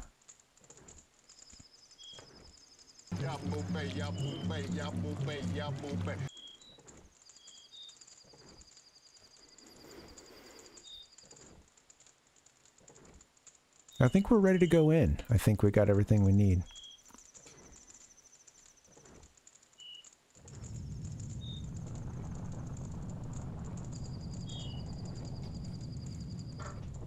I don't know what else it could be. Yeah, that's a great way to play it, Rhizome. Yeah.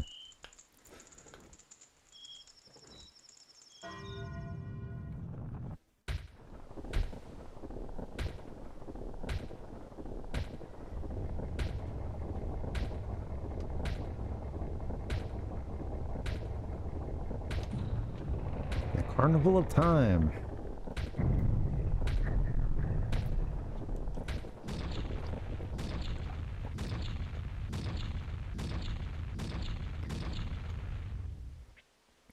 This time featuring a moon bearing down on everyone. Okay. So starts the final clock here. You bastard. They don't have their tall tower, I guess, huh? Or no, it's as tall as it would be normally. I guess the mayor didn't run them off, but... Let's take this last one in for just a bit.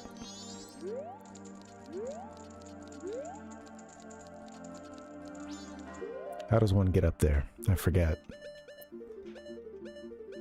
Good thing I'm not doing a speed run.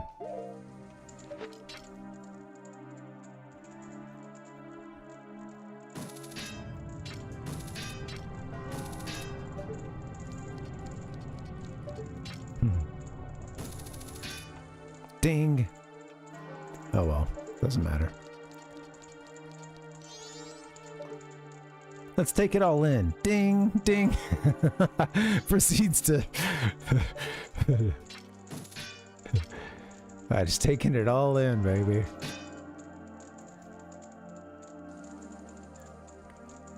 NANI?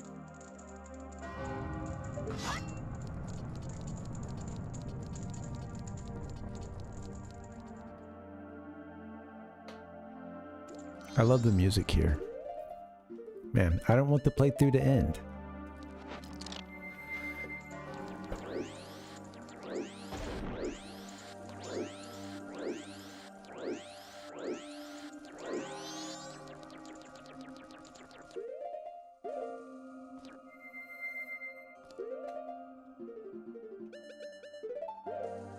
Ah, feels good seeing a full menu of seeing all the masks. It feels good, man. Yeah, hey, thank you guys for hanging out. I know I'm dragging this out. Thank you, and I won't apologize. You know, doing a bunch of that, but yeah. Anyway, it feels good to slow it down. I'll just say thanks for your patience.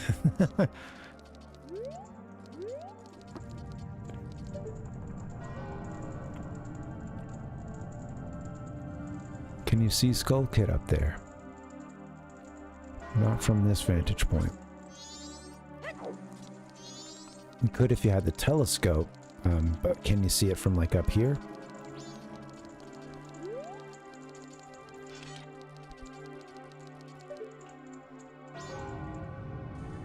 With the telescope you can see he's just up there. Just looking at the moon.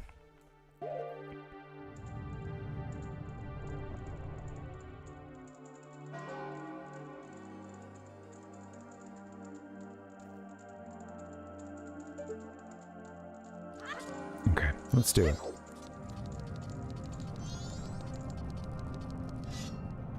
Shing. Yeah. I love when you get a sword pull without the full swing, you know. Alright, here we go. Shing.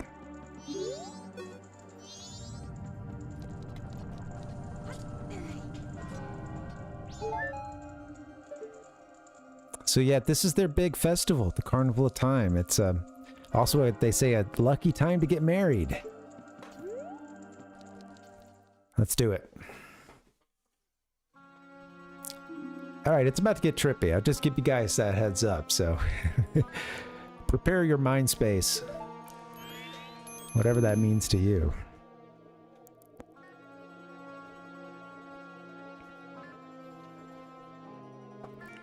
Nyao-chan.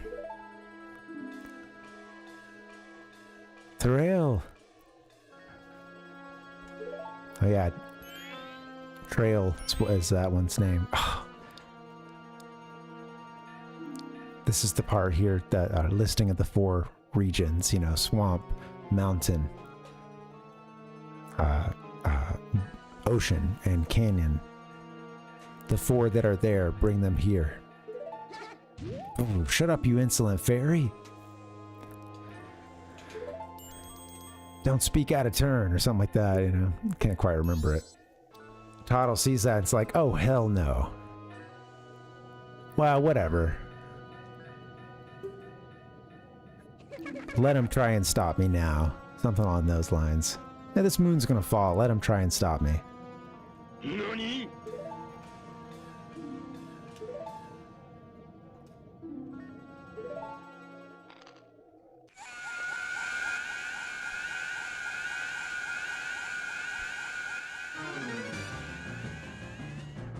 Look at the color. Look at the gradient in here. Just if you go around, maybe a little more slow, or a little slower than that, Link. Thank you. But yeah, just looking at the gradient.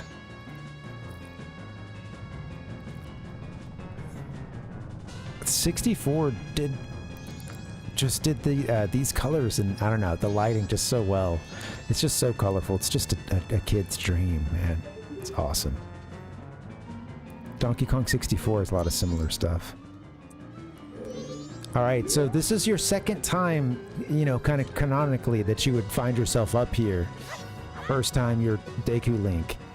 And you know, you can't yet change out of that. You've been transformed into a Deku, you're stuck.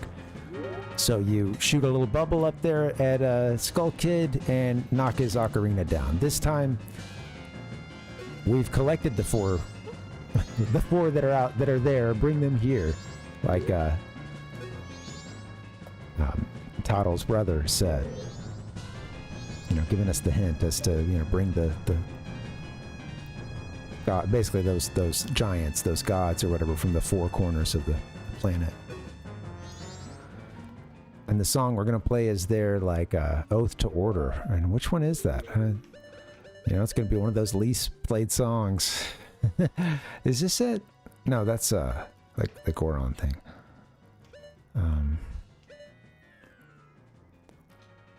Maybe that's it. Song of Healing? No. This is it. Up, left, right.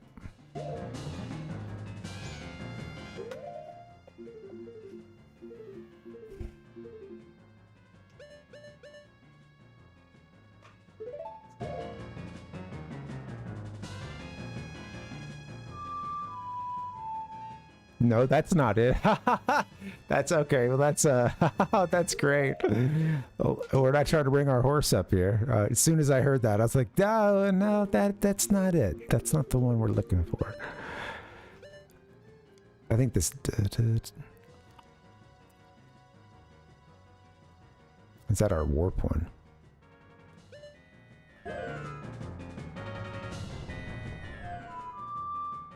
No. What is it? Yeah, let's see.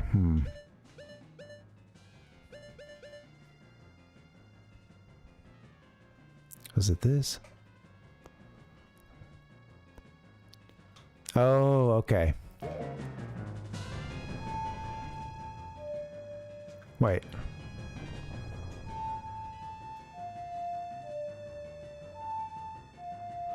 I only looked at the first couple there because I didn't want to.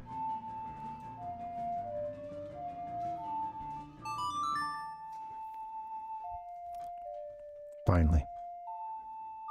What's going on, man? This is the song that Giants taught us.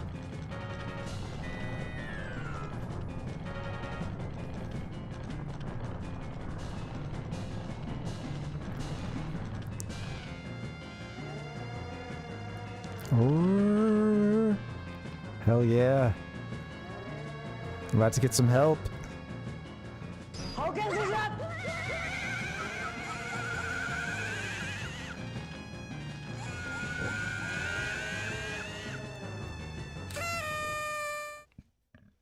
Skull Kid's freaking out. Look who's coming to help.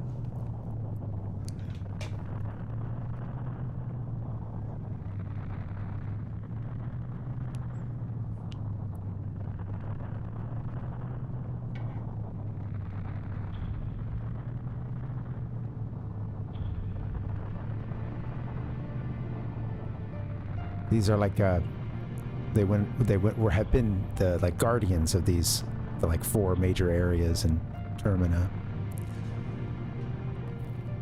Those four that Tyle mentioned earlier. Damn, can't talk.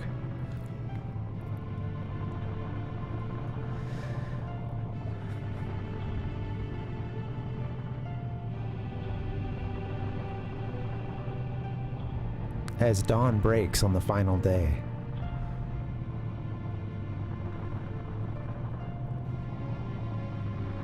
Or into a new day. Like Ben from Triple Jump.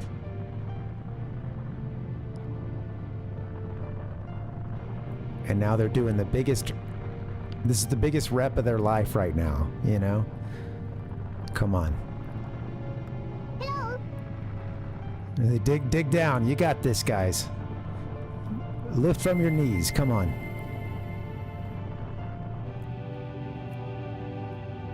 Love that sound. Yeah, we're hearing that this is a big deal.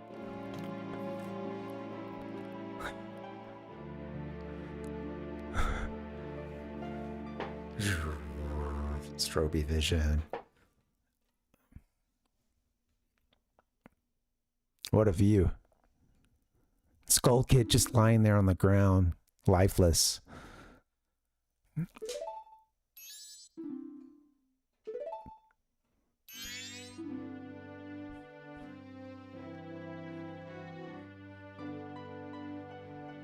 Hello. Wrong fairy. Trail.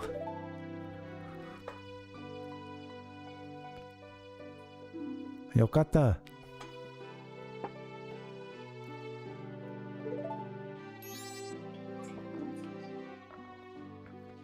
I have to admit, I don't know much of this script here. This endgame stuff. Don't remember some of it.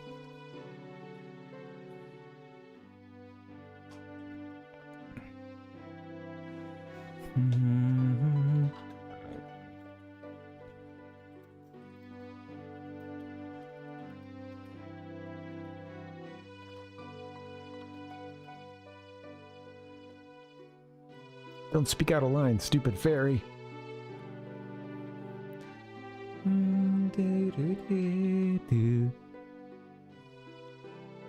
Oh, I think they say, like, he was lonely, the Skull Kid. He was trying to destroy everything around him. That's not the same as a lonely child. We can't allow that. Something along those lines. Or Tael, you know, why are you protecting him? Aren't you mad at him for hitting you so much? He was lonely, the Skull Kid. He was trying to destroy everything around him. That is not the same as a lonely child. We can't allow that. The power of the mask made him do it. It was too much for the Skull Kid to handle. It's because he doesn't know his place. On top of having a weak will and no strength of heart, he's a fool. Certainly, he had far too many weaknesses to use my... Oh wait, I don't think we're quite there just yet. I might have skipped. Yeah, here we go. Baka. I see Baka down there. Someone else enters the scene. Certainly, he had far too many weaknesses to use my power. Yeah, that's right. Admit your stupidity. Wait. Eh?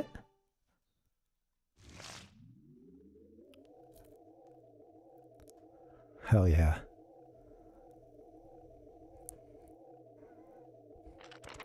A puppet that can no longer be used as mere garbage. This puppet's role has just ended. It can't be. Then that moon.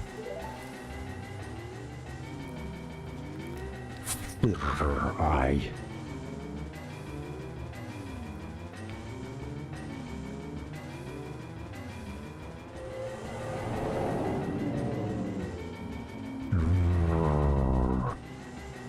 I shall consume everything. The moon is back, baby. What? This isn't good. Let's go back. Hurry. The Song of Time.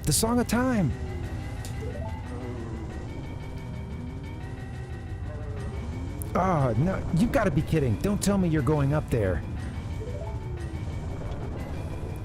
No, I won't do it. You go by yourself. I'm staying here with Tael. I'll go. Oh, he says, I'll go. What? What are you saying? Something wrong with you? I don't always want to be running away. If only I had been stronger, the Skull Kid wouldn't have... A moment of understanding, a little nod. Wakata.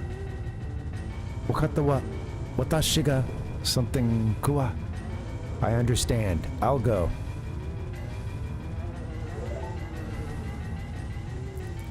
After all this time, Tael, you've gotten really stubborn, just like someone else I know.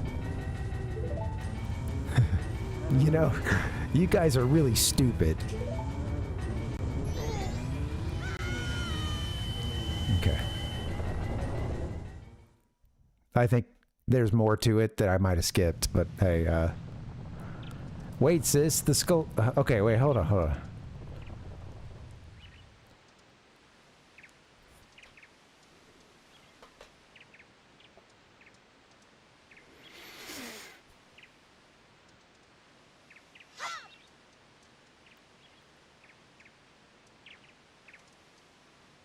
Well, I won't bother with the script right now. Doesn't really matter too much, huh? I think it was jumping to post Skull Kid fight.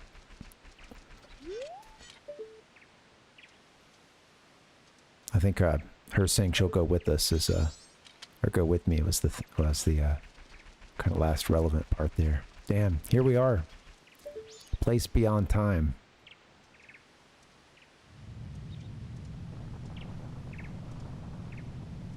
Still earthquakes. So at this point, the moon is bearing down hard on the giants. They're losing,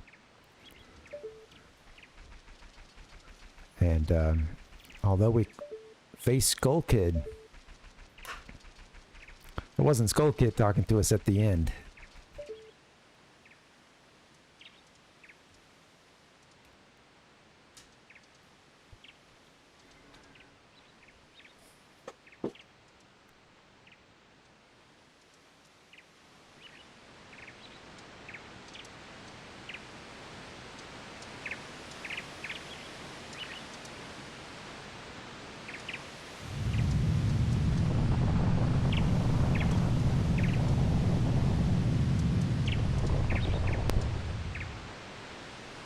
Just thought we'd take a second to take it in.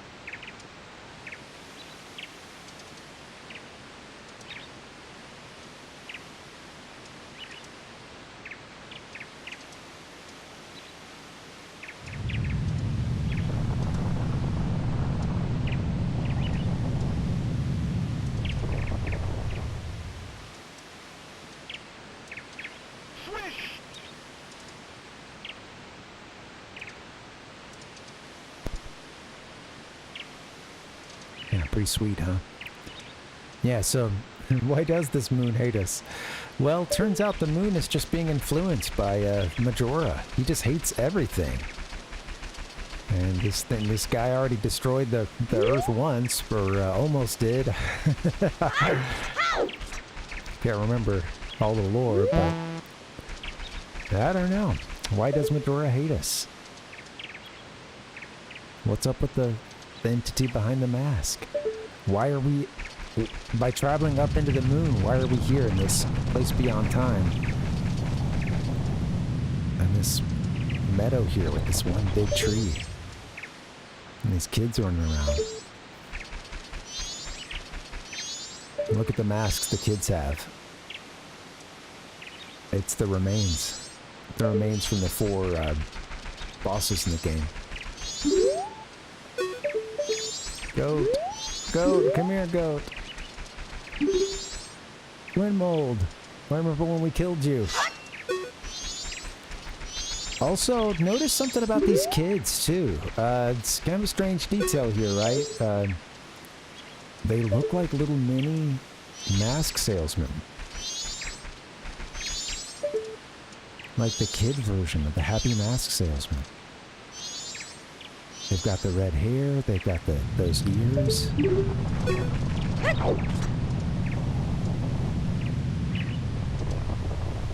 Okay, this is all a bit loud. Let me turn this back down. Thank you guys for that. There it is. It's all a bit loud now, isn't it? Okay. So we're going to talk to each of these. Each of these has like a little kind of mini dungeon sort of thing for us. Mini dungeon sort of thing. My bobber.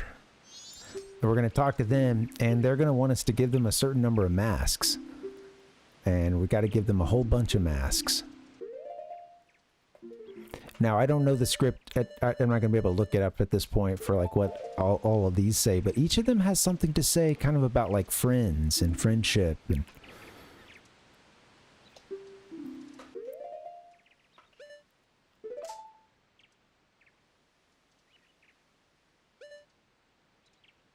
we'll get rid of our masks that mean the least to, well, you know, gameplay-wise.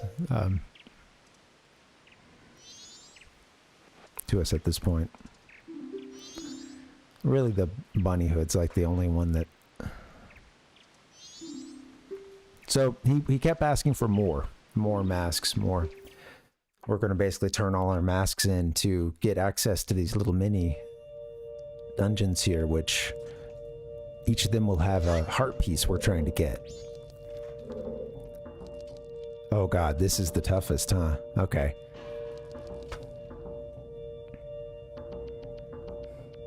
Welcome to NBA Jam! This one, so, okay, we want to get these heart pieces, and I hope to God I don't screw this up. Should I look this up?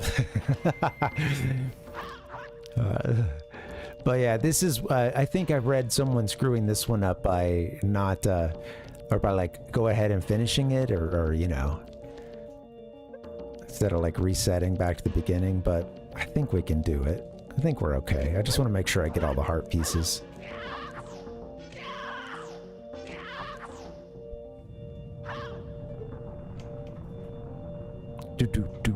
I think you just need to not talk to like the kid that's at the end of it or something. But I don't know. Is this something you can screw up? Like, easily? Just by heading to the wrong direction and then you're screwed? Or do you have to follow up? I'm kind of curious about that. I don't want to mess it up. Turn to 100%, thanks.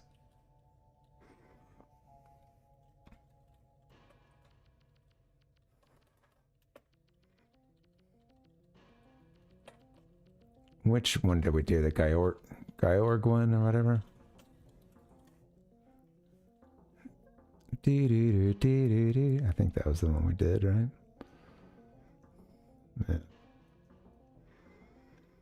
Yeah. Anyway, sorry, just a little abundance of caution here. Just don't want to screw it up here at the end, but I think we're okay to dive in. I think you just don't want to go all the way to the end and like talk to the kid, I think is...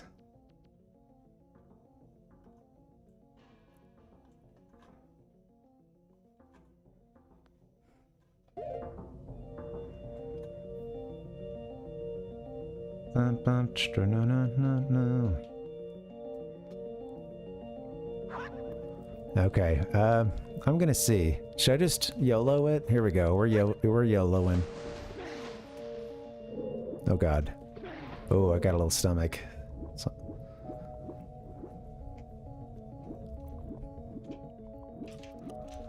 Okay. I think I'm going like leftmost.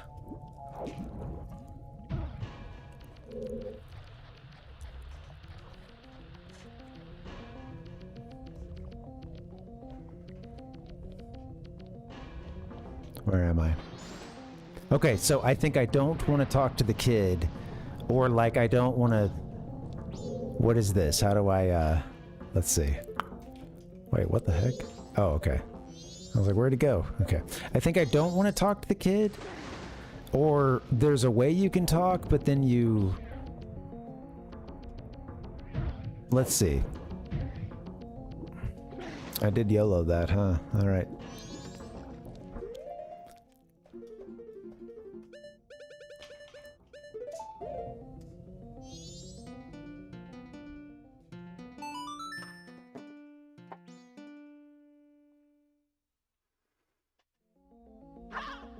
Okay, well, what do you do then?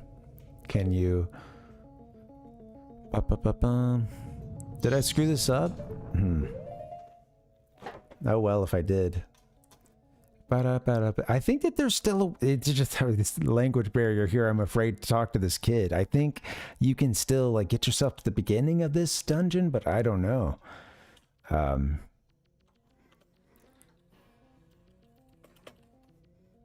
Let's see. I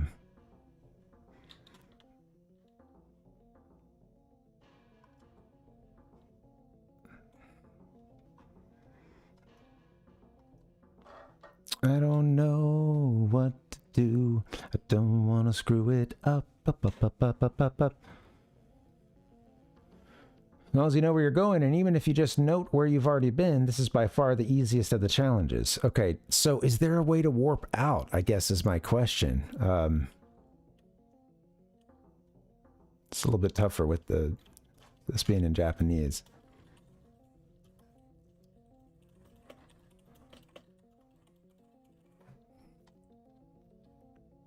Okay. Thank you guys for your patience. I just want to get this right, because I don't know. Oh, that is true. I could drown. I could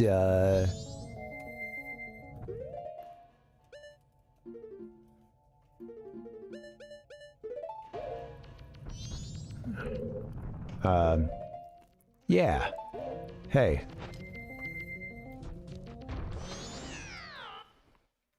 Smart. Okay, there it is. Thank you. Thank you. Good idea. Yeah, play it safe. So basically I went left and left, I think, this last time. Thanks, Nick. Yeah, thank you for that. Yeah, helpful.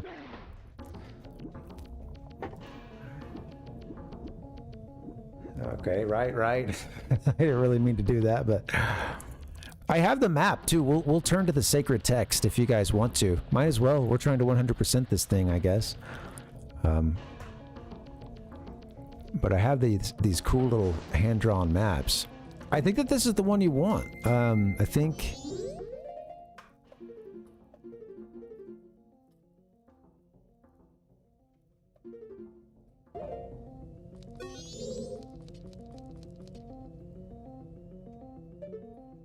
Right? Don't you want to, like, I don't... They really are, Nick. Yeah, absolutely. I think that you wanted, like...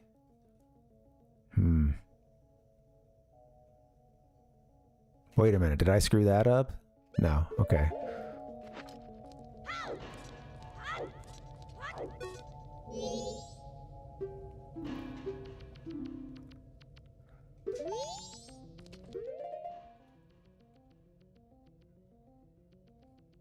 I don't remember how you I'm so worried about this part. I don't want to screw it up.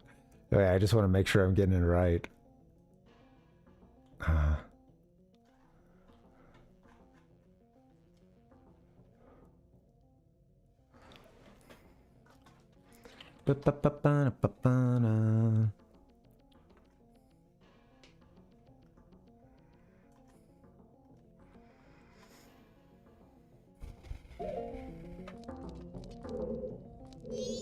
Like, what's forward? It's not gonna, like, take me out of here, right? Let's see. Alright. I'm scared.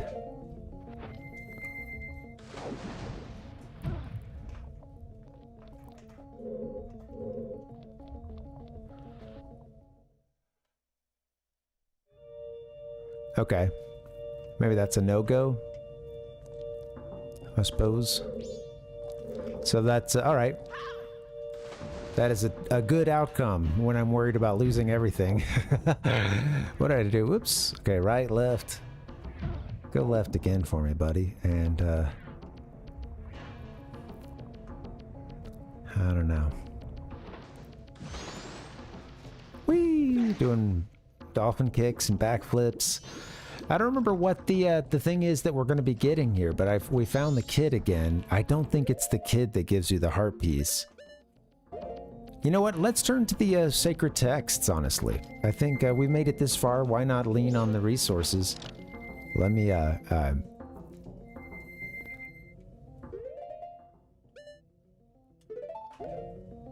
let me gore on this real quick.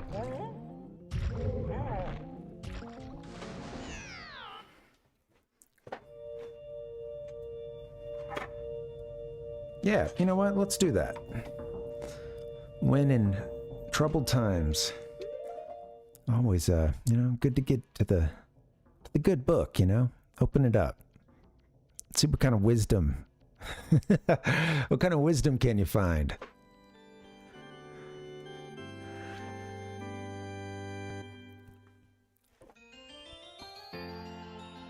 Boom, there it is. Purple Link, our favorite. We're going back into the official Perfect Guide. Love this thing. It's been a godsend over the years. Want to just make sure we get it right, so forgive me. I won't be able to demonstrate, or I won't be able to show it off that well, but... Oh!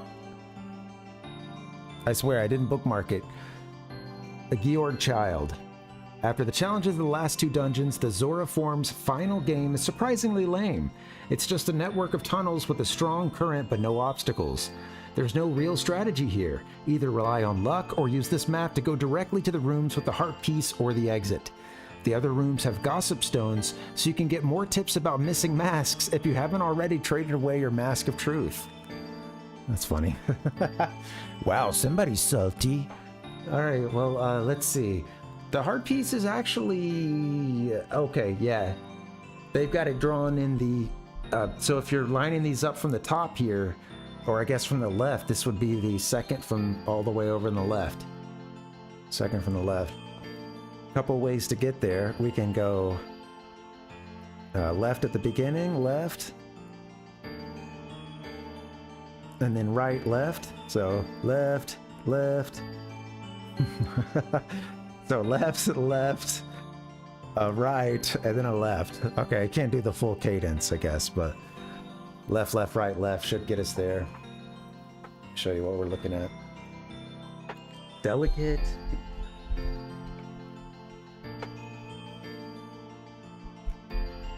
Look at that map. It's getting green screened out, but you know, pretty sweet. You can see heart piece written there with a little line drawn to the second cell there.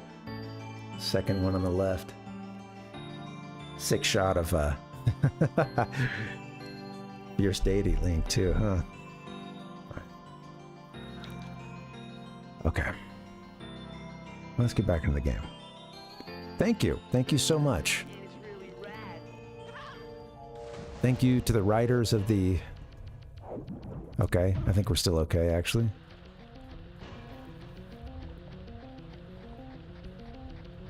I think I wanted to go right there. Oh well.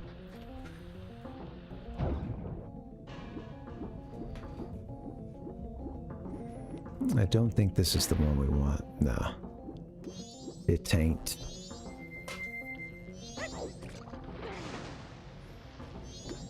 Get your Goron out. I think you can actually, yeah, just sort of let the... You don't have to really swim. Like you said, Nick, you can kind of let the tunnels just take you a bit. It says you can even do a bit of walking, too. So we want to make sure we go left. Yeah. We go left. Now we hang a right and then a left.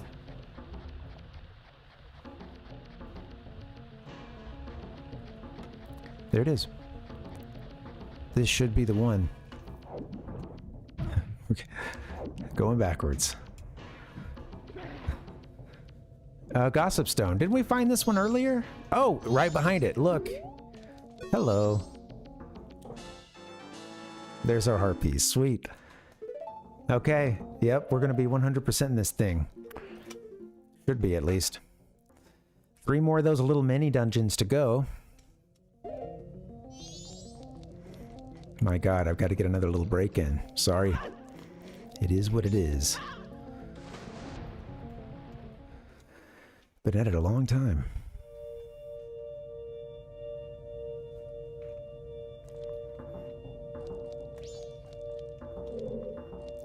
Okay, I got the heart piece. Now I just need to just talk to the kid at the end.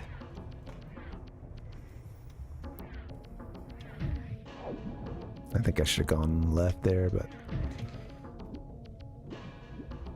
this could be a gossip stone.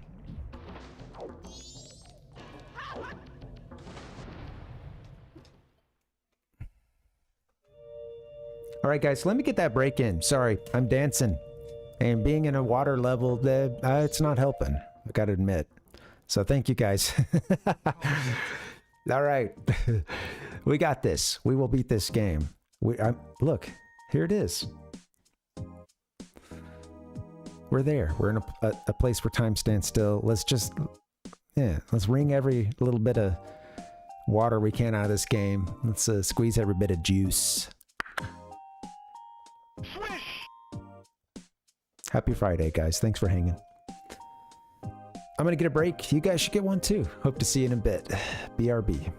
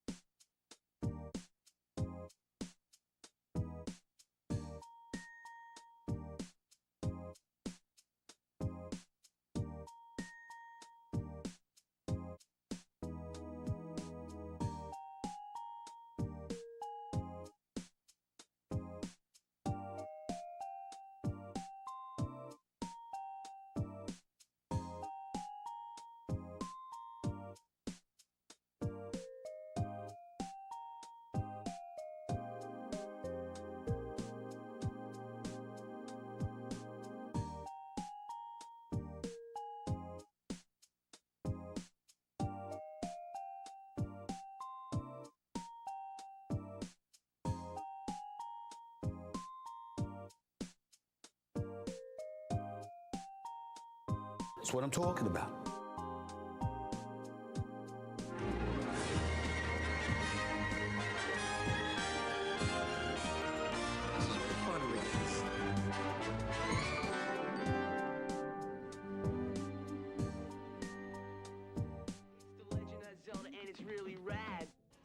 Hello, friends, and happy Friday. Cough, cough. How are you? We're gonna beat this game, I swear. I'm gonna do it. Let's get into it.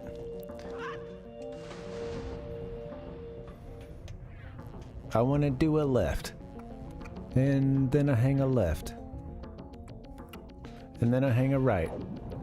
I think I missed my turn. It was kind of out of sight. Okay,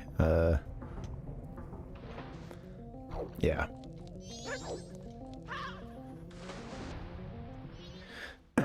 Oh wait, I was going to where the heart piece was actually, not to the kid. The kid is on most of these, right?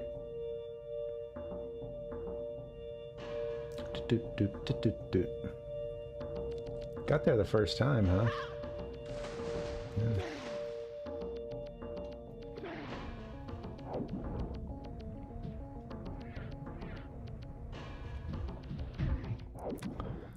Can we find the kid? I've forgotten the ways that I've tried, but that's okay. That's gonna be a gossip stone, I do believe.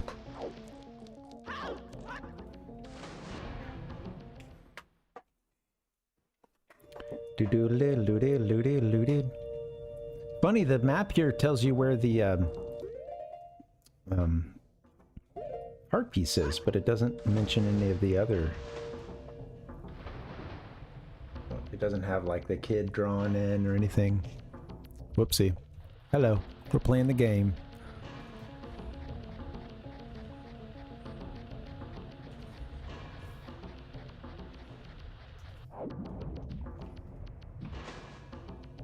Oh, nice. Okay. Now that I found the kid a couple times, I'll never find them again. I think maybe we saw the kid and we went like all lefts the first time, maybe.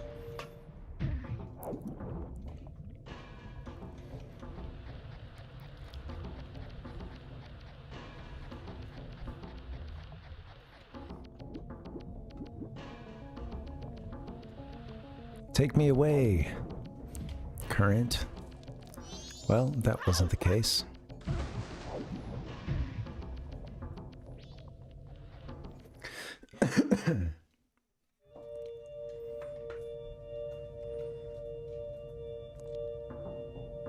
We need to get to the kid because we have to give him more masks, I think is the situation, right?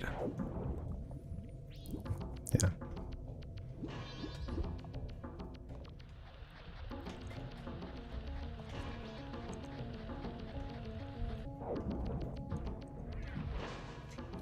Well, shoot. Now, like I said, now that I'm looking for the kid, I can't find them. That's hilarious. Oh well.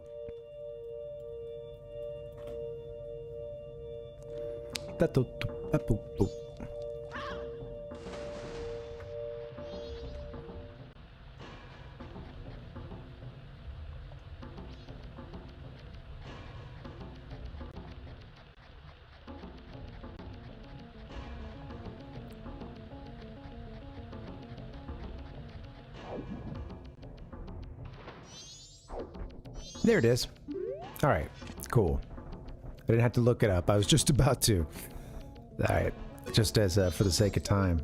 Oh, I love these blocks here too. Look, and these symbols up top. Termina version of a thwomp. Oh, how cool is that too? Just all the inlay here. What do we got? A tile floor? My God, tile mosaic floor? Give me a break, man.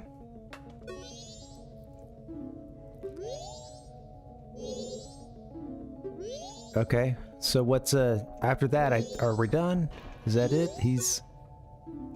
Oh, he says take off that mask, I think.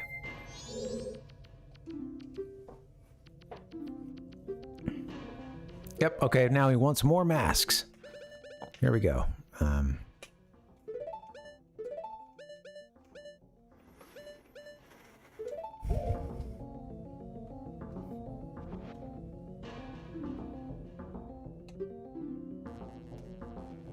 Sorry this is going so late, and also thank you.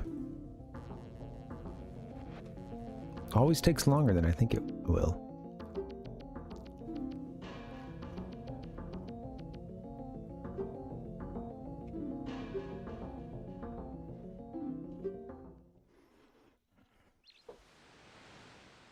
Be careful not to choke on your aspirations. So after each one of those, you're put out here, back out on the meadow. Place beyond time. You can talk to the other kids. Give up all your other masks. Once you're out of masks, which if you weren't playing for completion, then you wouldn't be able to get access to all 4 of the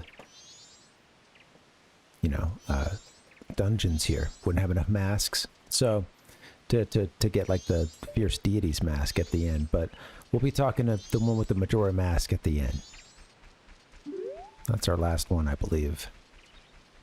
Naturally, right?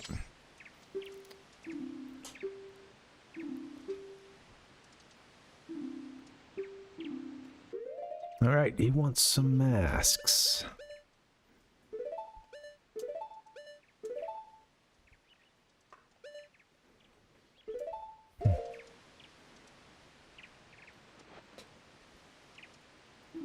Arigato.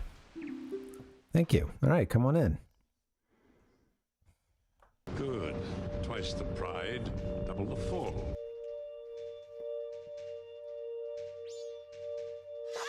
Okay, so here we are, the little Deku mini game. So this is your, like, essentially your Ganon's Castle. They're remixing everything you've seen in the game up until this point. That gag. We all know and love. Funny that you can go over here and talk to these gossip stones.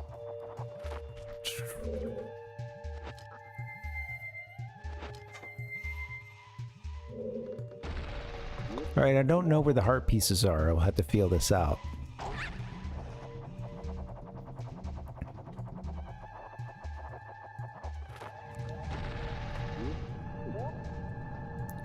What do I want to do? Okay, got gossip stones scattered about. Isn't it nice? Guess you could kind of go from here to here. Oh dear. Okay, yeah, that's right. Got to be a bit quicker. Okay. Cool. Oh dear. These are Link's last words as he has been struck by this gigantic rake. Sweeps him off into the bottomless pit.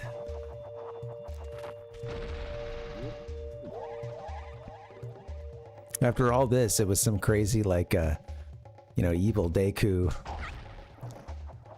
ancient torture device.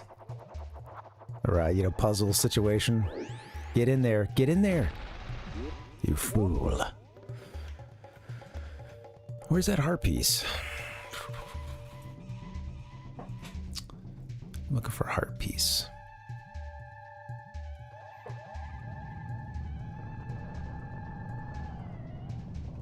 There it is.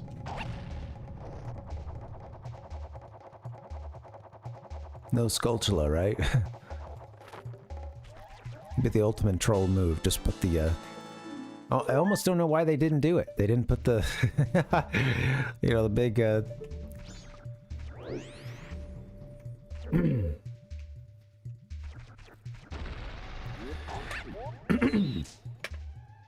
Give me 1 second.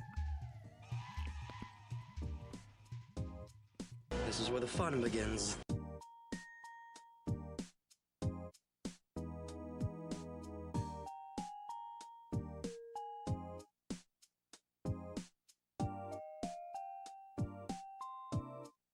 Hello there.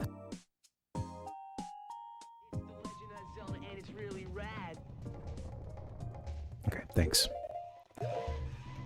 All right, here we go. So, we just landed. Yeah, thanks, Nick. Thanks, buddy. Yeah, get some sleep, man. And I'll get it. Hey, rest assured, we'll get this done tonight. Well, yeah, buddy. Thanks for hanging, man.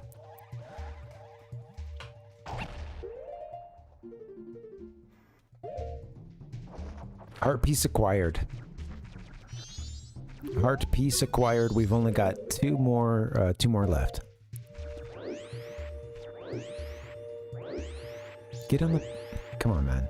Get on the flower. Wait. You know to wait for the action button. My God. Is that our exit? Damn, probably gotta hit the middle, huh? Okay.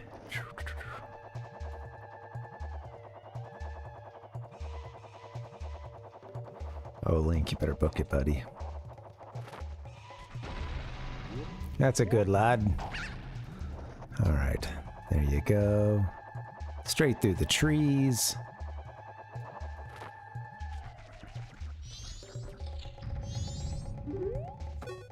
I'm about to have a guest, I think.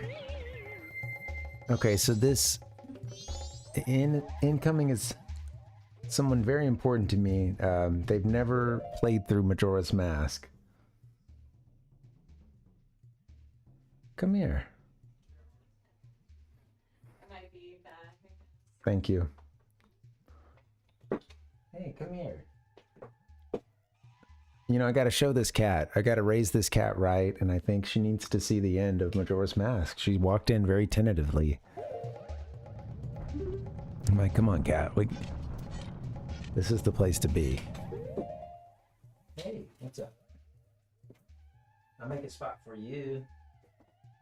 Yeah, you want to get on? You want to hang out? Come here. Hey. Hey. What's up? All right, we'll see. She's down at my feet. Here we go.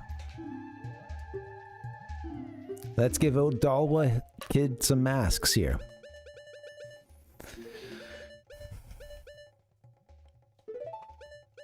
I don't know how many he wants, but...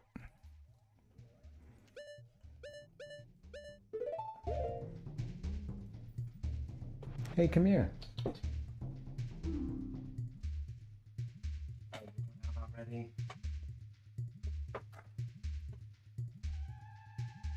I'll never turn to the dark side.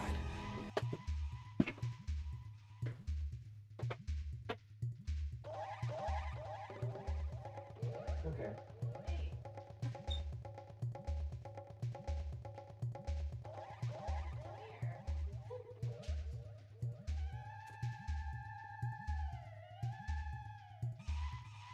All right. Sorry about that, guys.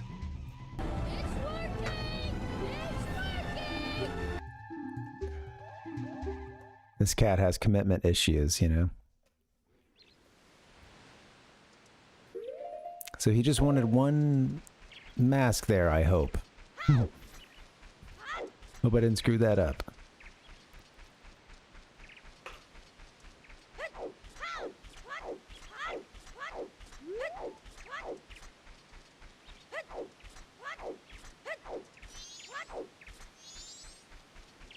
Focus, focus. All right, Odalwa and, what, Georg have been done? How about Goat? Hey, Goat.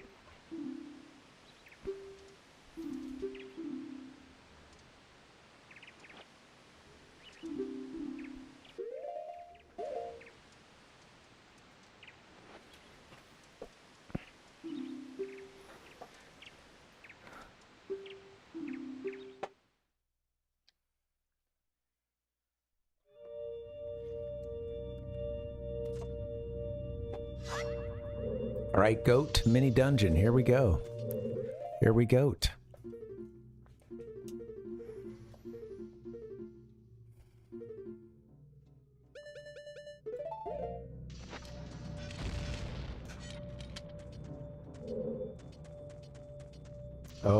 this is, let's see. We're gonna be doing a bunch of rolling, eh? All right. Roll up. Roll up for Majora's Mask.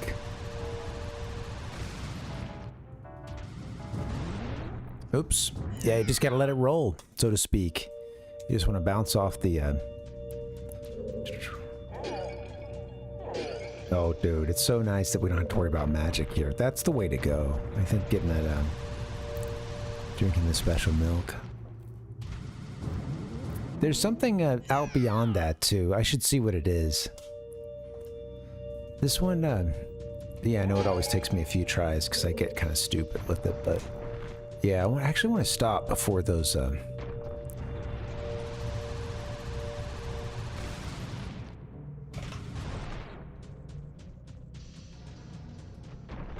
Oh, teleporter?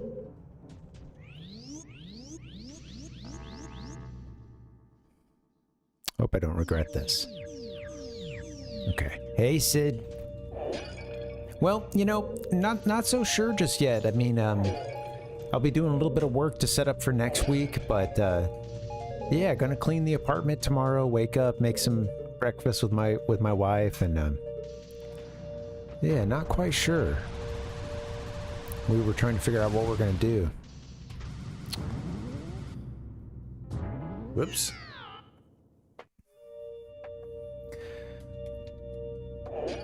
I've been, we've both had some kind of wacky hours this last week, so it's gonna be kind of cool, honestly, especially if it's gonna be a little chilly or something. I think it's supposed to cool down, I'm not sure, but yeah, maybe, yeah, hunker down a bit. Clean up the place. Whoops.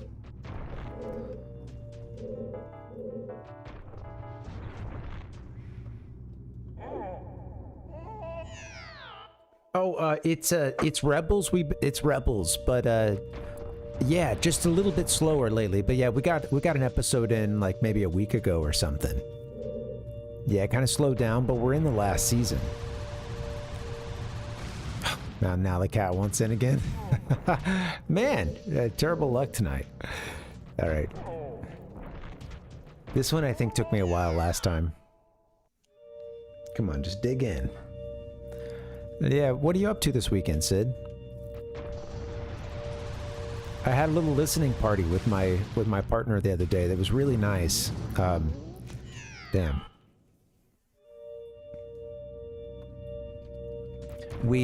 A new album came out that she'd been waiting on the vinyl for it. And she'd ordered, like pre-ordered it and stuff, and yeah, we listened to the new Panda Bear album. It was really good.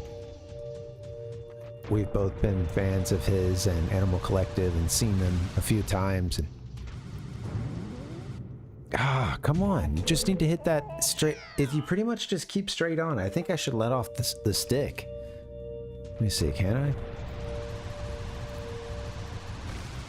I? Oh, come on.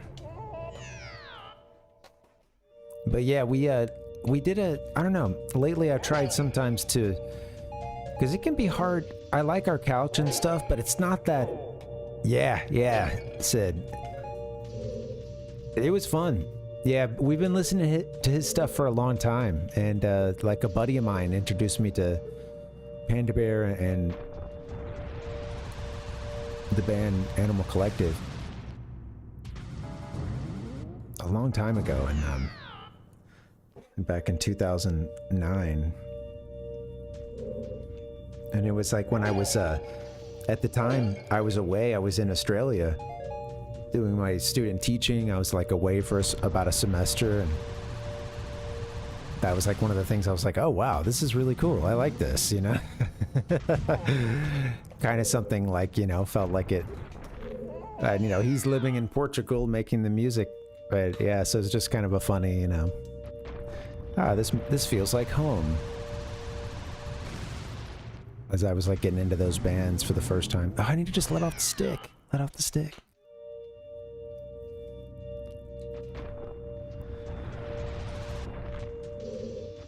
Yeah, he like, all members of Animal Collective, like, they all live kind of scattered, I think, at this point.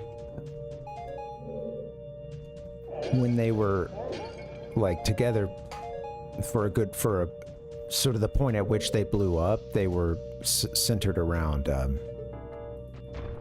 New York. That was where they were. Okay. Hand off the stick. That's what you gotta do. We look a little close to this right edge here. Hopefully we're gonna hit. Wow.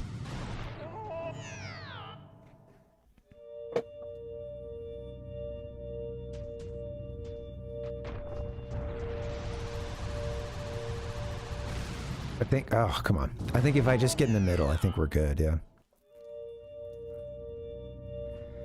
Yeah, it's cool. It's interesting. He's a really great singer, and he has a lot of, you know, there's a lot of, like, comparisons made to Beach Boys and Brian Wilson, and a lot of that is apt, but I think he's also drawing from a lot of other influences as well, and I think that one's sometimes overblown. Like, I think it's, and I love Beach Boys, and I love Brian Wilson. Yeah, I don't know.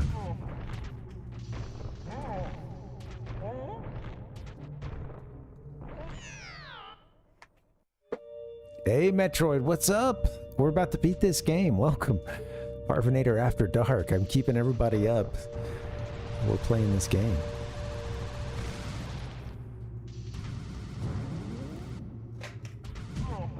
Man, I don't know. I don't want to blame it on the control stick, but I'm using this.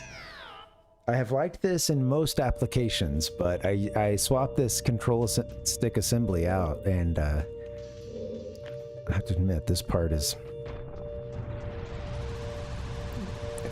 quite touchy, you know, so this could be good. This looks like it's right down the middle.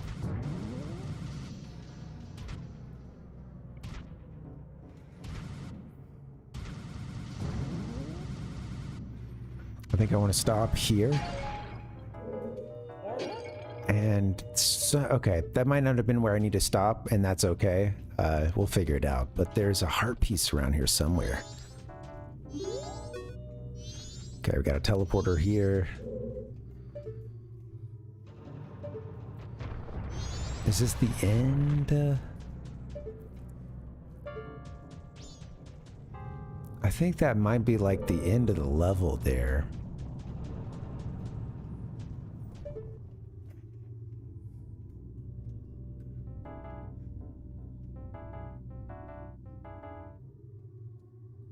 I'm not remembering. I don't want to like get to the end. That's the only thing here. You know, you don't want to like run in. Oh, well, shit. Okay, all right. Problem solved. Be careful not to choke on your aspirations. Yeah. Someday we're gonna beat this game, Metroid. No, it's happening tonight. It's happening tonight. Oh, God. Oh. We could go fight Majora right now, but I just want to turn all our masks in and get the ultimate mask. Fierce Deity's mask.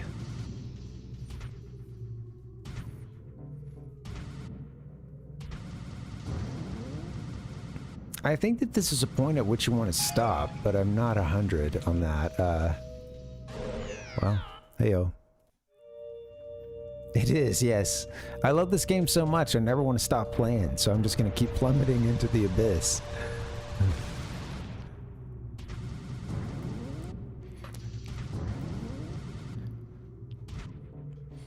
I always get a bit hung up on this part. It's all good.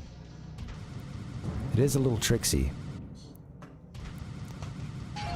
I want to see where this portal takes us. You know, maybe nowhere good. Maybe even just to the beginning. Who knows? What have I done? Yeah, hey, there you go. Back to the beginning. That's cool. Is that what they all do? I don't know. I think that's to give you a reset without having to watch your character plummet. Everything's good, you know. It kind of feels like your big plot armor when you can just play the Song of Time, right? Oh, God. Okay, yeah, well. Just as good.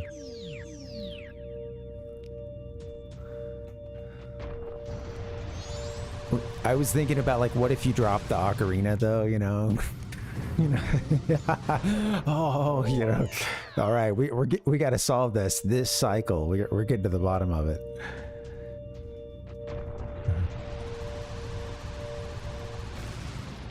Come on. Yeah, I get a case. Protect your instruments, people. You know, get a case.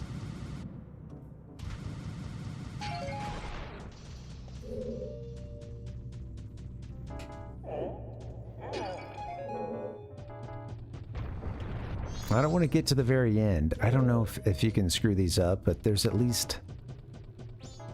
There's something... Okay, wait. Let's see. Doobie. I see the glow. I think that's the beginning. Alright, the cat wants out again. She tried. That is the glow of the warp, huh?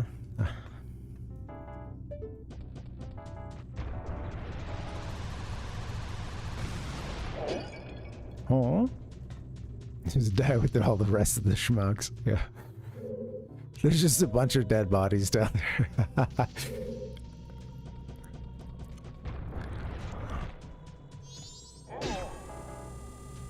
Like that. I don't think I want to go there. That looks kind of indie. I mean, we could. That looks like the end. I can't remember what the deal is, but if you. Possibly if you like do another leg or something, you can at least get a heart piece, I believe.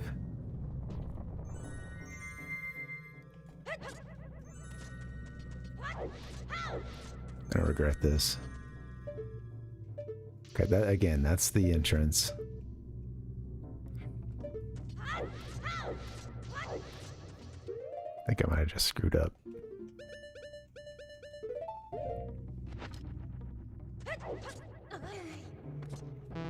Alright, we'll just parkour our way through here. I think... So, like I said, I think that this was sort of the end, but, you know, I guess we try it.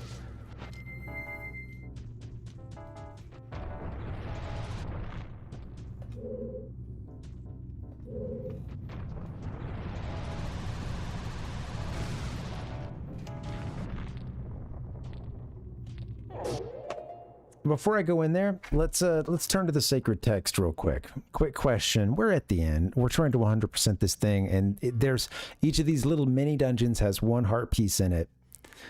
I think if you get yourself warped out at the end by talking to the kid, I think that may be a missed chance. You know, I think you know, I don't know if you can get back in. So let's do that. 1 second. We're gonna beat this game. We're gonna beat this game. We're gonna beat this game.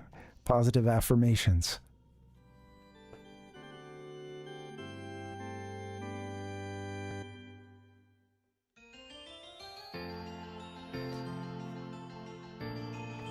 All right, thank you guys. I just want to get it over with. So having done it before, I say, why not? Let's just beat the game. And the draw distance, not so hot in this game.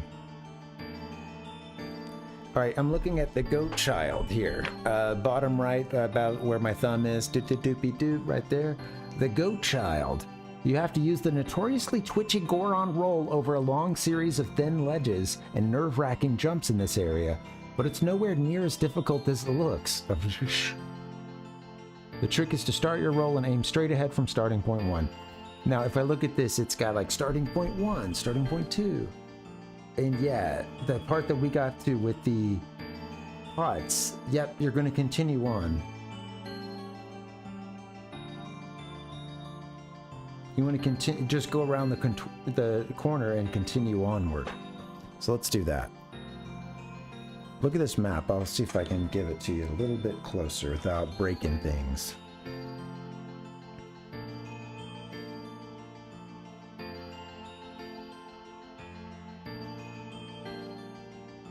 Pretty sweet, huh? So it has your like starting point 1 down at the bottom of the page. So yeah, when we get to stopping point 1, what you're gonna do then is, yeah, get yourself across the bridge. Ding, ding, ding, and then start again. Yep, okay. Goat. Goat, yes. Goat, I'm so glad that you asked about Goat. Goat is a, what is it? A masked mechanical monster, I think? Something along those lines. Goat is the boss of the second world, the second temple. G-O-H-T. Basically the one that you do as a Goron. And so, shit. We want to leave. We don't want to talk to the kid. Oh, you're not even seeing this. Thanks for the sacred texts. Again, thank you to Versus Books. Arigatou gozaimasu. And thank you. And all you need is love in every language.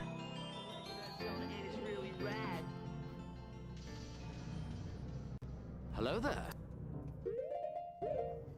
Okay, so yeah, Goat is the second boss of the game. And at the end of the game, the game is very surreal at this point. It's off the rails. We are basically in the moon. And, yeah, we're gonna do that. There's little kids running around. Whoa, no, I don't want to start here.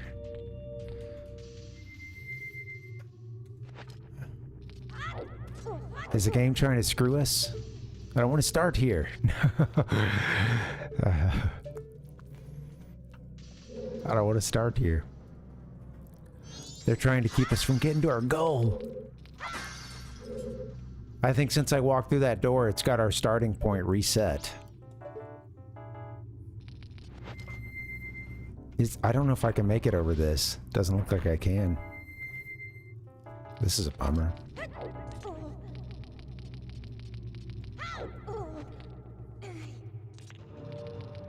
Oh, what a funny way to go out if I can't 100% it because of this.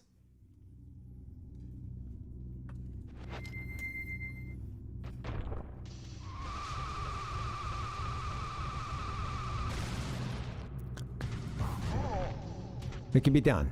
Cool. Alright, I'll calm down. So, okay, let's see. Let me get it back together. Now, I was about to freak out, but we're good. La la la. Okay, so you would normally stop like here. I think at this point... Yeah, they're saying get over the bridge and start again. And probably just... Let me just play it. Oh, God. Saying play it safe, but... It's irresponsible here with this bunny hood. And then I think you basically start here. Let me see.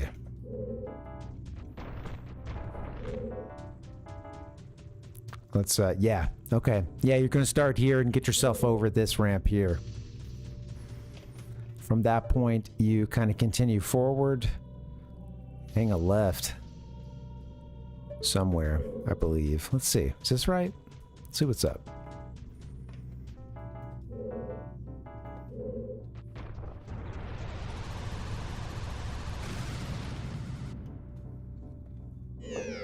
Yeah, I think that's the right idea. Wrong execution.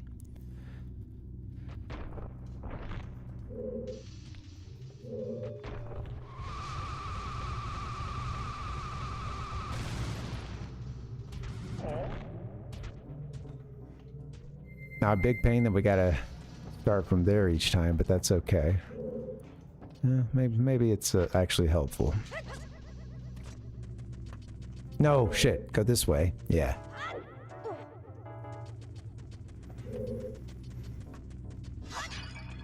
Come on, man.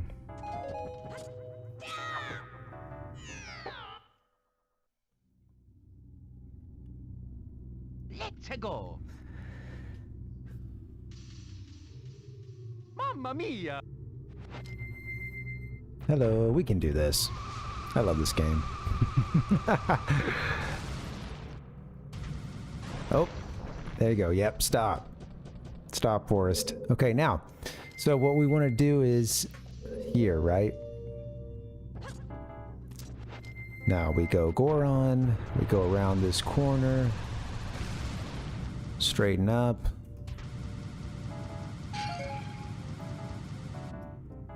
I think if you just continue around that corner, you're good, actually. So let's see what's up. Try, yeah, come on, get that back on.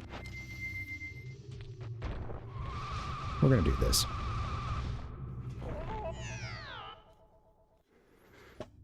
Here we go!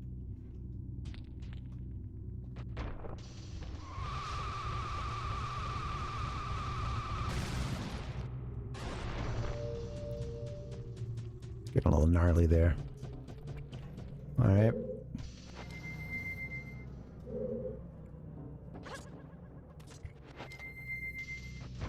Always want to jump on the other side. Oh my god. That almost worked. It's funny. I just gotta relax. You got this, buddy. You got this, Goron Link.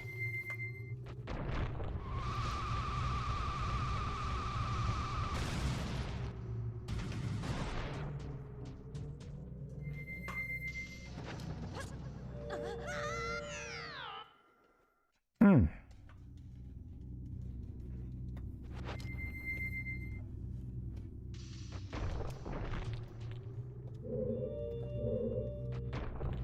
Come on, straighten up. See what's up. Can't see what's going on. All right, stop. And go left. Depth perception. All right.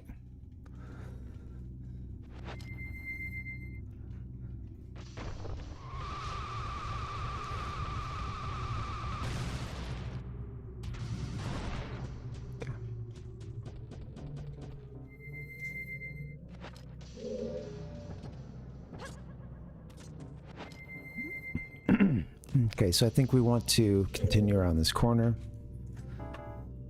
Just gotta get straightened up here. Yeah, that's not... I needed a bail. That was not gonna get it.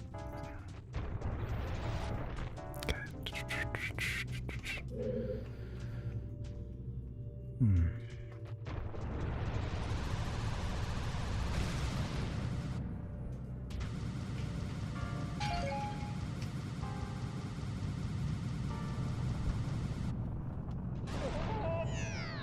I think that's the path. I couldn't quite see what was straight ahead of me because I got a little too, you know, looking at the Goron itself or just looking at the edge, you know. Honestly, yeah, looking off the edge, but yeah, thanks Kling. Yeah. He put some on display there. They're out. We got this, guys. Thanks for your patience. This part can be just a little tricky. Especially when you're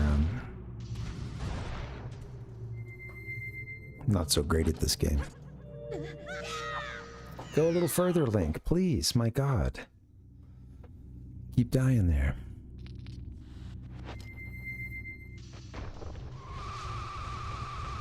Extreme close-up.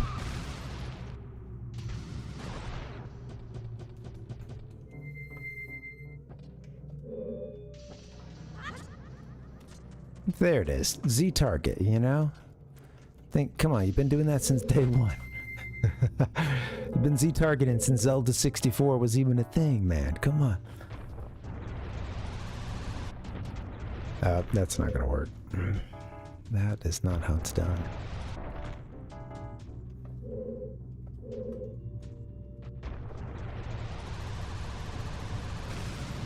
I guess I could consult the text again, but I'm pretty sure, my God. I think you maybe don't need to keep rolling that whole time, all the way to where this heart piece is, but have another break, you know.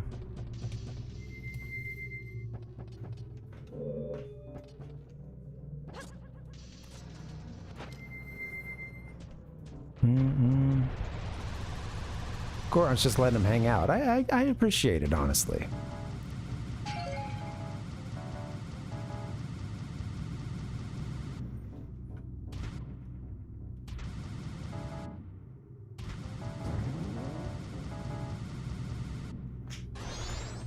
Yes. This is it. This is the one. This looks cool, too. It's like... Okay, what is this technology here? Oh, God. Looks so cool, too. The reds, the yellows, the purples, man. All the inlay.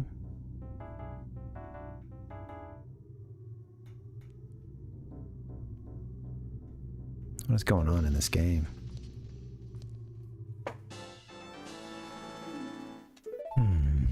Alright, well, I'm getting tired, but we're going to beat this game, and I'm going to give a little eulogy, hopefully while I still have a voice. Okay. You know what? Honestly, I think we just fall off. That's the easiest thing to do. Because we're already at the... We're already at the door here, huh? Yeah. Hard piece acquired. I think we're ready to talk to this guy. And let me give him some different... It's gonna want some hats.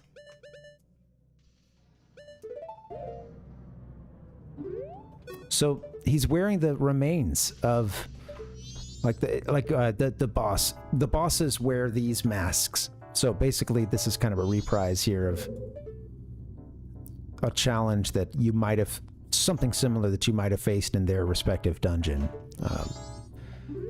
And yeah, also again, crazy that that's the Happy Mask Salesman, like as a kid or something, you know, like a kid form of them wearing these masks.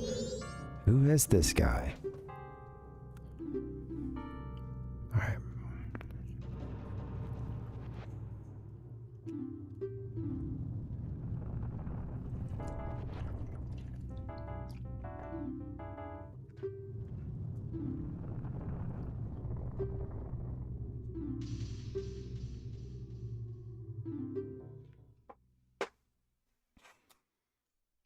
Game over. No, not yet. Hello. Again, back out to here.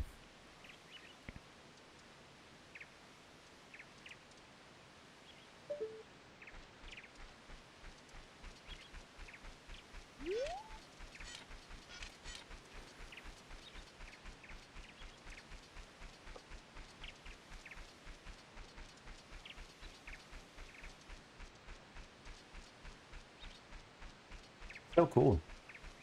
I was just blown away by this as a kid. Stayed up late to beat it. Kind of like tonight. Yeah, it was just...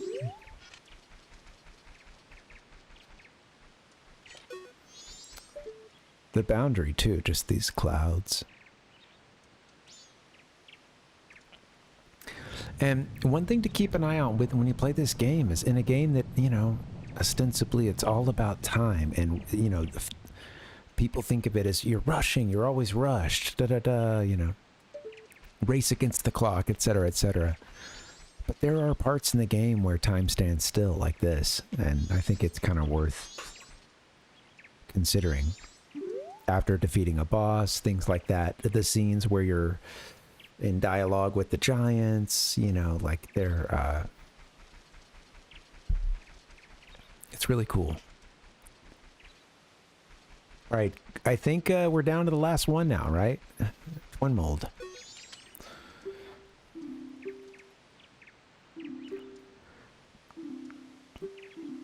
And it wants our masks. I think it's going to want a bunch of them, too, so...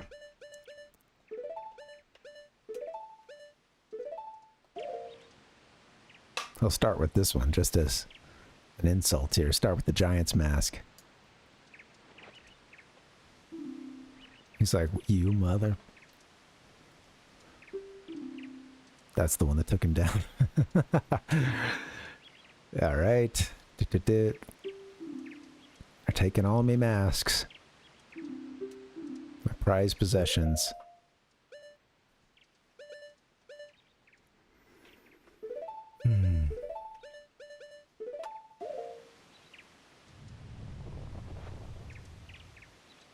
Arigato. Kimi, ii to, ii hito. Da ne. Kakuren ba. Is that what that is? Or bo? Sho. Boku kakureru kara? Everything is all like, you know, of course there's all those ellipses and yeah, their speech is all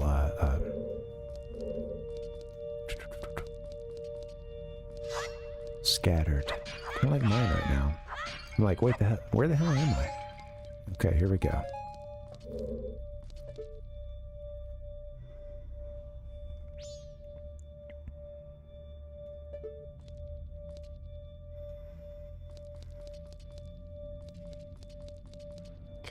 Obviously, I know you can go to the door. Just take it, you know, taking my time here.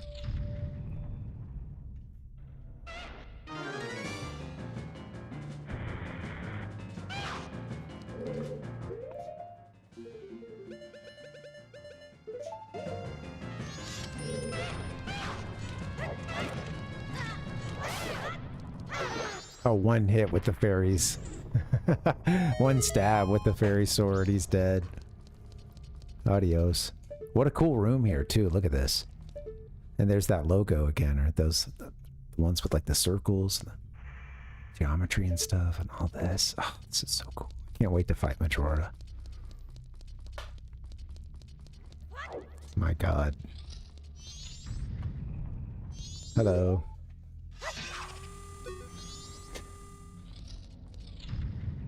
Don't want to miss a piece of heart.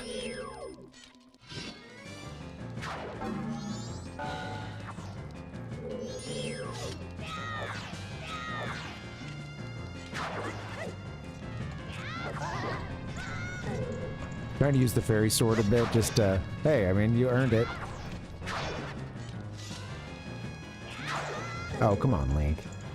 Tighten up.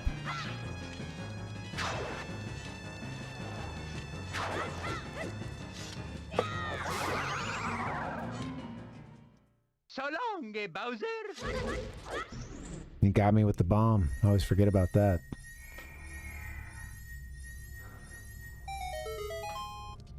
Okay, is that our heart piece? Dee dee diddly doo. Deepa deep bop boopy dee boo. This is a little close there, Link. Turn around, fool. What you doing? I might have to go get a beer. I don't know. Arrows. Okay. Not a heart piece. Love these designs on the wall. So cool.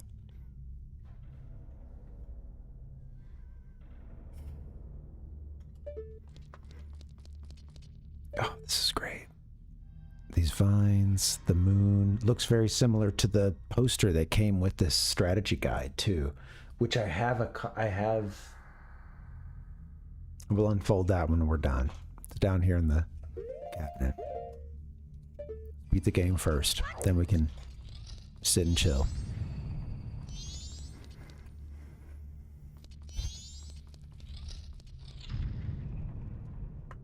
Mini boss. Fun with mini bosses.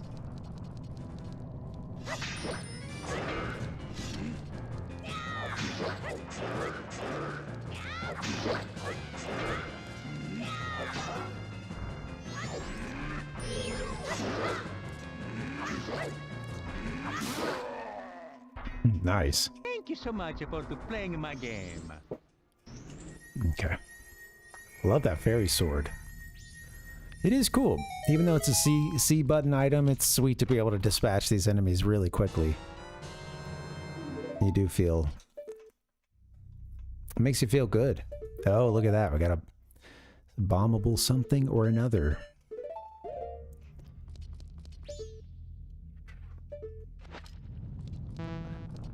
Tighten up, Link. Let's go.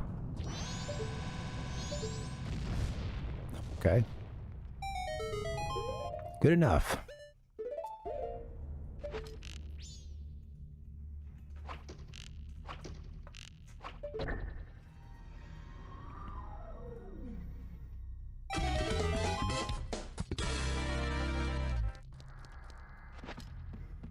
We got us a ladder here. Okay, where's this heart piece? Don't want to, you know, run past a heart piece. So let me just make sure I'm not skipping past something. Okay. I feel confident we're not skipping past anything. Yes! The final heart piece, that brings us to 20 hearts. 20 heart containers total. We basically 100% of this game. So, sweet. It's done! Woo!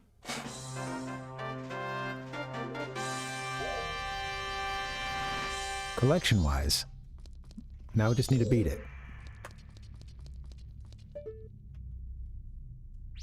Look at that.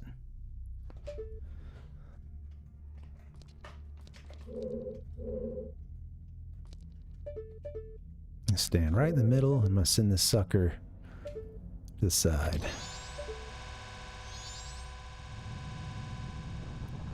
Oh, I forget. You can hit B to detonate. You should do that, Link. It is fun to just watch them. I mean, don't get me wrong. Maybe you can't detonate like that, so you probably need to go the other way. Hey-oh! There it is. And then we can do fire arrows.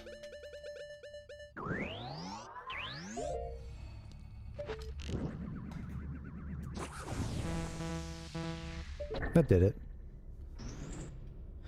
Whew! Whew! Thank you so much for playing my game.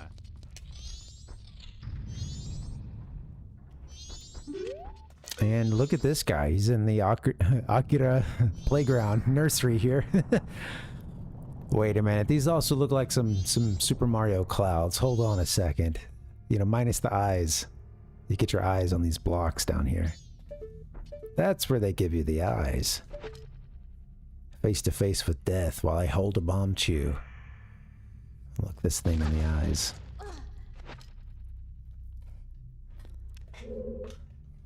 Alright. Love the vines.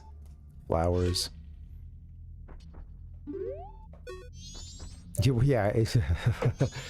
Watch out for giant toy blocks flying everywhere and, you know, creep dolls growing in tremendous size.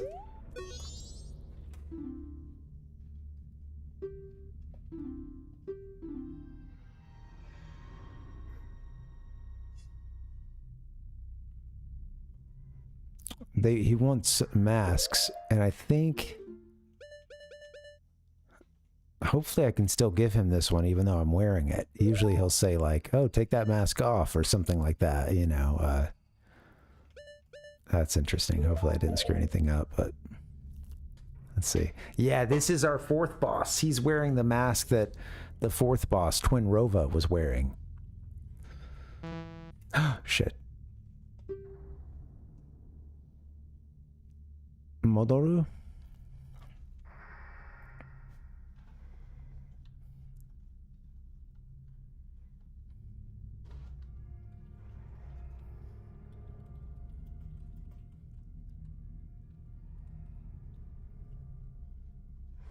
I think I'm supposed to say hi here, because I meant to give him other masks. Sadly, I can't give him the one that I'm wearing. I think that's going to be okay, but let's see. I think if I say hi, I can... It isn't asking if you want to return, like to the beginning. It does, is it or something? Just trying to...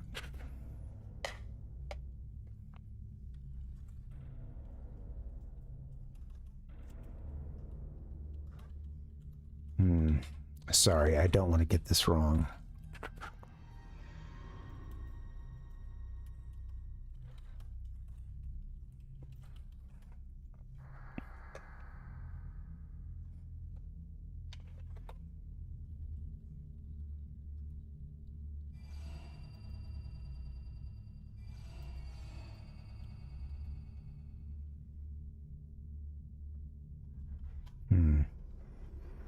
He's asking return? Okay. Shoot. Let me... Okay, I think that's what I wanted to do. Let's see. I hit B. EA.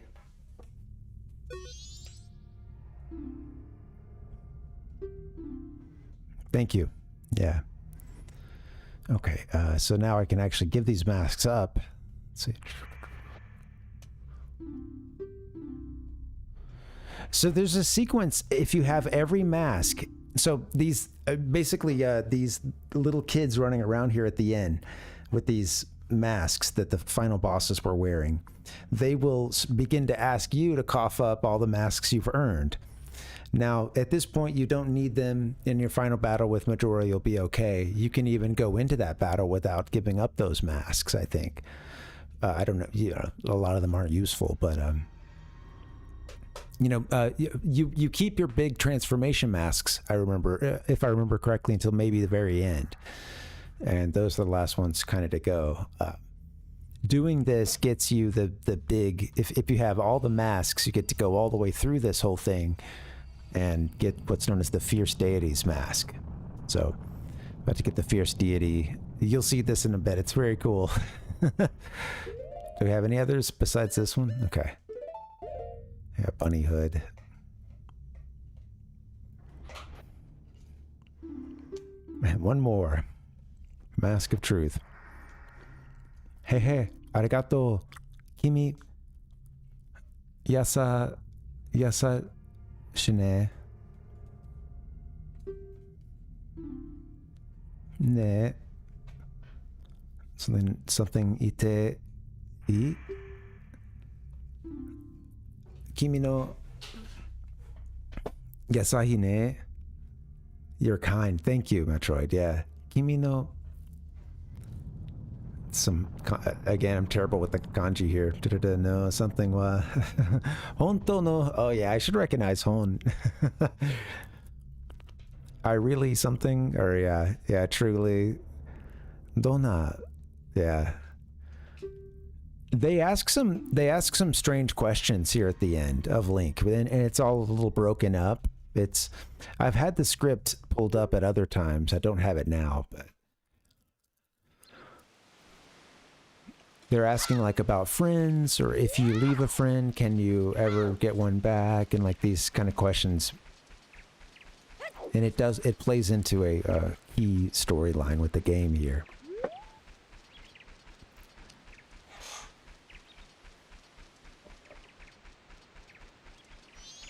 You get that lore when you listen to Grandma's story. Yep, this is our big tree here. Last time we're going to see it before the end.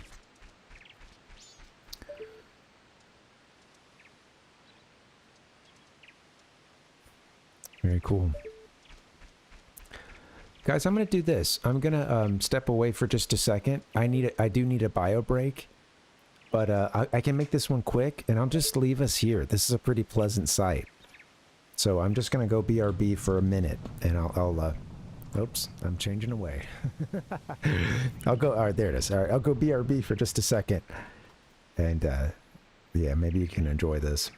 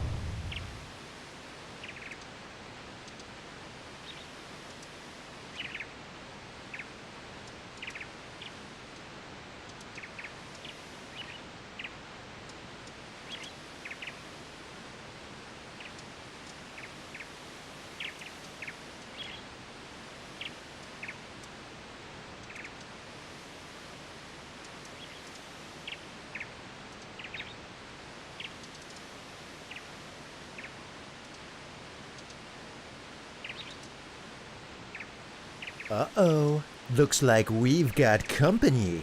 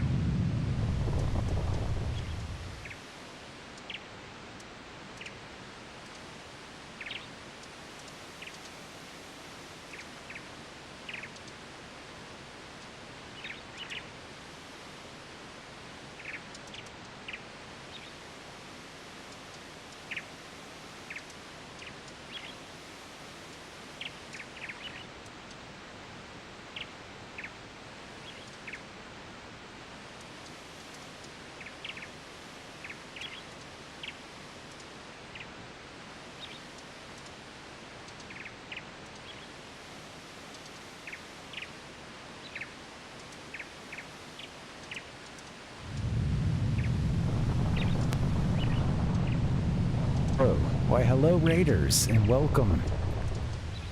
Thank you so much for playing my game. Sorry, I'm I'm running a little bit late. No, I stepped aside for one final bio break. Hey, what's up guys? What's up? Gigantic, thank you. Thanks for coming in. Thanks for the raid. How we doing guys? I'm cracking one open. Let me ghost in. Sure.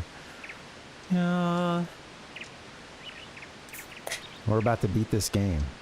It's heaven on another planet. Sorry that here I am ruining it by just talking over it. Jeez. No. Well, cheers to all the Zelda heads and the game that was really rushed and a game that has a feeling of being, you know, that feeling of rushing, right? A race against the clock, always being out of time, a game that's ever present. And again, dude, something about this game, pay attention to the parts where time stands still, like this part, and when you beat a boss. For a game that's all about rushing around, and maybe even like that's the first thing you kind of hear about it. 72 hours to, you know, stop the moon from falling. Something along those lines. Like, yeah, man, there's some moments where time just is frozen.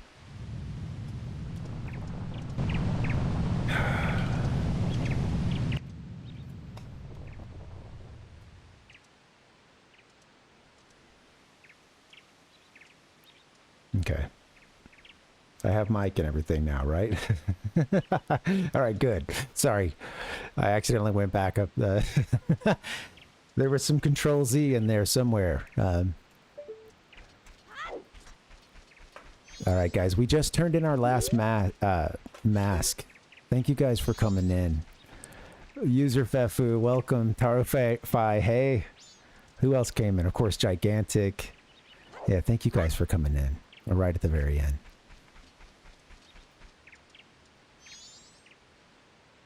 All right.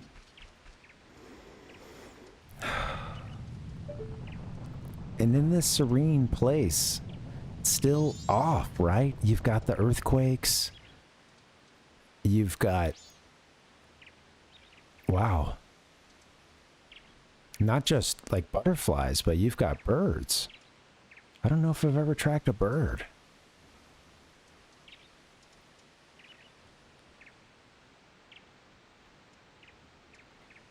Nice. It's a new follower. Yeah.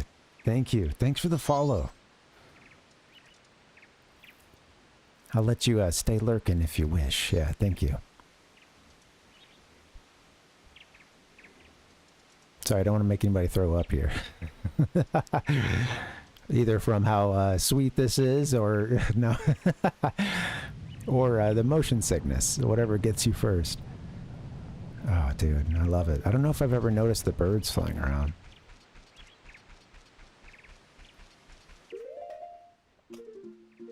This is all. We're here at the tree. A place beyond time.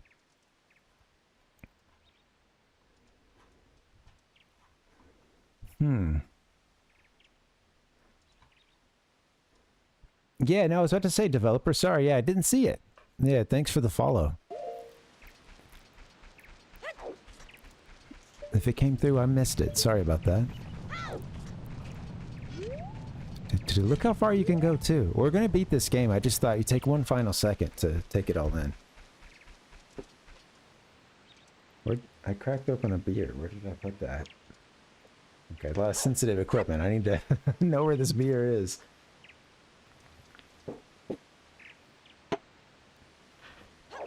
Here we go! Alright. Getting sloppy. I'm in a little bit of party mode tonight, so thank you, yeah. Let's wrap this game up.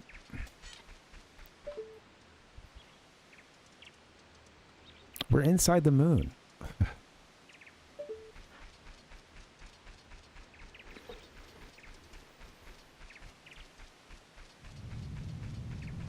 So cool. I want to talk about this game too. We'll beat it, and then let's spend some time. I want to hear like you guys' story, how you came to this game, and there's something to be done for first. Let's knock this out. All right, final kid to talk to. The one with the Majora mask sitting by himself at the tree. Strong men also cry. Again, kind of blowing my mind here, but they look to be the Happy Mask salesman, some kind of kid version of them. Also blowing my mind a bit to see this right here in the gap where their face and the mask. You just get lost in there, but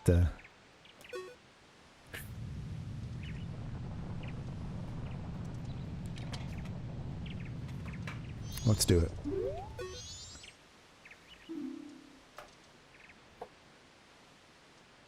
Daremo inakunatta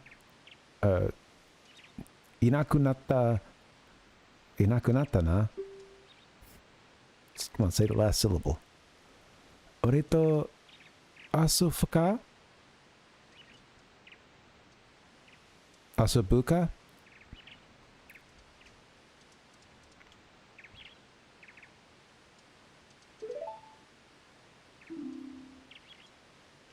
Don't we get our final mask at this point?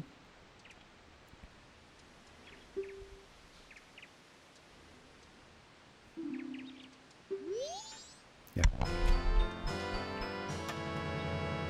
Shut the fuck up! Okay. Shh. Hey. Be nice, be nice, be nice. Man. Feels good. There's that final mask. I beat my microphone up. Sorry about that, buddy.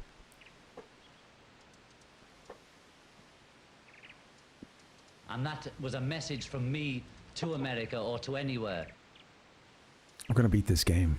Fierce DD mask. All right, so this is the mask that you get for having collected every other mask in the game, and then having turned those into all the kids here. And the mask is absolutely overpowered. It's insane. You can only use it during boss fights, but it's cool as hell, and it's a reward for having, you know, pretty much 100% of this game. Ja. Sha. Yikoka. Okay.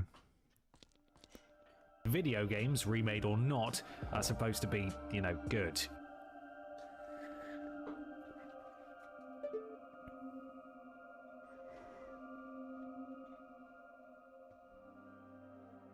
Get more of that midnight music.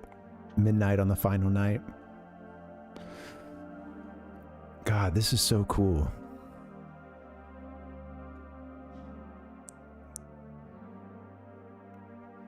You can almost just like hear the this just like a this pulsating. Let's turn it up.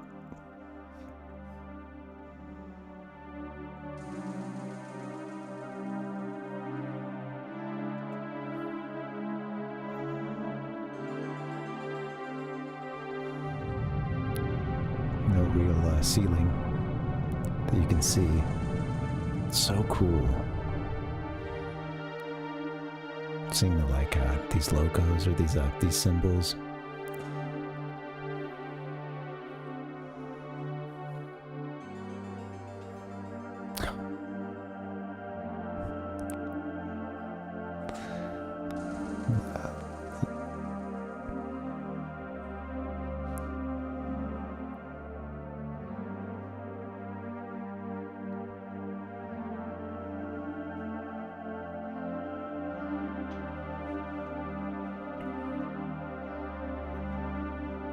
Look in the center there.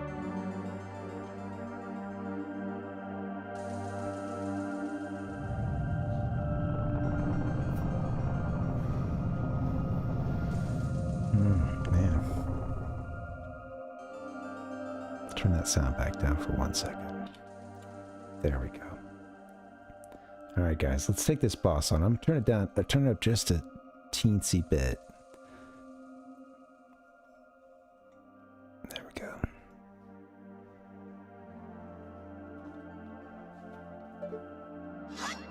All right, let's do it.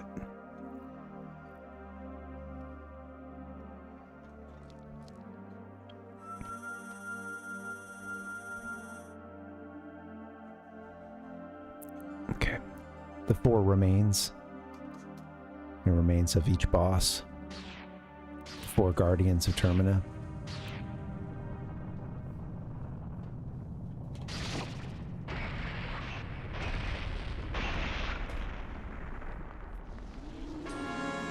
Majora no, I think, Kame, whatever, whatever mask is. Majora's Mask.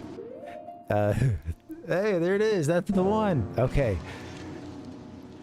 Fuck yeah. Let's do it. Listen to the music.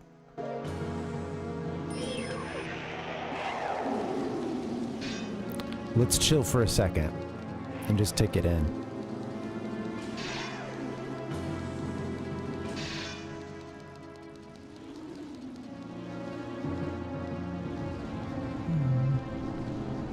Not too loud, is it?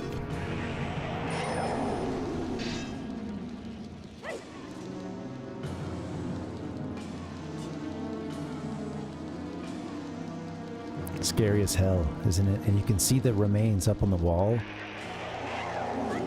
from the different bosses, you know, their those masks.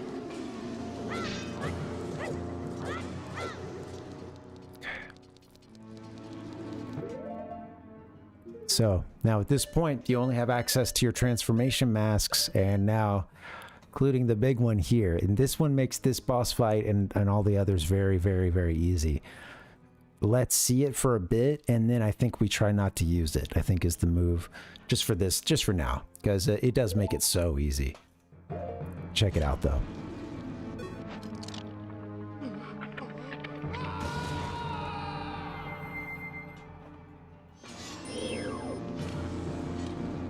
Link, looking very much like an adult Link.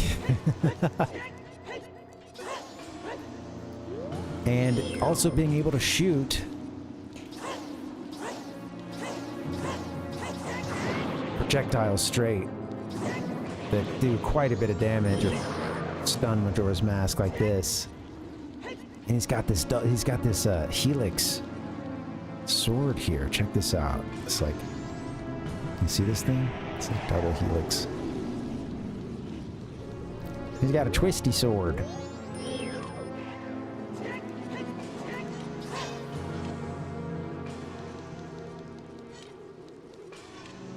I'll give it another hit with this, and then I think we'll change forms. You just wait for it to stop twirling, right? Oh, we could hit it then, huh? Okay, well, first we'll do it like that, and then I'll switch out.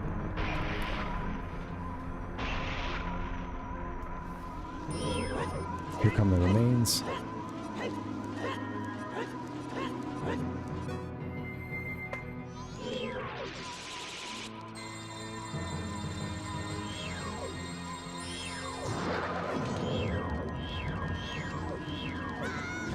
Pretty sweet. Alright, I'll take my time with the boss fight. We'll get it done, though. I don't quite remember. It's cool that it's shooting this fire here. I was wondering if you just take out the other remains, and I think you can also hit it with a,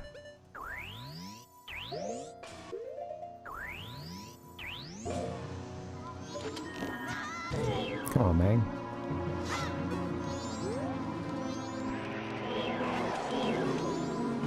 Come here. Learn to Z-target.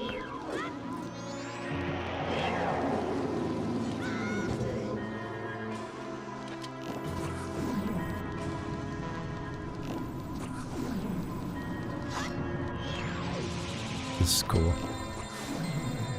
Sweet, you can take those other masks down. I think you can also deflect everything with your mirror shield here. Come on, Link. I said you can deflect with your mirror.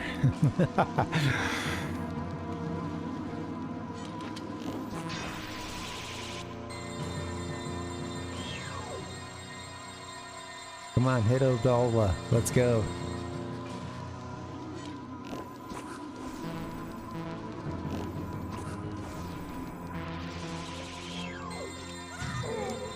This is fun. It's cool to just run around and kind of see what's going on with this boss fight too. I love having this many hearts to just slow it down like that and not feel like it's rushed. Alright, so. At one point we, whoops, that's not how you put your shield up.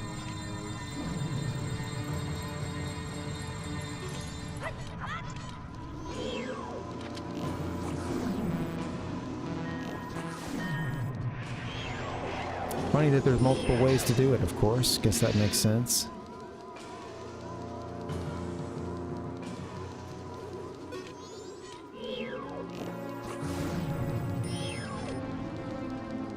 Save some arrows. Just me and you.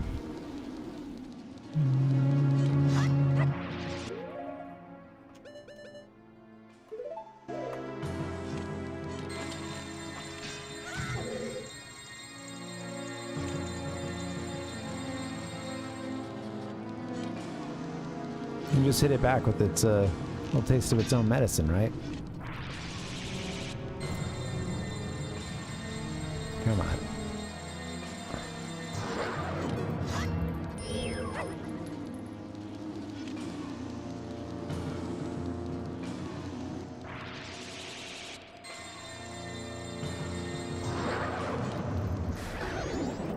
Very cool.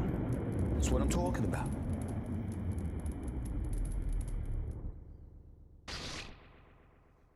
It's about to get weird. Come on now. That means everybody just cool out.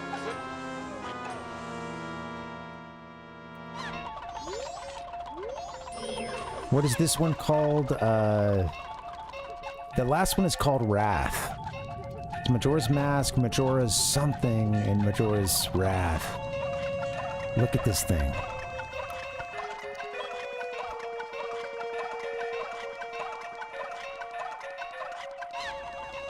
I love all the like Chinese symbols and stuff that they use in this game.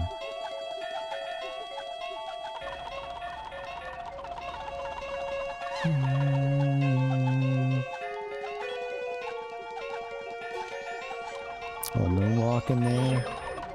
You get some really great stuff. Just falling on the ground. Running around like a crazy thing. Okay.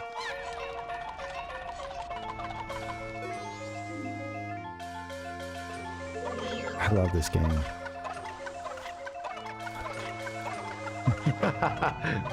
Hey, there you go. All right.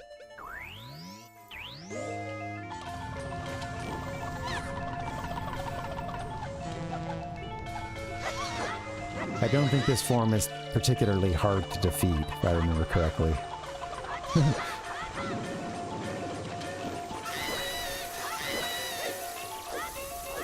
Oh, that got it for a couple hits, huh? I almost feel bad hitting it mid-moonwalk.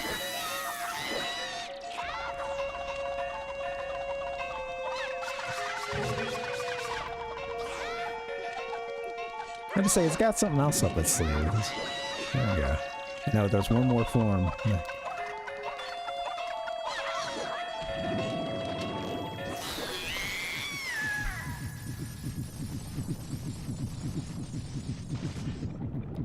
Goodbye. One more.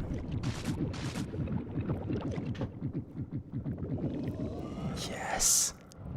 Very Akira. Majora's Wrath. Alright, this is the toughest one here. And final form. It's got these crazy whips on it. Look at the outfit here, too. This is just so cool. I like these like striped boots. God, it's like something straight out of an Alex Gray painting, you know? It's like, it's insane.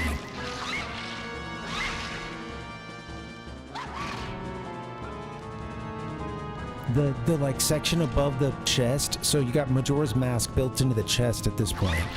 That section above it where it's all like, it's like innards or it's, you know, like technology underneath it. Whatever, it looks so cool. Let's take a couple hits. I want to see this. Oh wow, I can't get a I can't get any top C action.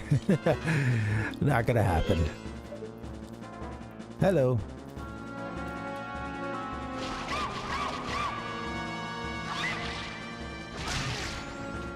Okay. Alright, it's time.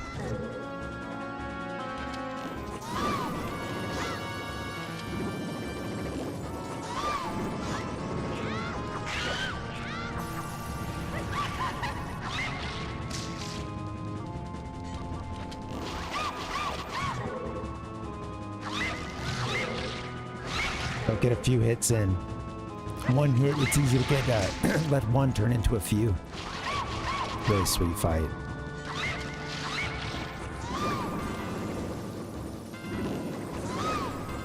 Stay stunned.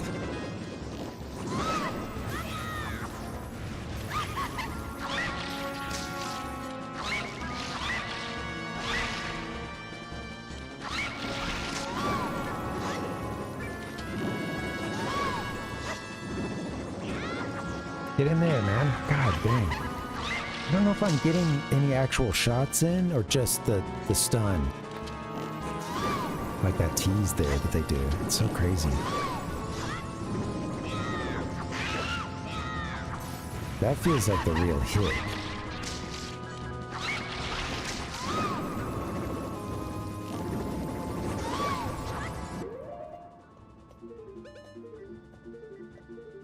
Oh, this is what I want.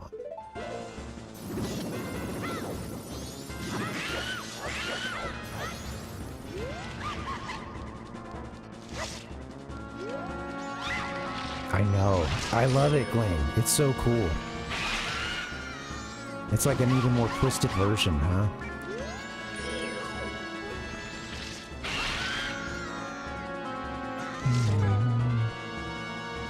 Alright, come on now.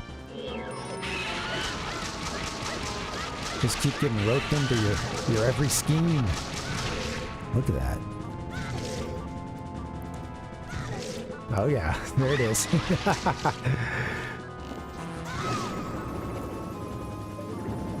Come on.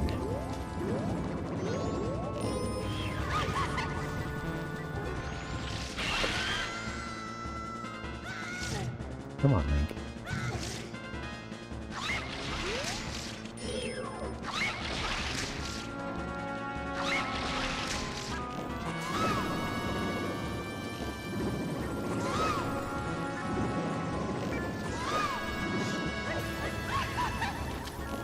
Man, you got to get in close, I think. Would a hook shot bring us in?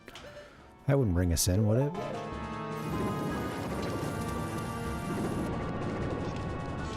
Just trying to get in closer. Yeah, you got. I think I just need to deliver that arrow in a little bit closer. Got to wait for the right intervals.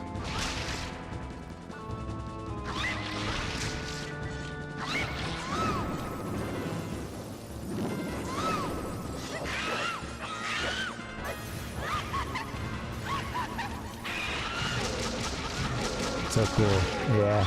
Oh, they can get, it's so cool how they can get all those hits in like that. I like that. Make you pay for it. Well, we got plenty of hearts and fairies. We're good. Just...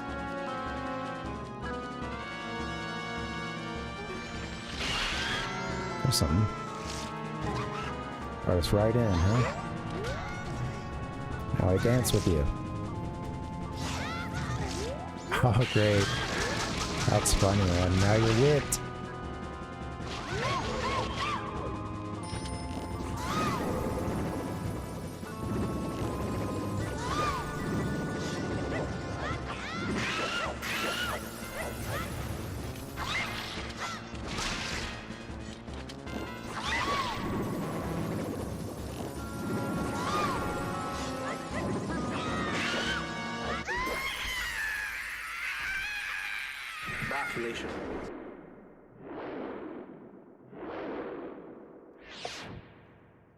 Look at this.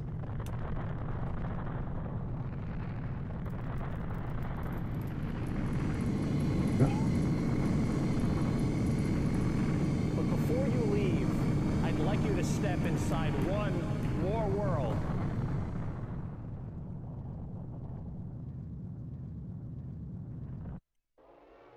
So the mask just screams and dissolves. Look at this. Yeah, thank you guys.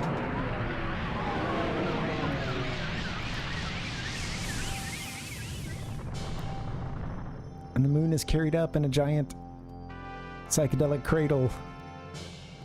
Yes!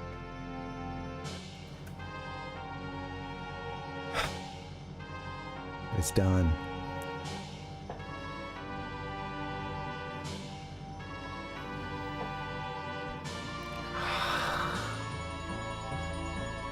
Love the rainbow. Beautiful.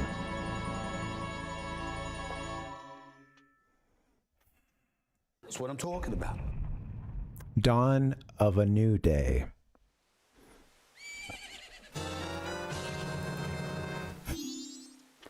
Ah!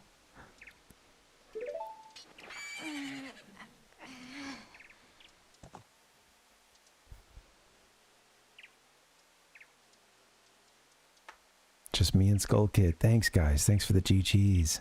All hail, absolutely. All hail the hero of time. We love him. Oh, wow!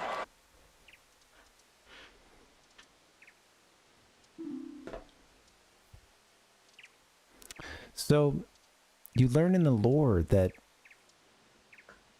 you know, Skull Kid, it all seems like it's on these mythological time scales and everything, but there was a time when those four giants lived more in the center of Termina, and they all hung out with Skull Kid. They were all great friends. And then at a certain point, those giants were necessary, right? It was like they had to go be the guardians of like those sections of Termina or whatever. And so they left. They had to leave Skull Kid and all go to their, you know, four corners of the world.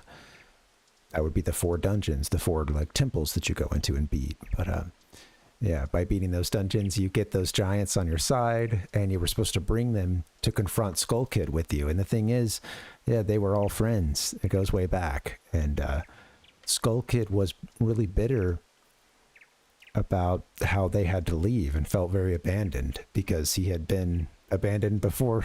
Or, you know, I guess seems like something, he just didn't take it very well. And yeah.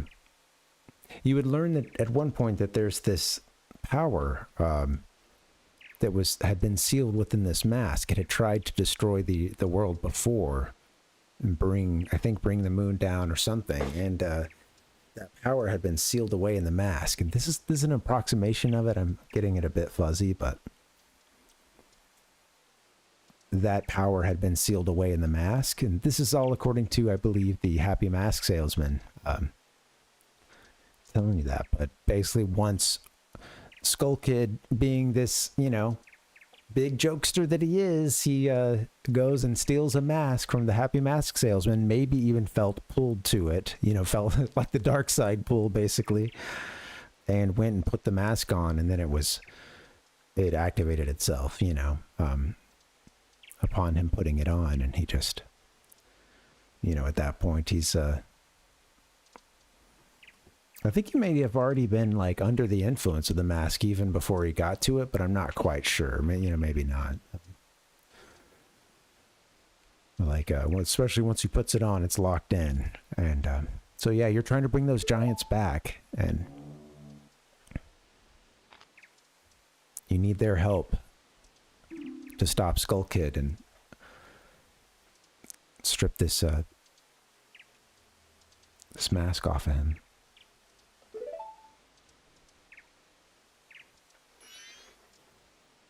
Mm-hmm.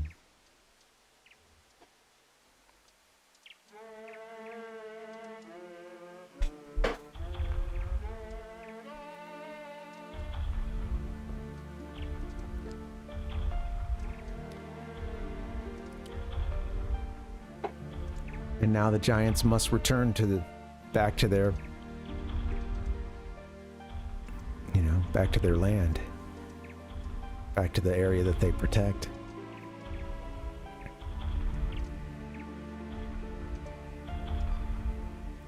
Skull Kid abandoned again. This time I think he understands that they've made a peace, I believe, and some maybe in that last scene there. But also, these two fairies, they had made friends with Skull Kid. He was found all sad and in the rain, soaked to the bone, hiding in a log, not far from this area here. And that's where the two fairies found him and kicked off a big friendship. But that was before he put the mask on.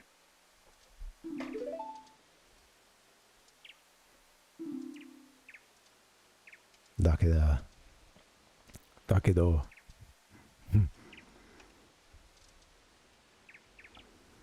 Oira no. So there's some stuff here about friendship and, like, you know, forgiveness, so on and so forth. You got, looks like Skull Kid almost doing a little dance, right? A little pop and lock. In Japan, they call it ninja. God, thank you guys for hanging out, man. Happy Friday.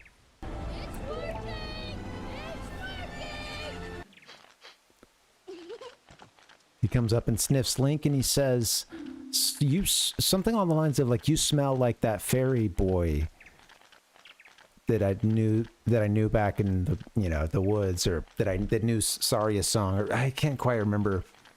It doesn't say anything about Saria here. I can see. Yeah, something about like, you smell like that kid I knew from the forest, or something along those lines. He is clean, and I think they would change his appearance since we're playing the Japanese version. I do believe his appearance has changed for the North American release, you know, because they were concerned about blackface. He has a more, his head has a more like kind of that more wood looking texture and color to it, sort of like his arms.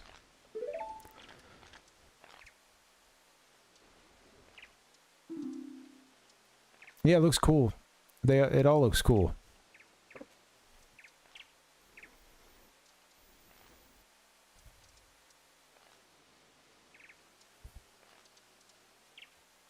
I wish I could remember some of this. I have the script pulled up.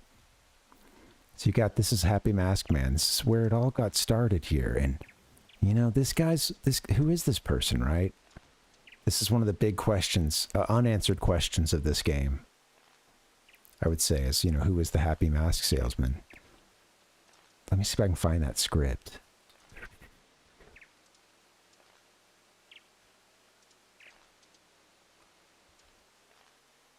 Where's the script? I must have... I had like the text dump or whatever from Game FAQs. Not anymore. Basically, I would think the stuff at the end of the game here, hopefully. Although it's not necessarily in order.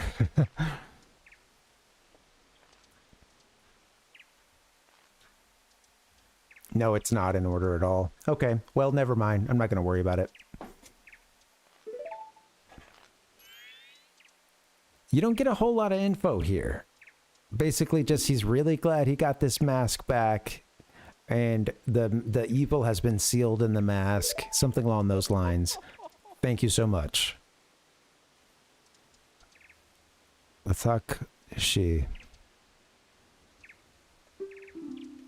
Korere. And he takes off. I think he forgives the little guy here. Anata mo so. Oh, something. I wonder what he asks here.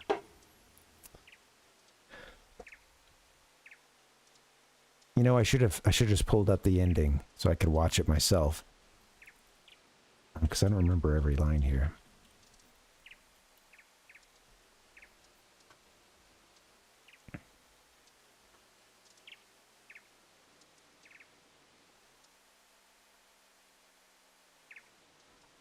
Oh, this is the 3DS version, I guess. Okay, well, sure. If you want to hear a little bit of this, so let's say that the Giants walk away. I thought they didn't want to be friends with me, but they hadn't forgotten about me. Friends are a nice thing to have. Could you be my friend too? This is when he walks over to Link. You know, looks at him, sniffs. You have the same smell as the fairy kid who taught me the song in the woods. Or they clicked off of it quickly. I know. Let's do something. And then cut to happy mask salesman holding the mask. Oh, so the evil has left the mask after all. He's about to disappear on us. It's kind of funny to watch. Well, now I finally have it back.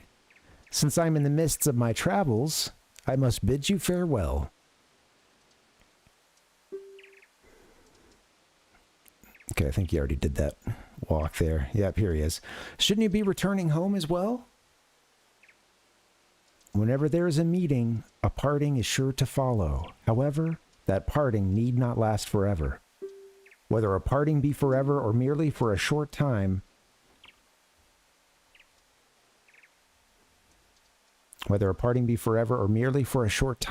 that is up to you.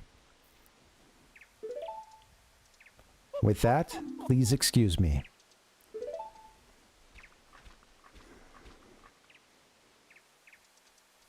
Oh, one last thing to say. But, you sure have managed to make quite a number of people happy. The masks you have are filled with happiness. This is truly a good happiness. I think he says this for us having obtained all the mask. Obtained. All right, thanks, guys. Thanks for letting me give you the translation. He disappears, just goes away. I'll get you this line. Well, both of us have gotten what we were after. Oops.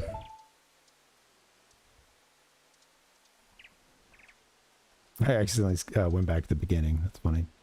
I'm trying to watch a video here to get through it, but yeah. Almost there, guys. Thank you. I'm trying to give you the play-by-play. Both of us have gotten what we were after. So is this where you and I part ways? This is where you and I part ways, isn't it? You know, it was kind of fun. Well, it's almost time for the carnival to begin.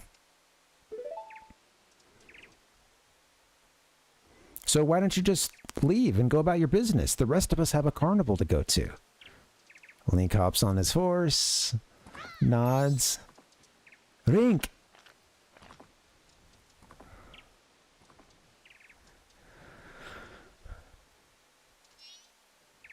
Arigato. Aw. Aw.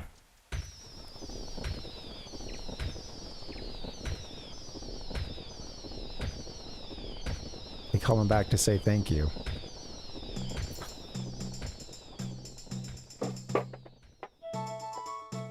We'll spend about 15 minutes talking about this game and then we'll wrap it up. Let's watch the credits.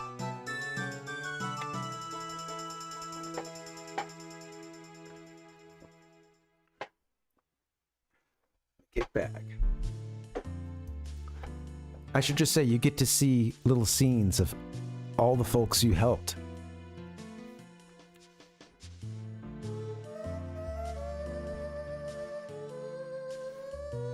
All the big NPC interactions.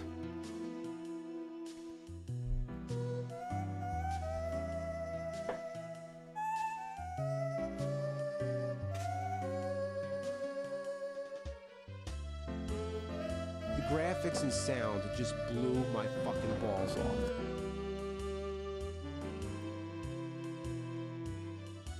What a game.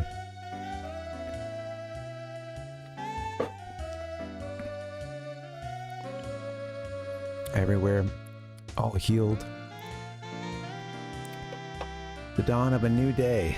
Sounds good, Gling. Yeah, it's the dawn of a new day, and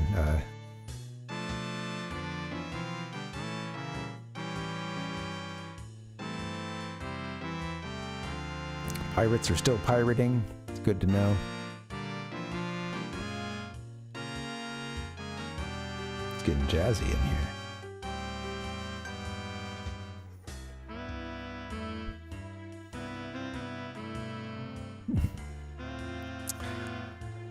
These knuckleheads still at it. Our little monkey buddy, Baker Princess. Wow. Goosebumps, man. I got him.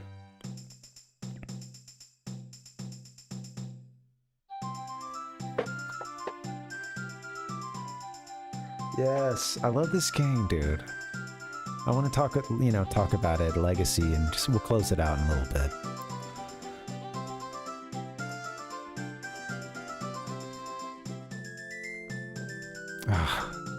It's funny. I love that mask. And I love that dance. Me and my buddy Skylar and I, man, we used to be really into. I remember doing that in the middle of class a couple times, getting out to do the Camaro dance.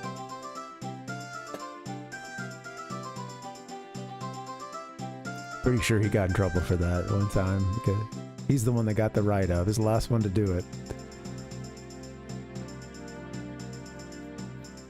At least when the teacher was looking.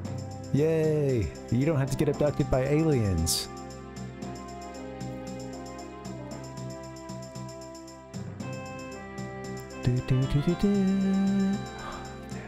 Yes, I love these games.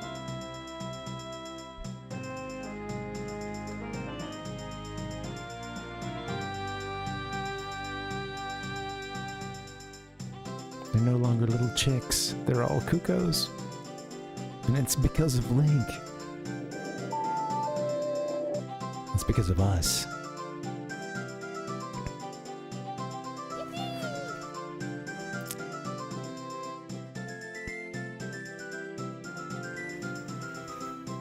Yeah. I'm getting emotional.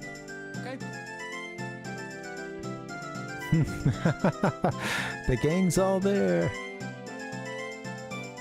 What a fucking game.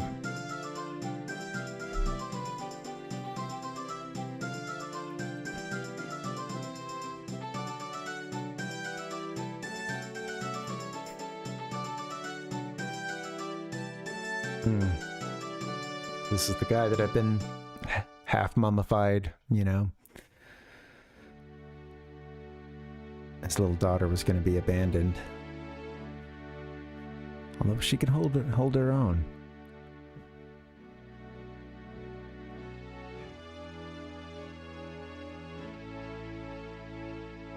The wedding.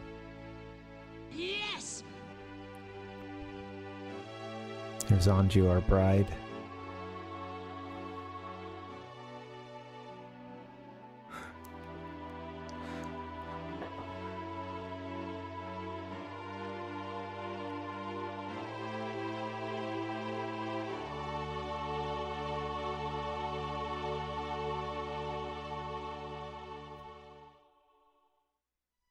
All the folks that were part of that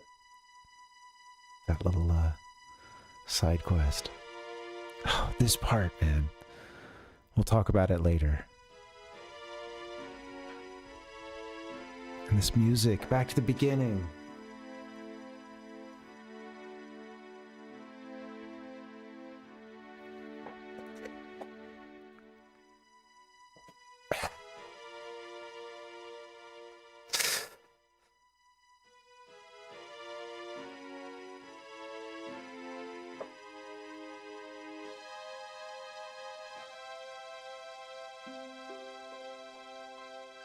New cycle.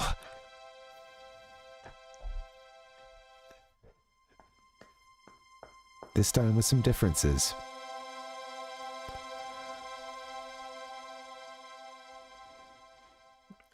They hit you there with where you started, that music from the beginning, and we're in a dawn of a new day now. The cycle's broken.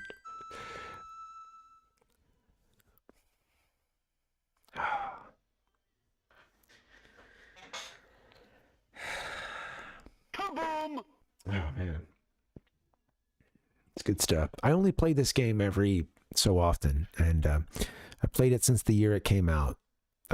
I pre-ordered it. I stood in line for it, but I played so much more of Ocarina of Time. You know, this game I'll play it, I'll finish it, and I'll feel like I'm good for a while. And you know, there's often been years in between. This is maybe my 5th or 6th run of the game. I think maybe total. A couple when I was a kid. A few when I was a kid, and then, yeah, maybe 3 as an adult.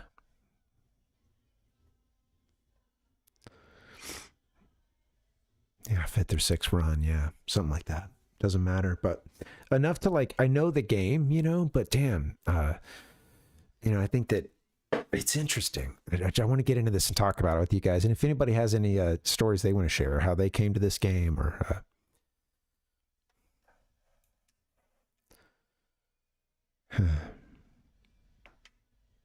that's it. I think at this point you have to hit reset or power off. Yeah, controller doesn't do anything. Okay. What a game, huh? Well, let's get to the intro page and talk about it a bit. I love this right here on this. Just before I do that, though, this image that they leave you on with Link and Skull Kid and the 4 giants. Oh.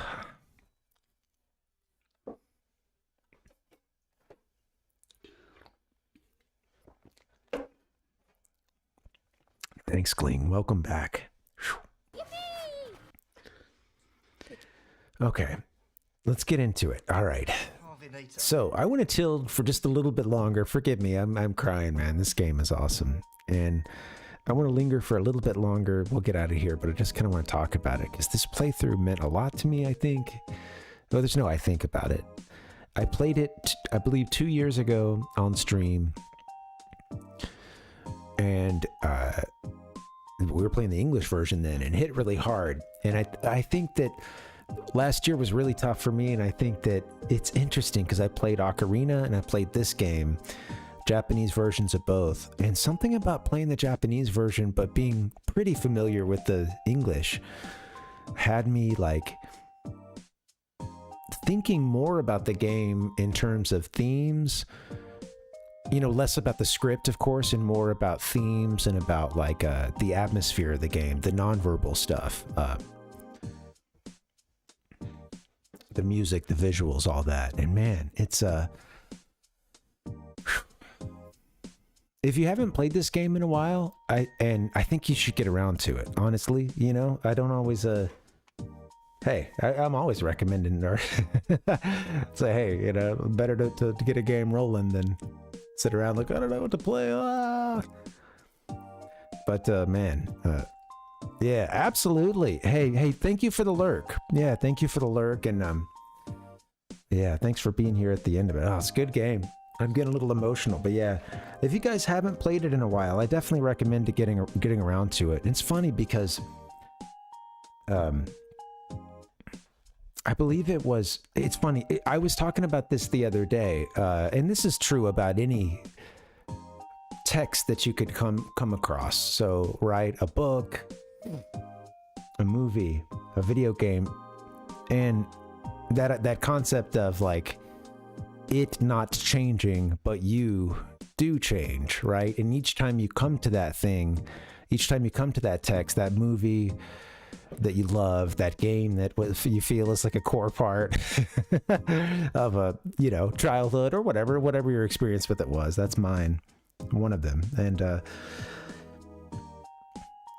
but yeah, you know, it's like a touchstone that in that, like, you come to it and you can, again, you're getting a different result each time you come to it. And it's yeah, man, I think if you haven't played it in a while, come back around to it, because it's pretty cool. And I think I'm enjoying it. Being a little bit older, you know, these themes of time, the pressing of time, you can feel that at any point in your life, right? Running out of time, or spending too much time, or stuck in cycles. There's so much to talk about with this game in terms of theme. So let's take a little while to do it, you know? Yeah, that's cool. I mean, hey, it's worth, honestly, like, some of it is that when I played shortly after playing these games, I feel like I was kind of closed off emotionally to a lot of this stuff, you know? And I'm just reading the comment about you get that way with Ocarina of Time, you know? I feel like, it's the same way that, like, I guess just a short story about, like, you know, a buddy of mine, I remember I had never watched Naruto, and he was getting really into telling me about, like, this, like, really intense brotherhood and rivalry between two characters and da-da-da. And I've only watched, like, a little bit of the show, and I know what, I'm aware of who he's talking about and how big this is and stuff. But it was interesting because I remember thinking, like, man, he got really, like, deep about that in that moment. And I had to sort of check myself, because I was like, well, you know, I'm a little closed off. Like, I'll watch stuff and just everything is corny. Everything is, you know, you're watching it through the looking glass. You know, you're like, you've always got a critical lens up, which is cool to keep that up. But it's also like, yeah, don't let your, like, glee, you know, it's so easy to dwell in negativity. And I think that shortly after playing some of these games, it was just like, part of why they mean so much to me is because they hit at a point in my life where I'm 12, 13, whatever.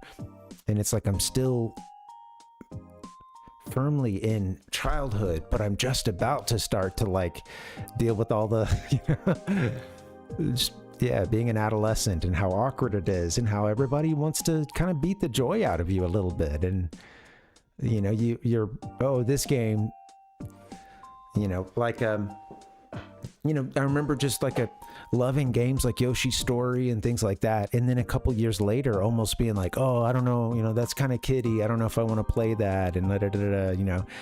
And that's just like kind of outside pressure and, like, negative, you know, toxic side of masculinity and just weird, you know, pressures you get from other kids to not be weird or to not, you know, step out of line and stuff. And I think I realized, like, I was closed off to some of this, and I realized that it's always up to you, because it could be something like a game or the relationship of Naruto and Sasuke, that if you just open yourself up to it, you can understand that, yeah, it's a cartoon, or yeah, it's a game or whatever, but God, it goes to, like, really deep places, and it can be a very emotionally moving. And anyway, I think it was Siskel who had also said something about movies don't change, but you do, you know, each time you watch it, you do. And I think it's, you know, it's a similar thing with a book. Same thing with this game.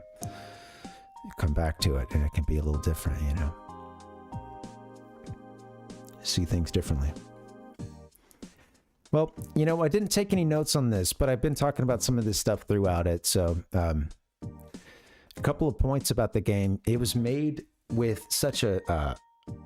in such a hurry, you know, again, in a game that's mostly about rush, race against the clock. This game was a race against the clock.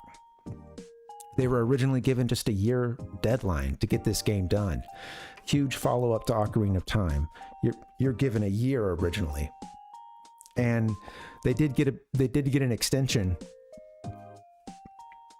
But this beer, it's got me burping. They got their extension, but it was still a lot of crazy crunch, and apparently it was it's pretty gnarly development, and a lot of the folks, some of the devs even inserted some of their own, of course, right, into the art that we make, right? There's a little bit of us that comes out in it, and some of them basically, yeah, put how their frustrations with time. You hear that with some of the carpenters saying things like, like, oh, the boss is going to kill me if we don't get this done in time, and just like this sense of dread because of that. There's a few lines in the game where people basically it was essentially the devs kind of writing about their anxieties with this game of like, oh God, Miyamoto is going to walk in through the door and I'm not going to, he's going to rake us over the coals. We're not going to be ready, but it was a really apparently quite intense crunch for the staff.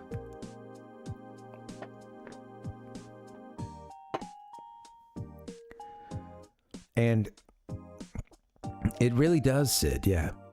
But the thing about that crunch, though, is I think it shows in this game.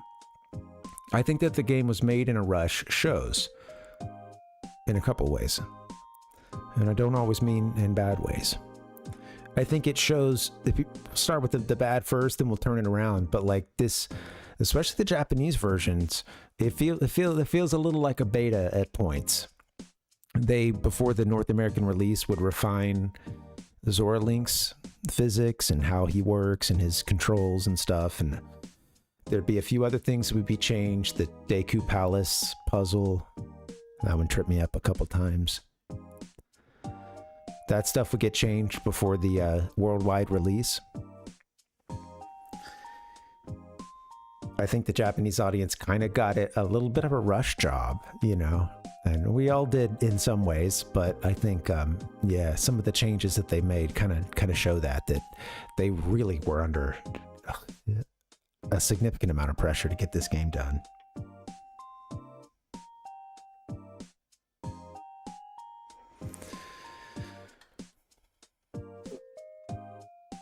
Sorry, I was hearing some other noise. I was like, where's that coming from? Yeah, I was getting music from elsewhere, but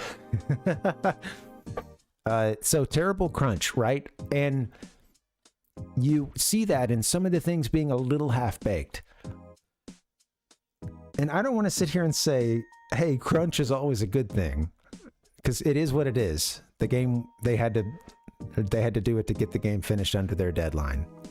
Or close to it. But what we got out of it, do you see the positive side of that? Do you see how in some ways the game feels like the product of oh shit, what do we like? I'm listening, all ideas right now, we got to get this project done, and like everybody like there's a creativity that I think comes out of that urgency of the game and them having that deadline. And again, it's it is what it is about how crazy the crunch was. That sucks for the devs. All that aside, what did it get us? It's that time when you actually write the essay at the very end and it actually is gold, you get it done right at the last second and it's actually really good. Maybe it's not perfect, but it explored some really great ideas, and this is something you should continue to write and something you should keep exploring. What I mean? Like, I think that's what this game hits, and so I hope you guys see that positive side of the rush too. And you could only have that. The game could only get as weird as it gets because Ocarina of Time was already there, already laid the foundation. But because that was done, that allowed them to take this wacky angle at everything. And that first playthrough, man, I did not know what to expect. It was the game. I was overall very, very positive, but I was on the back foot because I just each thing was kind of a bit shocking to me, or I just wasn't expecting it. Even though I played Ocarina of Time so many times, the game felt so new and fresh and surprising in many ways. And yeah. Yeah, that's how I came to the game. I pre-ordered it. It was one of those first games I really followed the hype for, and I was stoked. I was reading like Electronic Gaming Monthly to get the Japanese scoop, because you had several months between those releases, the Japanese and the North American. So you were able to get the scoop for this game, and it was promising. And yeah, man. It also, I think everybody knew, especially by the time you saw the commercials and stuff, you're like, wow, this is potentially going to get really dark here. This is different. This is different. All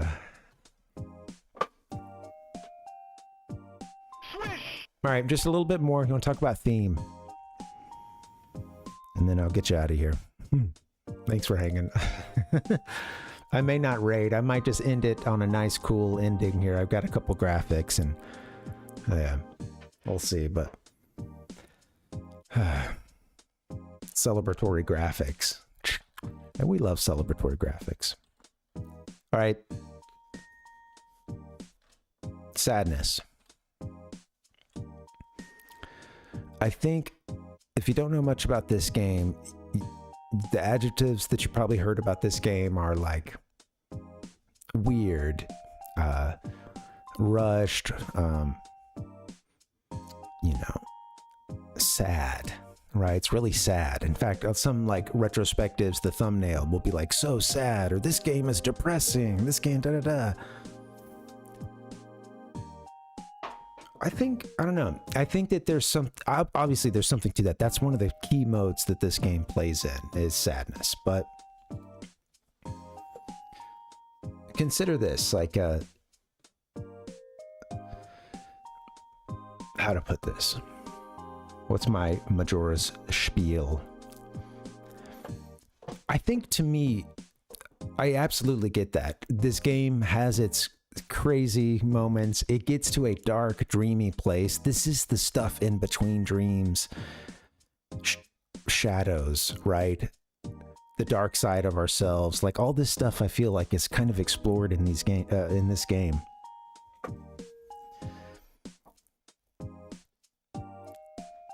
And I think that one of the themes that they keep coming back to, of course, is the cycle, right? The repetition. And I think some people will play this game and they're pissed about the main gameplay aspect of this game. That being that you go in, you do the 3-day, you work throughout that 3-day cycle, and then you play your Song of Time, and then all your stuff goes away. What? You like the way that you hear some people talk about it, or if you didn't know much about the game, the way some folks are so burned up about it, it's funny. Most reviews aren't like this, but there are a lot, or it's just people just don't like the main gameplay mechanic. And I understand that.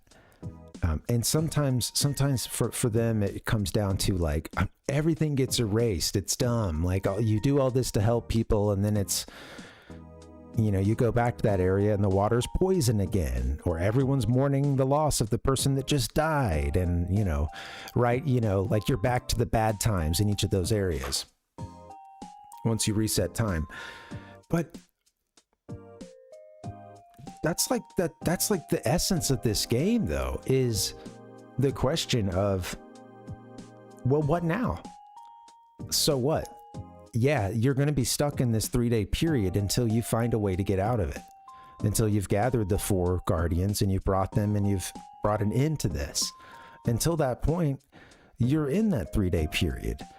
And although things reset every time you play the Song of Time, and yeah, you go in, right? Everyone in this game has dealt with so much tragedy, so much mourning.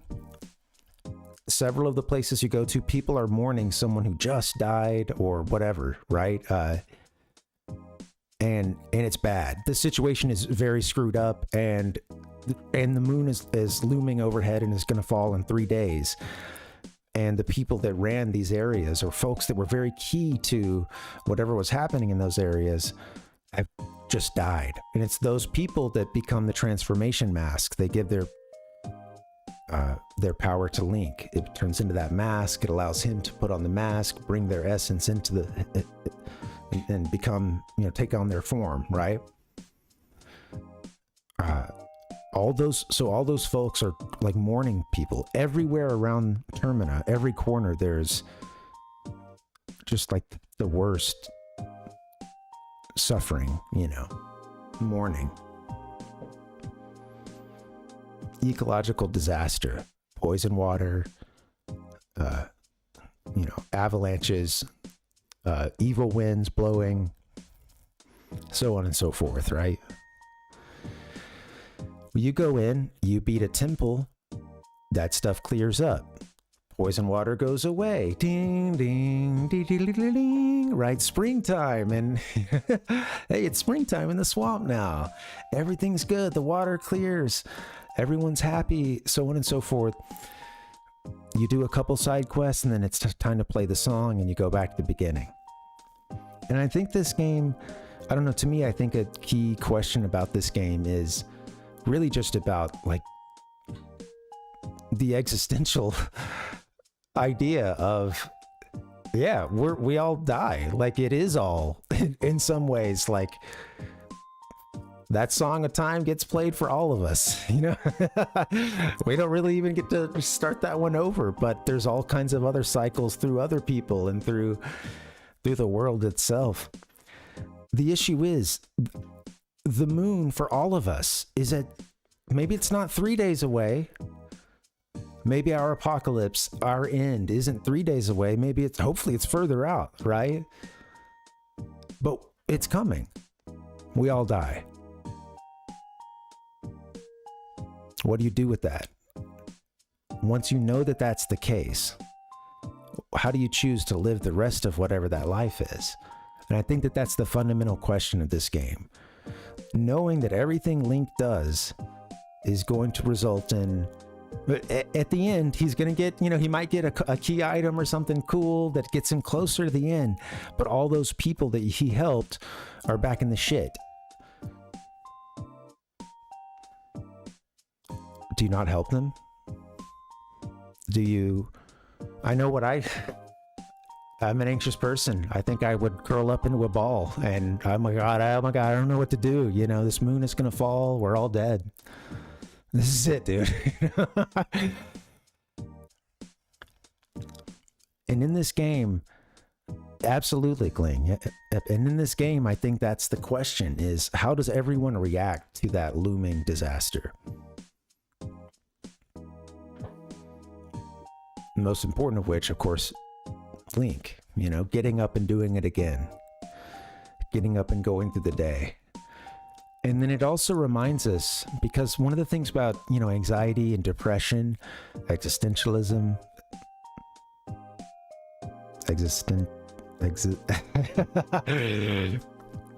that's too big a word for right now. Half a beer in. Existentialism. Doesn't still, I think I'm missing something.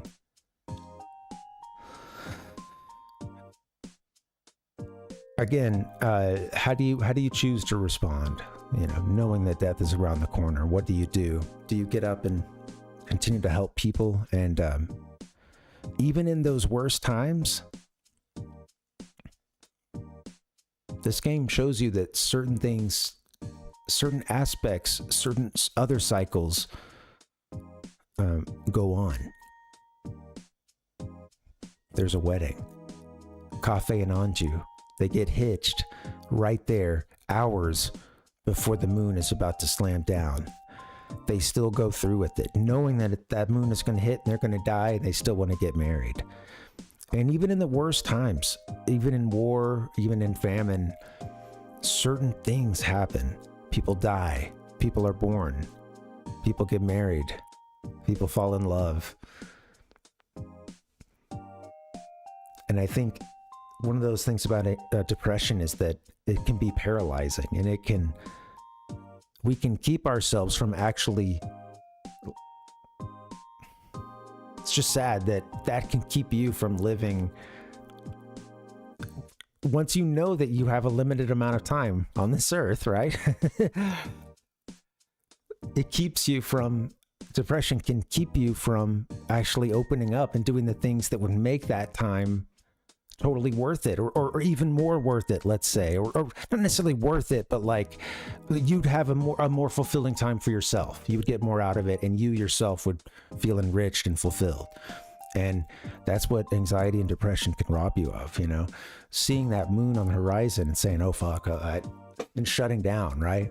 And I think that that's a huge part of this, is finding purpose to continue and push on, even through grief, through loss. And yeah, I think when people focus on, oh, it's such a depressing game, or it's such a it's a sad game, I don't think it's, I don't know, I think, yeah, I don't know. Well, yes, but you've got to bring it around. You've got to bring it all the way back around to the fundamental idea of two ways of reacting to knowing that your world is going to end. You can clam up, give up, right? Game over. Or you can try to bring a life for yourself that is fulfilling and just keep going, keep rolling. You know, two pathways to that. And I think that that's what this game sort of shows us. And yeah, I don't know, I think it's all there for us. And that's why I think if you just stop at, oh, this is sad, it's a depressing game, I think that it totally misses the point. I think you've got to continue on to that extra stretch. And again, it's that it's funny, I've heard it explained like this: the world is going to end, and or we're all going to die. Now that can either be the world is going to end and we're all going to die someday and I only have a limited amount of time. Or we can take those same words. The world's going to end. I'm going to die someday. I've only got a limited amount of time. Let's go.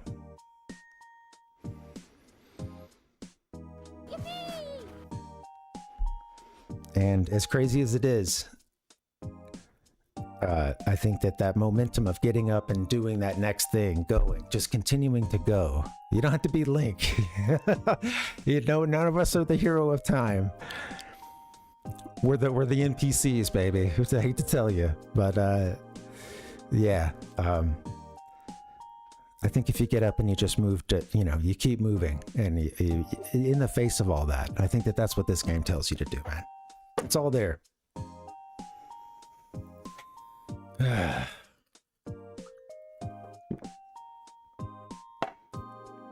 I shouldn't talk too much more about it, but man, yeah, Gling, it hits. I think that there's something here for everybody with this game, you know, and I think, yeah, it's such a, I don't know, there's a humanity that really shines through in this game that Ocarina of Time hits really hard on. But this game just goes even deeper. I think it's something special.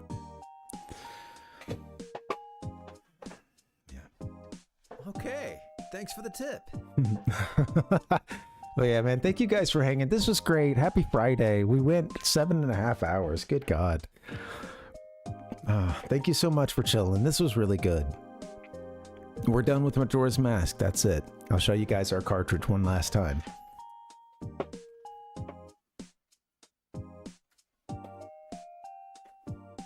Right. Felt weird turning off the console. Yeah, there we are. Japanese version, a little green screened out. Very cool cover too. You've got that sort of smoky background there. Majora's eyes are looking really cool. Can I get the eyes on me? Oh, it's like I'm wearing the mask. Yeah, okay, that's not how green screens work, is it? Okay, well, you learn something every day. Thank you so much, Gling. Thank you guys for hanging. Let's get to the schedule. I got a couple graphics to close this thing out. We'll make it nice and atmospheric for you. I usually like to lately I've been wanting to do raids. But forgive me, I'm gonna pass on that. I'm just gonna close this out here. I'm just tired. I gotta run. But yeah, this was so good. Thank you guys for coming through. So many people came in. Gigantic, thanks for bringing that raid in. Developer, thanks for the follow. Nick, thanks for the tip. And everybody else was just chilling with this and talking. Thank you so much. Hope you guys will stick around. I'll play a few sound effects for you. I've got a whole big soundboard here. Man, what a game. So what's up, B? Watching the game, having a bud. Let's wrap it up, guys. Okay. We didn't get to Star Wars Episode 1 Racer tonight. That's okay. We'll bust that out next week on Wednesday and Friday. Games we have coming up. Monday, we'll play something Mario. Maybe Famicom, Mario 3 or something. Okay, that'll be cool. Star Wars Episode 1 Racer, Japanese version coming up for you. Right here. I'm putting them to sleep. And one more time, thank you to Versus Books for this guy that is the gift that keeps on giving, man. I really enjoyed opening this thing up with you guys. Or, well, opening the cover, that is. I've been using this thing since I got this game. Back in the year 2000. I'm out of here, guys. Let me play a few sound effects and put a couple graphics. Thank you so much. Zelda forever. Have a good night and a great weekend. I'll see you next time, guys. Adios. Thank you.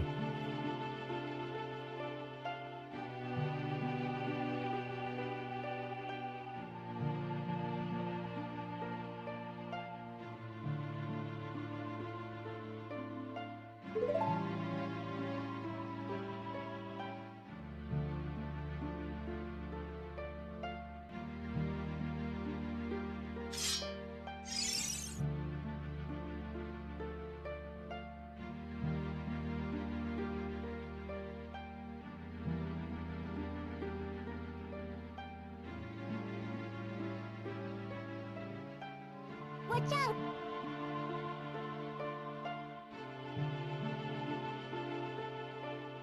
Open your eyes.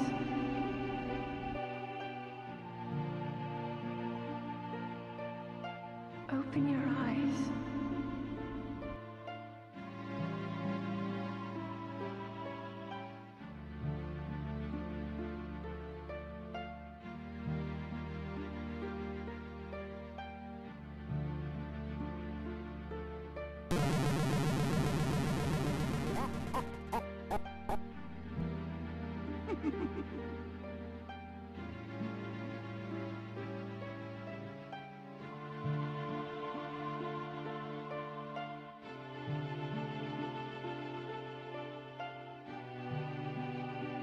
Wow!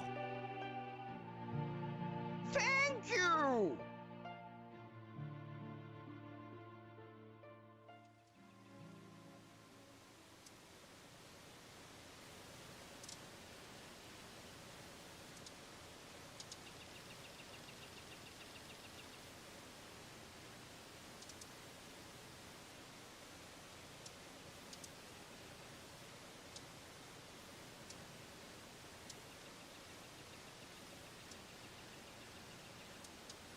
Wow!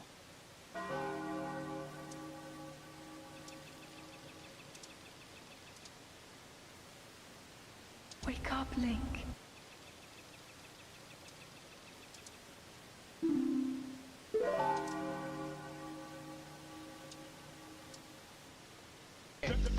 Zelda!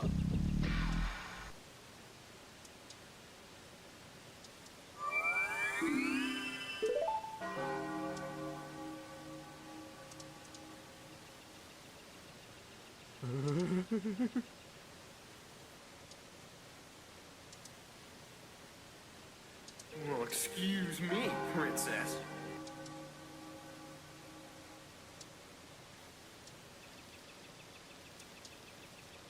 Excuse me, princess.